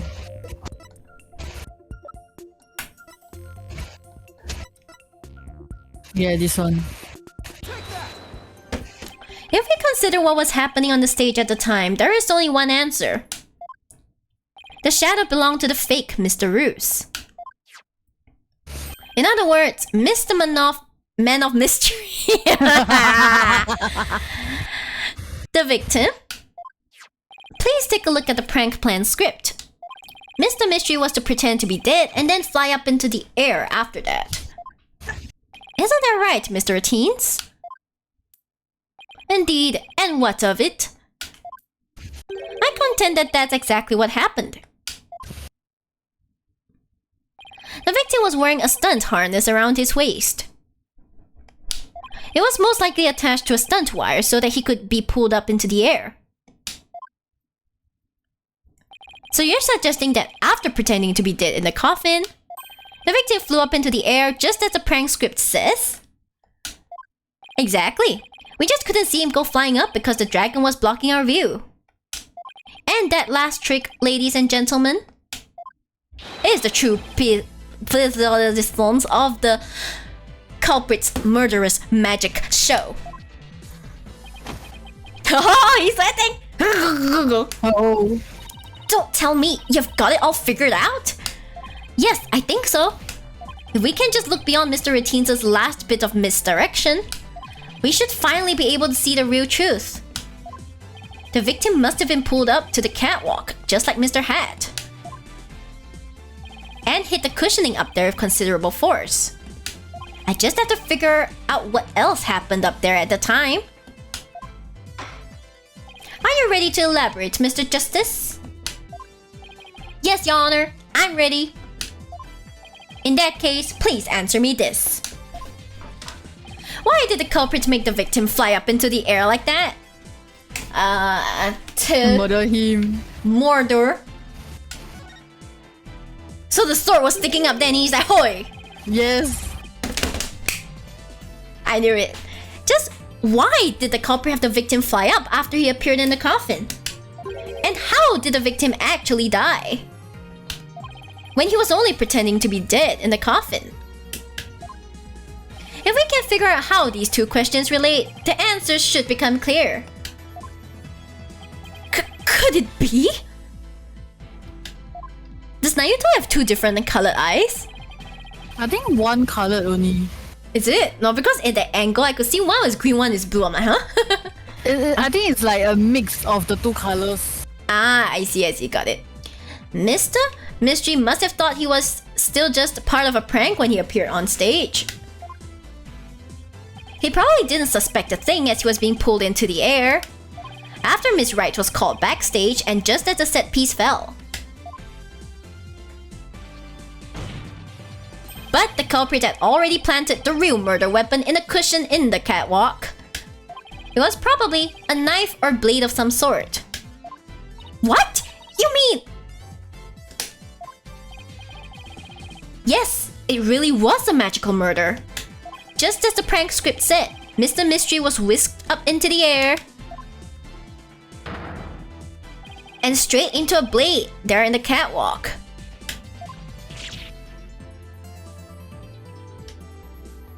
In other words, this murder was committed remotely through the use of a magic trick. What? Remotely? Using this method, it wouldn't matter where Mr. Routines was at the time of death.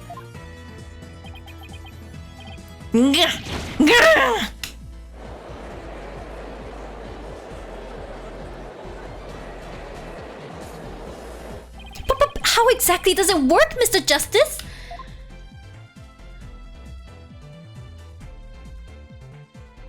Oh my gosh, the 3D. Just before the murder occurred, the dragon set piece was up in the catwalk. It and Mr. Man of Mystery were connected to each other by a wire at the time. By carrying out the prank plan, Betty made the dragon set piece fall, which caused Mr. Mystery to rocket straight up and into the blade in the cushion. Next, you're gonna ask where this blade went, right? Huh? Yeah. The cushion was high up enough to be hidden from the audience's view. That's why nobody saw the blade.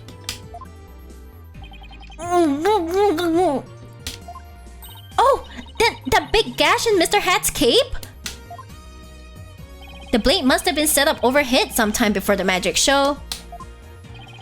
Mr. Hat must have been slashed by it too when he was pulled up to the cushion. GG. I can't believe it! I had no idea! I was told that Trucy would freak out if I made the set piece fall. That's the only reason I did it!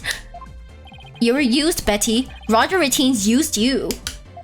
I thought he was my little puppet to boss around, but it was the other way around. After the incident occurred, Mr. Routines arrived at the theater. He got the murder weapon and swapped the rubber sword with a bloodied steel one. That's also when he lowered the victim's body down to the stage. But how did he have time to do all that? When the set piece fell, the audience was evacuated from the building. He was able to do all those things after the fact because there was no one around to see. A horrific murder camouflaged by a spectacular magic show? That sounds like the kind of murder only a magician could pull off. As long as the show proceeded as it was scripted, Mr. Mystery was doomed to die. That's why it was you, Mr. Routines, who killed the victim, all the way from the TV station. This prank plan, or should I say murder plan, proves your murderous intent.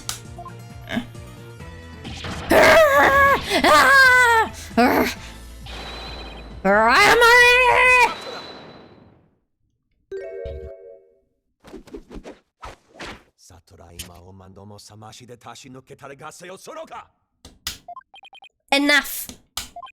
You dim-witted, ignorant, imbecilic, putrid red pepper! He can't possibly have a counter-argument to make! Talk about not knowing when to let it go and move on. Exactly! Do you have a rebuttal or something, Prosecutor Sadmati? No blade of any kind was found in the catwalk. Which means you have no evidence to support your theory. Hello, darkness, my old friend. But Mr. Routines retrieved it after the fact. But do you have proof he did it? Which still leaves you with no way to prove your wildly fantastic remote murder theory. But without proof, does it not make more sense to believe that the murder was committed there on the stage? That's where the bloodstained sword was found, after all. That is a very good point. As the only person who could have committed the crime there on that stage, Trucy Wright remains the prime suspect. How dare he look so beautiful? Annoying. Clavier 2.0. Nah, Clavier's nothing next to him. He's actually really handsome. Clavier is handsome, I'll give him that. But like this guy is like really handsome. And not only that, he's such a gentleman as well. Yeah, and Emma likes him a lot more, I can tell. Definitely. It would appear that what you call truth is little more than a cheap parlor trick. In the end, you have done nothing to prove the accused's innocence. It is time at last to let it go and move on.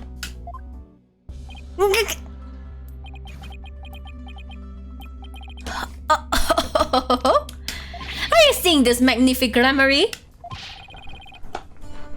My magic is exacting punishment on your granddaughter. The gramarye name is done for. Apollo, we need to hit him with a decisive piece of evidence here. I know, that's just what I was thinking. Mr. Justice, do you or don't you have anything to prove that the witness committed this remote murder you propose? We have proof, yeah? Of course I do, Your Honor. This entire incident was carried out exactly according to the script. Right, so theoretically there should be no evidence for us to find or use. Which means our best bet is to see if something unscripted happened.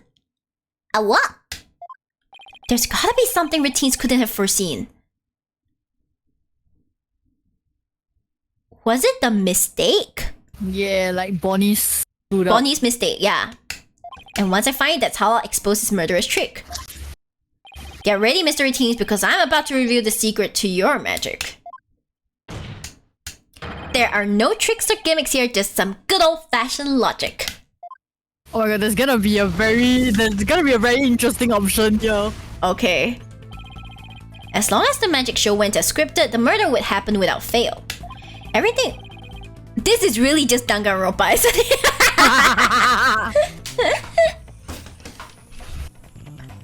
Wait, someone called him Prosecutor Basmati Rice, Lamau.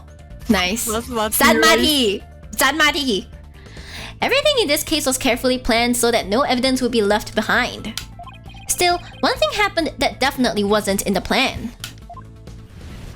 What part of the magic show wasn't a part of the show's original script? Bonnie's Bonnie's mistake.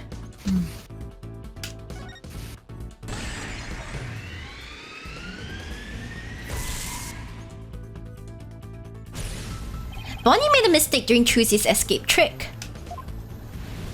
What mistake did Bonnie make during the magic trick? Her life choices! Help!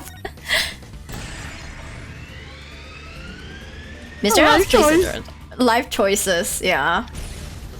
Because Bonnie placed Mr. Hat to the right of the coffin instead of to the left, Trucy had to reappear on the side of the coffin opposite to the one in the show's script. But the culprit didn't know that when he first arrived at the theater, which means he was bound to make a slip-up when he tampered with the crime scene. Oh? Which part of the culprit's cover-up attempt was affected by Trucy's new position? It's the blood. It's the blood.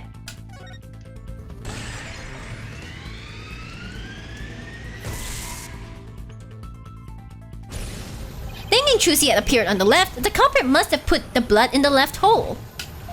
But the blood was eventually discovered in the right hole during the police investigation.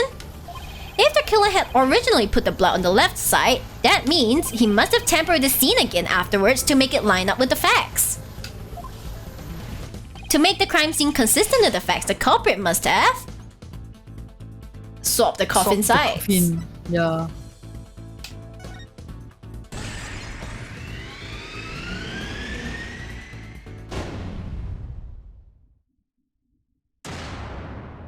There we go. That's right, the left and right panels of the coffin are interchangeable. The culprit must have switched the two panels to make the bloodstain fit the facts. But the switch might have also given rise to something unnatural. Oh, I remember now! There was something unnatural about the coffin, and it's just the evidence I need. I totally remember what the unnatural evidence was. It's the fingerprints. Yeah, it was weird, right? It was like, huh? Yeah. Sorry, Mr. Routines, but I have some very conclusive proof of your guilt. Another bluff, is it? There's no way you have anything of the kind. My magic is real, no trick. No, There are tricks and gimmicks to it, just like any other illusion. What? After the murder, you switched the left and right panels of the coffin, didn't you? Yeah! And because you did, you left behind something very unnatural for us to find. This proves that Roger Routines tampered with the crime scene after the murder took place. This the one. fingerprints results. Thank you, Emma!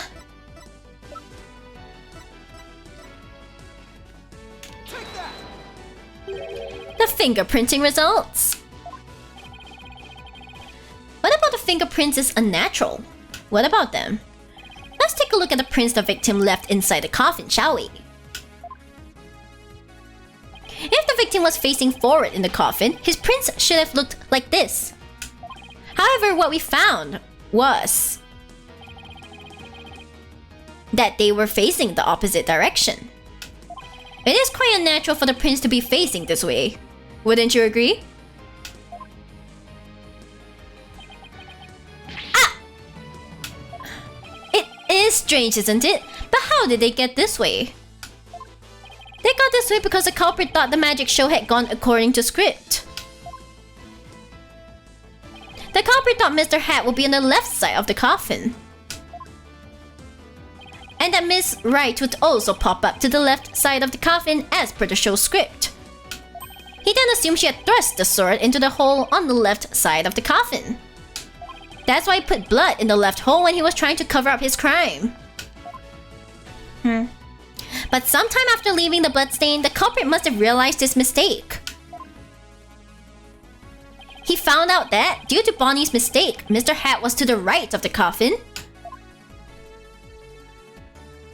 And that despite the script, Miss Wright had thrust the sword into the hole on the right.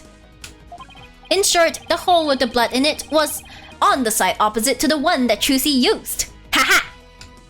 Mistakes can save lives sometimes.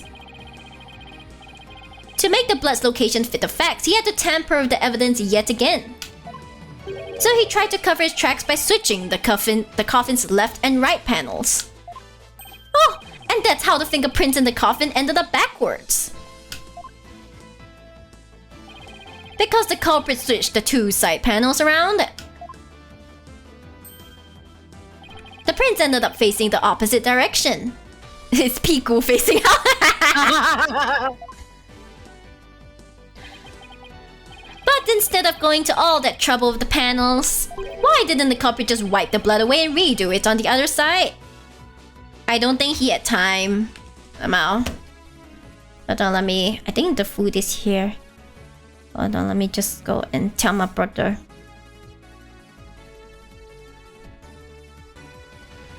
Okay, there you go. I'm afraid that wouldn't have worked, Your Honor. Because of a little something called luminol testing. Ah, right! Luminol. I almost forgot. You're a judge, sir! You're a freaking judge of criminal! I'm done. I'm so done with this guy. Goodbye. How many right was it? That was a mouthful of right. Right. Yeah. Luminol can detect trace amounts of blood, even if it's been wiped away, right? That's right. Wiping the blood away would have only served as proof of his meddling. How about it, Mr. Routines? I did a pretty good job figuring out your trick, didn't I?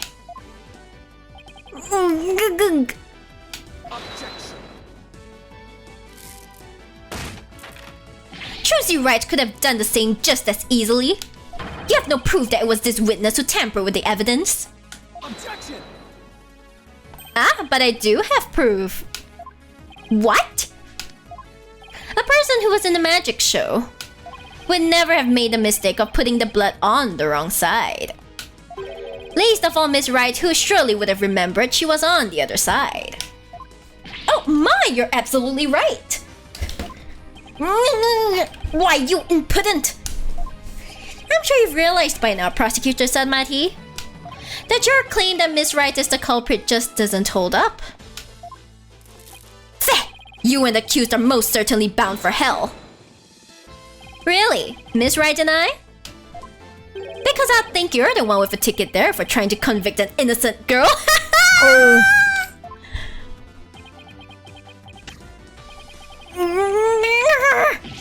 Ah! Sound is very funny. Why is he so drama? But Prosecutor Sanmati, are you alright? As for the true culprit, he is someone who knew how the show was supposed to go but didn't actually see it. And someone who had the chance to temper the crime scene after the incident. And the only person who fits the bill is you, Roger Routines. Grammar!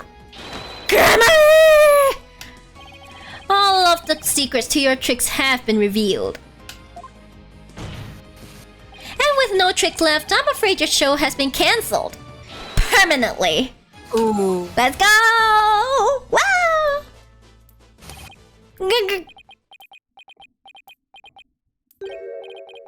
All of my secrets have been revealed, you say? Humph.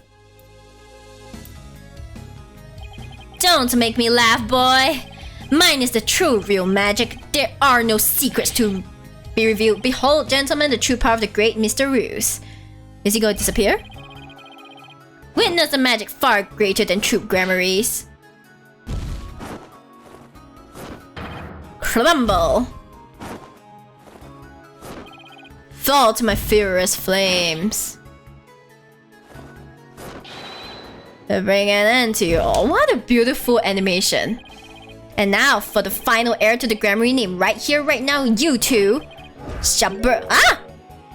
No! This isn't right! Ah!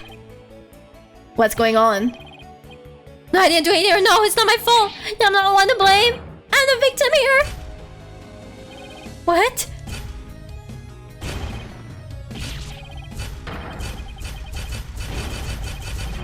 Curse you, Grammary!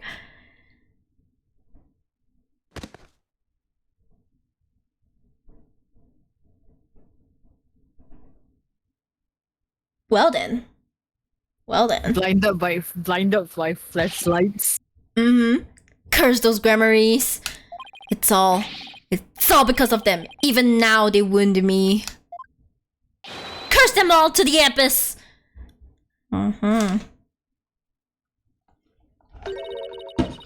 Do you really hate us that much? Does your hatred run that deep? Deep enough to kill an innocent man? You're damn right! You have no idea what humiliations I had to suffer. Your grandfather, Magnifique Grammary, kicked me out after I got hurt practicing my magic. He said I was too unskilled, that I would mess up on stage. He threw me out of the troupe just because he was worried about his own reputation.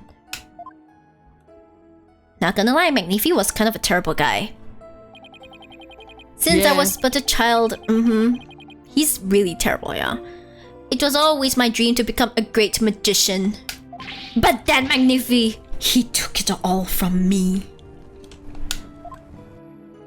But that's no excuse. That's no reason to do something so evil. Magic is supposed to make people happy, not used as a means for murder. What's the big deal?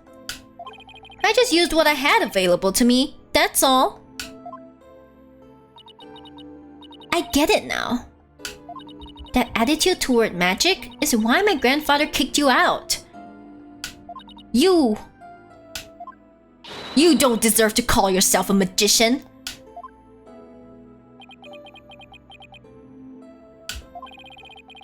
Don't deserve? I don't know about that. Is he not done yet? After all, you were completely taken in by my magic, were you not? If not for that lawyer over there, you would be on your way to prison as we speak. You're right. I didn't see through your tricks. You see, so in the end, Troop Grammary was defeated by the great Mr. Lewis.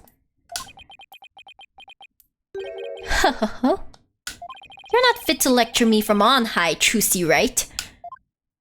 You don't even deserve to call yourself a magician, you naive greenhorn.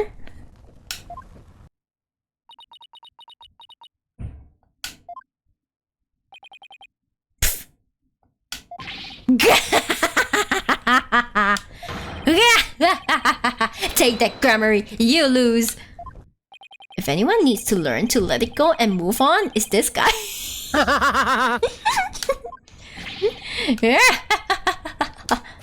This court and my prison can both burn in the flames of my creation.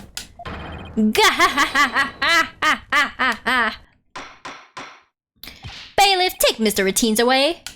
And bring a fire extinguisher, just to be safe. Just in case, you know? Before he starts burning things up. Yeah, I feel like he would. It looks like we've reached the end.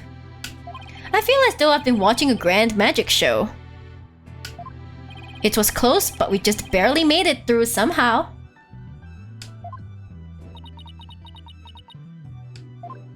Huh?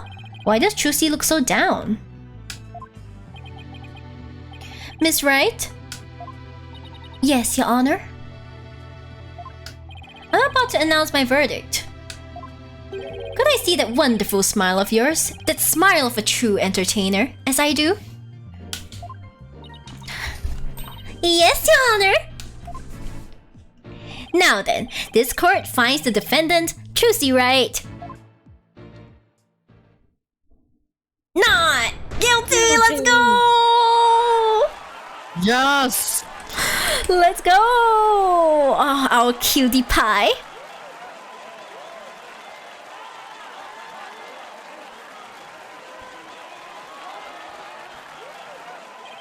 Court is adjourned. Bong! Yeah, we did it, people! We did it! Yo! April 28th, District Court, Defendant's Lobby number 3. Thank you for everything, Polly! Shikan, hello! Hi! Hello! Hello! Hi, how are you? How was your trip? I'm doing great. I'm actually wrapping up this case so that I can go and have dinner. Like, the dinner is definitely here. But like, just a little longer and then I can join my brother and eat. Thank you for the 6 months, Kun. Thank you so much. Much appreciated. Yay! Whoop whoop. Thank you for everything, Polly. Oh, Trucy, good deal. I don't know how to pronounce that. Now you can open your show tomorrow, just as planned. Yep, and it's all thanks to you two. Oh, but now that Mr. Roos is gone, I'll need to find somebody to replace him. Looks at Paul. I don't like the way she's looking at me. Trucy, I'm so sorry about everything. Hey, what are you apologizing for? Roger Routines used us. We're victims too. Even made me an accomplice to murder. But Betty, we have to take some of the blame for this too, you know? Even though we didn't know he was planning to kill Mr. Mystery, we did cooperate with him. It's all my fault, isn't it? Neither one of you is to blame. The only one in the wrong is the person who used magic to commit murder, Roger Routines. Bunny girls. Oh, are you into that? This one's a bad girl, this one's a bunny girl? Don't you think I know that? Say what you want, but don't think for a second that I don't still hate you.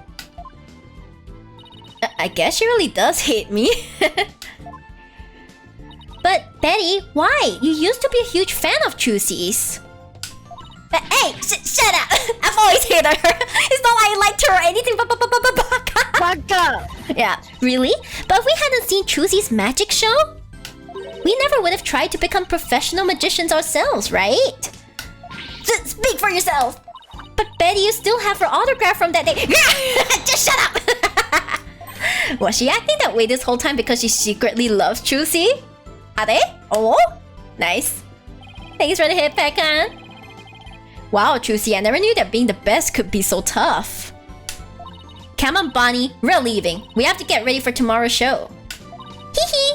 You're really excited about performing with Trucy again, aren't you? That's not true, so zip it, dummy. She's so soon. Help. Soon. So soon. Polly? Do you think I really am a naive greenhorn? Huh? She's serving tsundere. She's such a tsundere. I cannot. No way. She is not.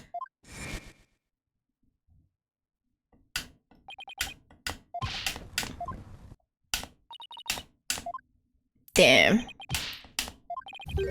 Greenhorn, huh?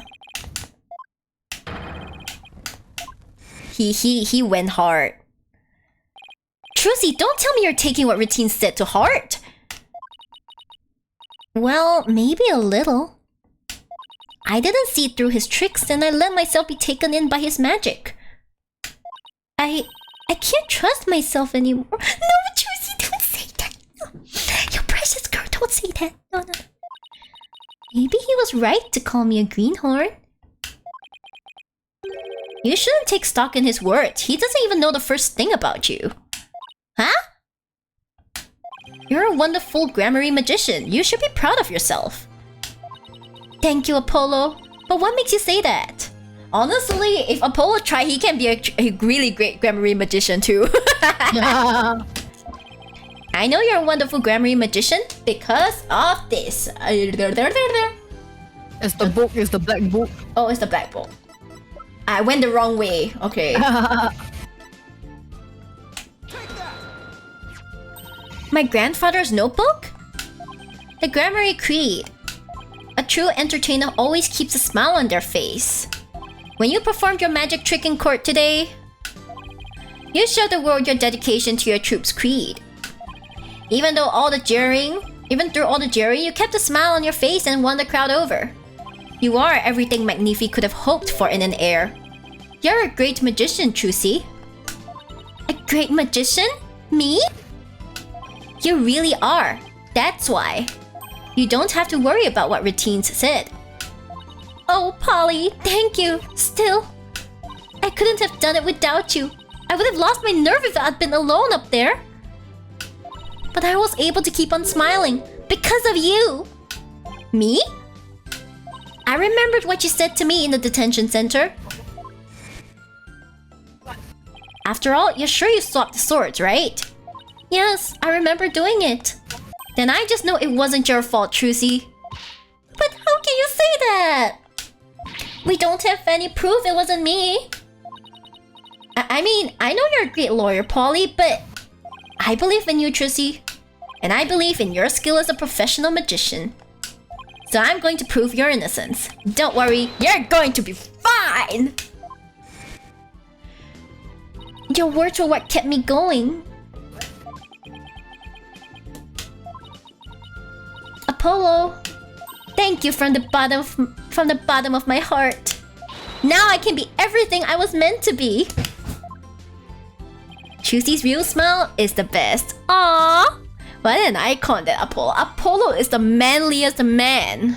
Yeah, Like man them. amongst men. He's the man amongst men. Enough is alright. If you start in case, yeah, I'm going to do that anyway. Lol. Emma? I'm really sorry, Trucy, for everything. But why? Well, I wasn't able to convince Prosecutor Sanmati what a good person you are. And I had to testify against you too. Aw, Emma's still a kid at heart. Aw. You have nothing to apologize for.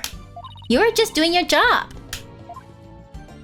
You're too kind. Oh, I don't know about, huh? Is something wrong, Emma? Oh. Ooh. Oh, that scared me. Prosecutor Sanmati, what are you doing here? Detective Sky. He looks creepy. He's so good looking, but he's a pain in the ass in court, okay? Yes? require your forensic expertise in order to close this case. Come, let us go. Wait! Prosecutor Samati! The trial is over, Mr. Justice.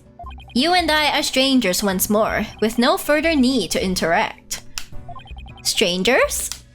Have you really forgotten all about me? Haha, haha, lore? Haha? What?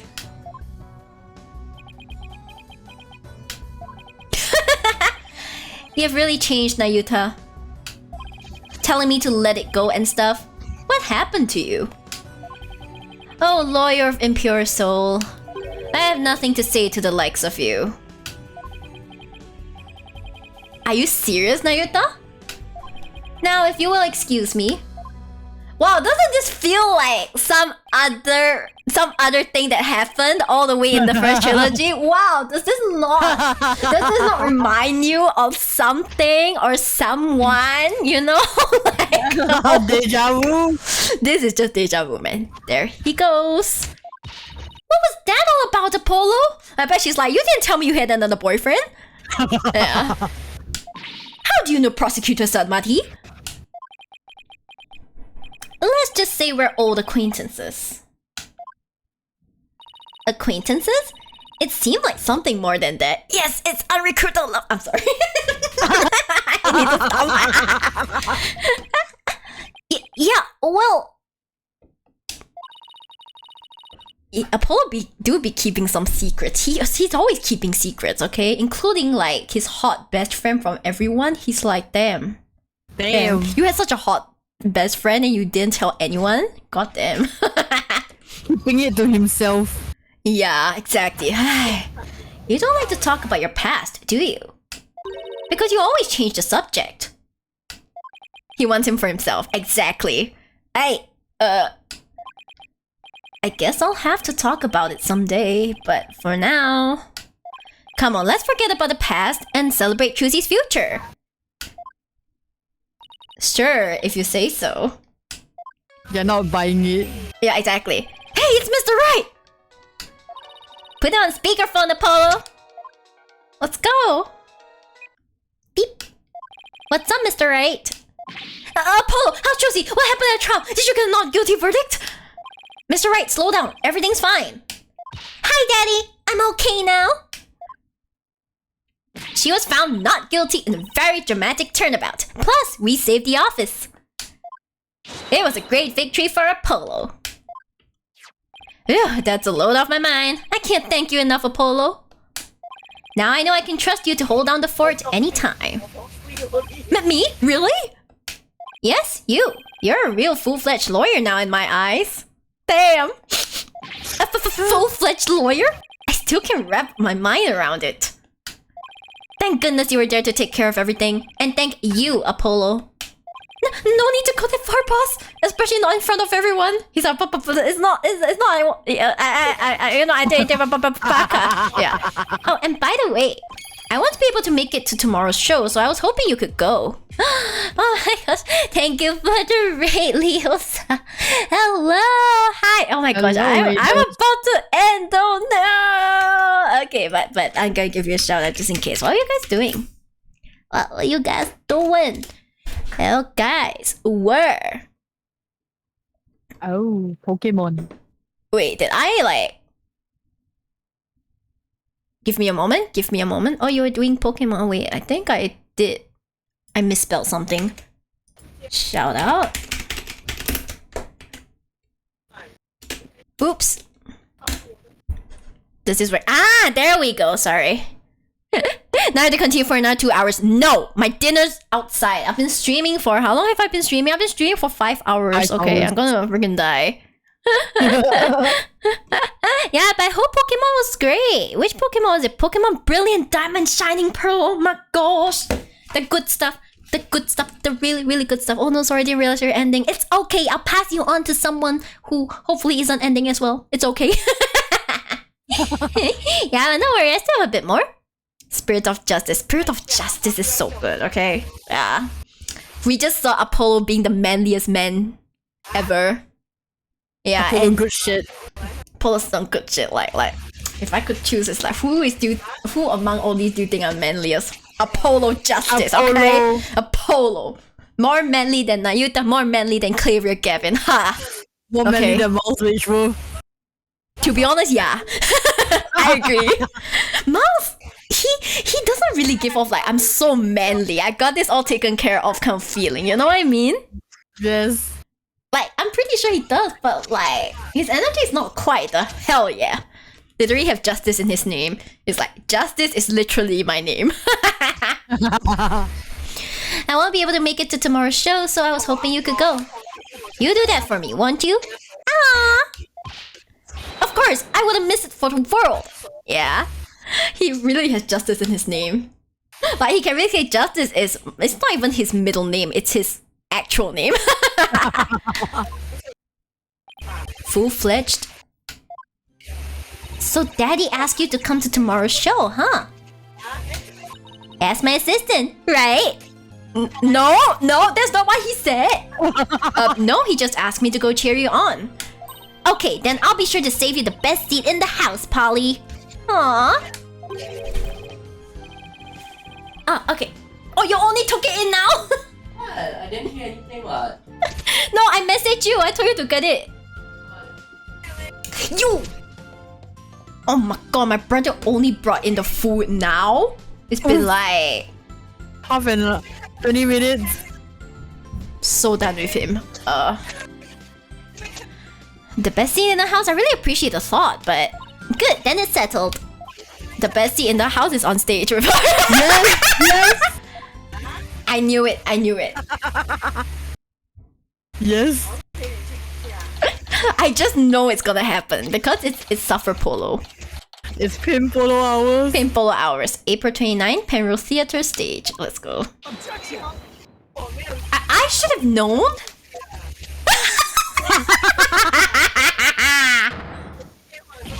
This is what you meant! Come on. Just let your little sister do what she wants. Just let her do it. You gotta be a big brother in this, Apollo. Yeah, be a good big brother. Magical girl Trucy Wright will now perform her greatest illusion yet. There are no tricks or gimmicks here, ladies and gentlemen. This is real magic. Wait a minute, you're kidding, right? There is a trick or gimmick, right? I'm too young to die! Now then, Mr. Hat, you know what to do. That's our... No, wait, stop! No! And that is how Trucy in Grammary Land ended on a rousing high note. We have a big round of applause and Polly's ear-splitting screams. You could have just told him what to expect, but you didn't. You're a little shit. What kind of an ending is that? Hey, you're still alive. That's what matters, right? Yeah, and we have wrapped up this episode. Yay! We have wrapped it up. Okay, we have. Are we going back to Kudain? Yes, we are going back to Oh crying. god, not the seances! Not the seances! Not the seances! Not the seances! I don't want to see this. Oh yes, the seance. This stupid seances! I hate it so much. I hate the seances so much, guys. You have to look through the video and you have to take into account the sounds, the words spoken, the actions, and the like everything. You have to take into account everything. And you can't pause and fast forward through it normally, okay? You have to keep rewatching it and rewatch it. If you miss something too bad, rewatch it. Oh my... goodbye. 我不要了. I don't want to do this. I don't want to do this anymore. I don't want to do this anymore. Like, I don't want to do this shit anymore. I don't want to do this shit no more. Okay, let's see if there's any of my homies on. Is anyone still streaming at this time? Maybe. Let's see. Is there anyone I haven't raided in a while? Ep2.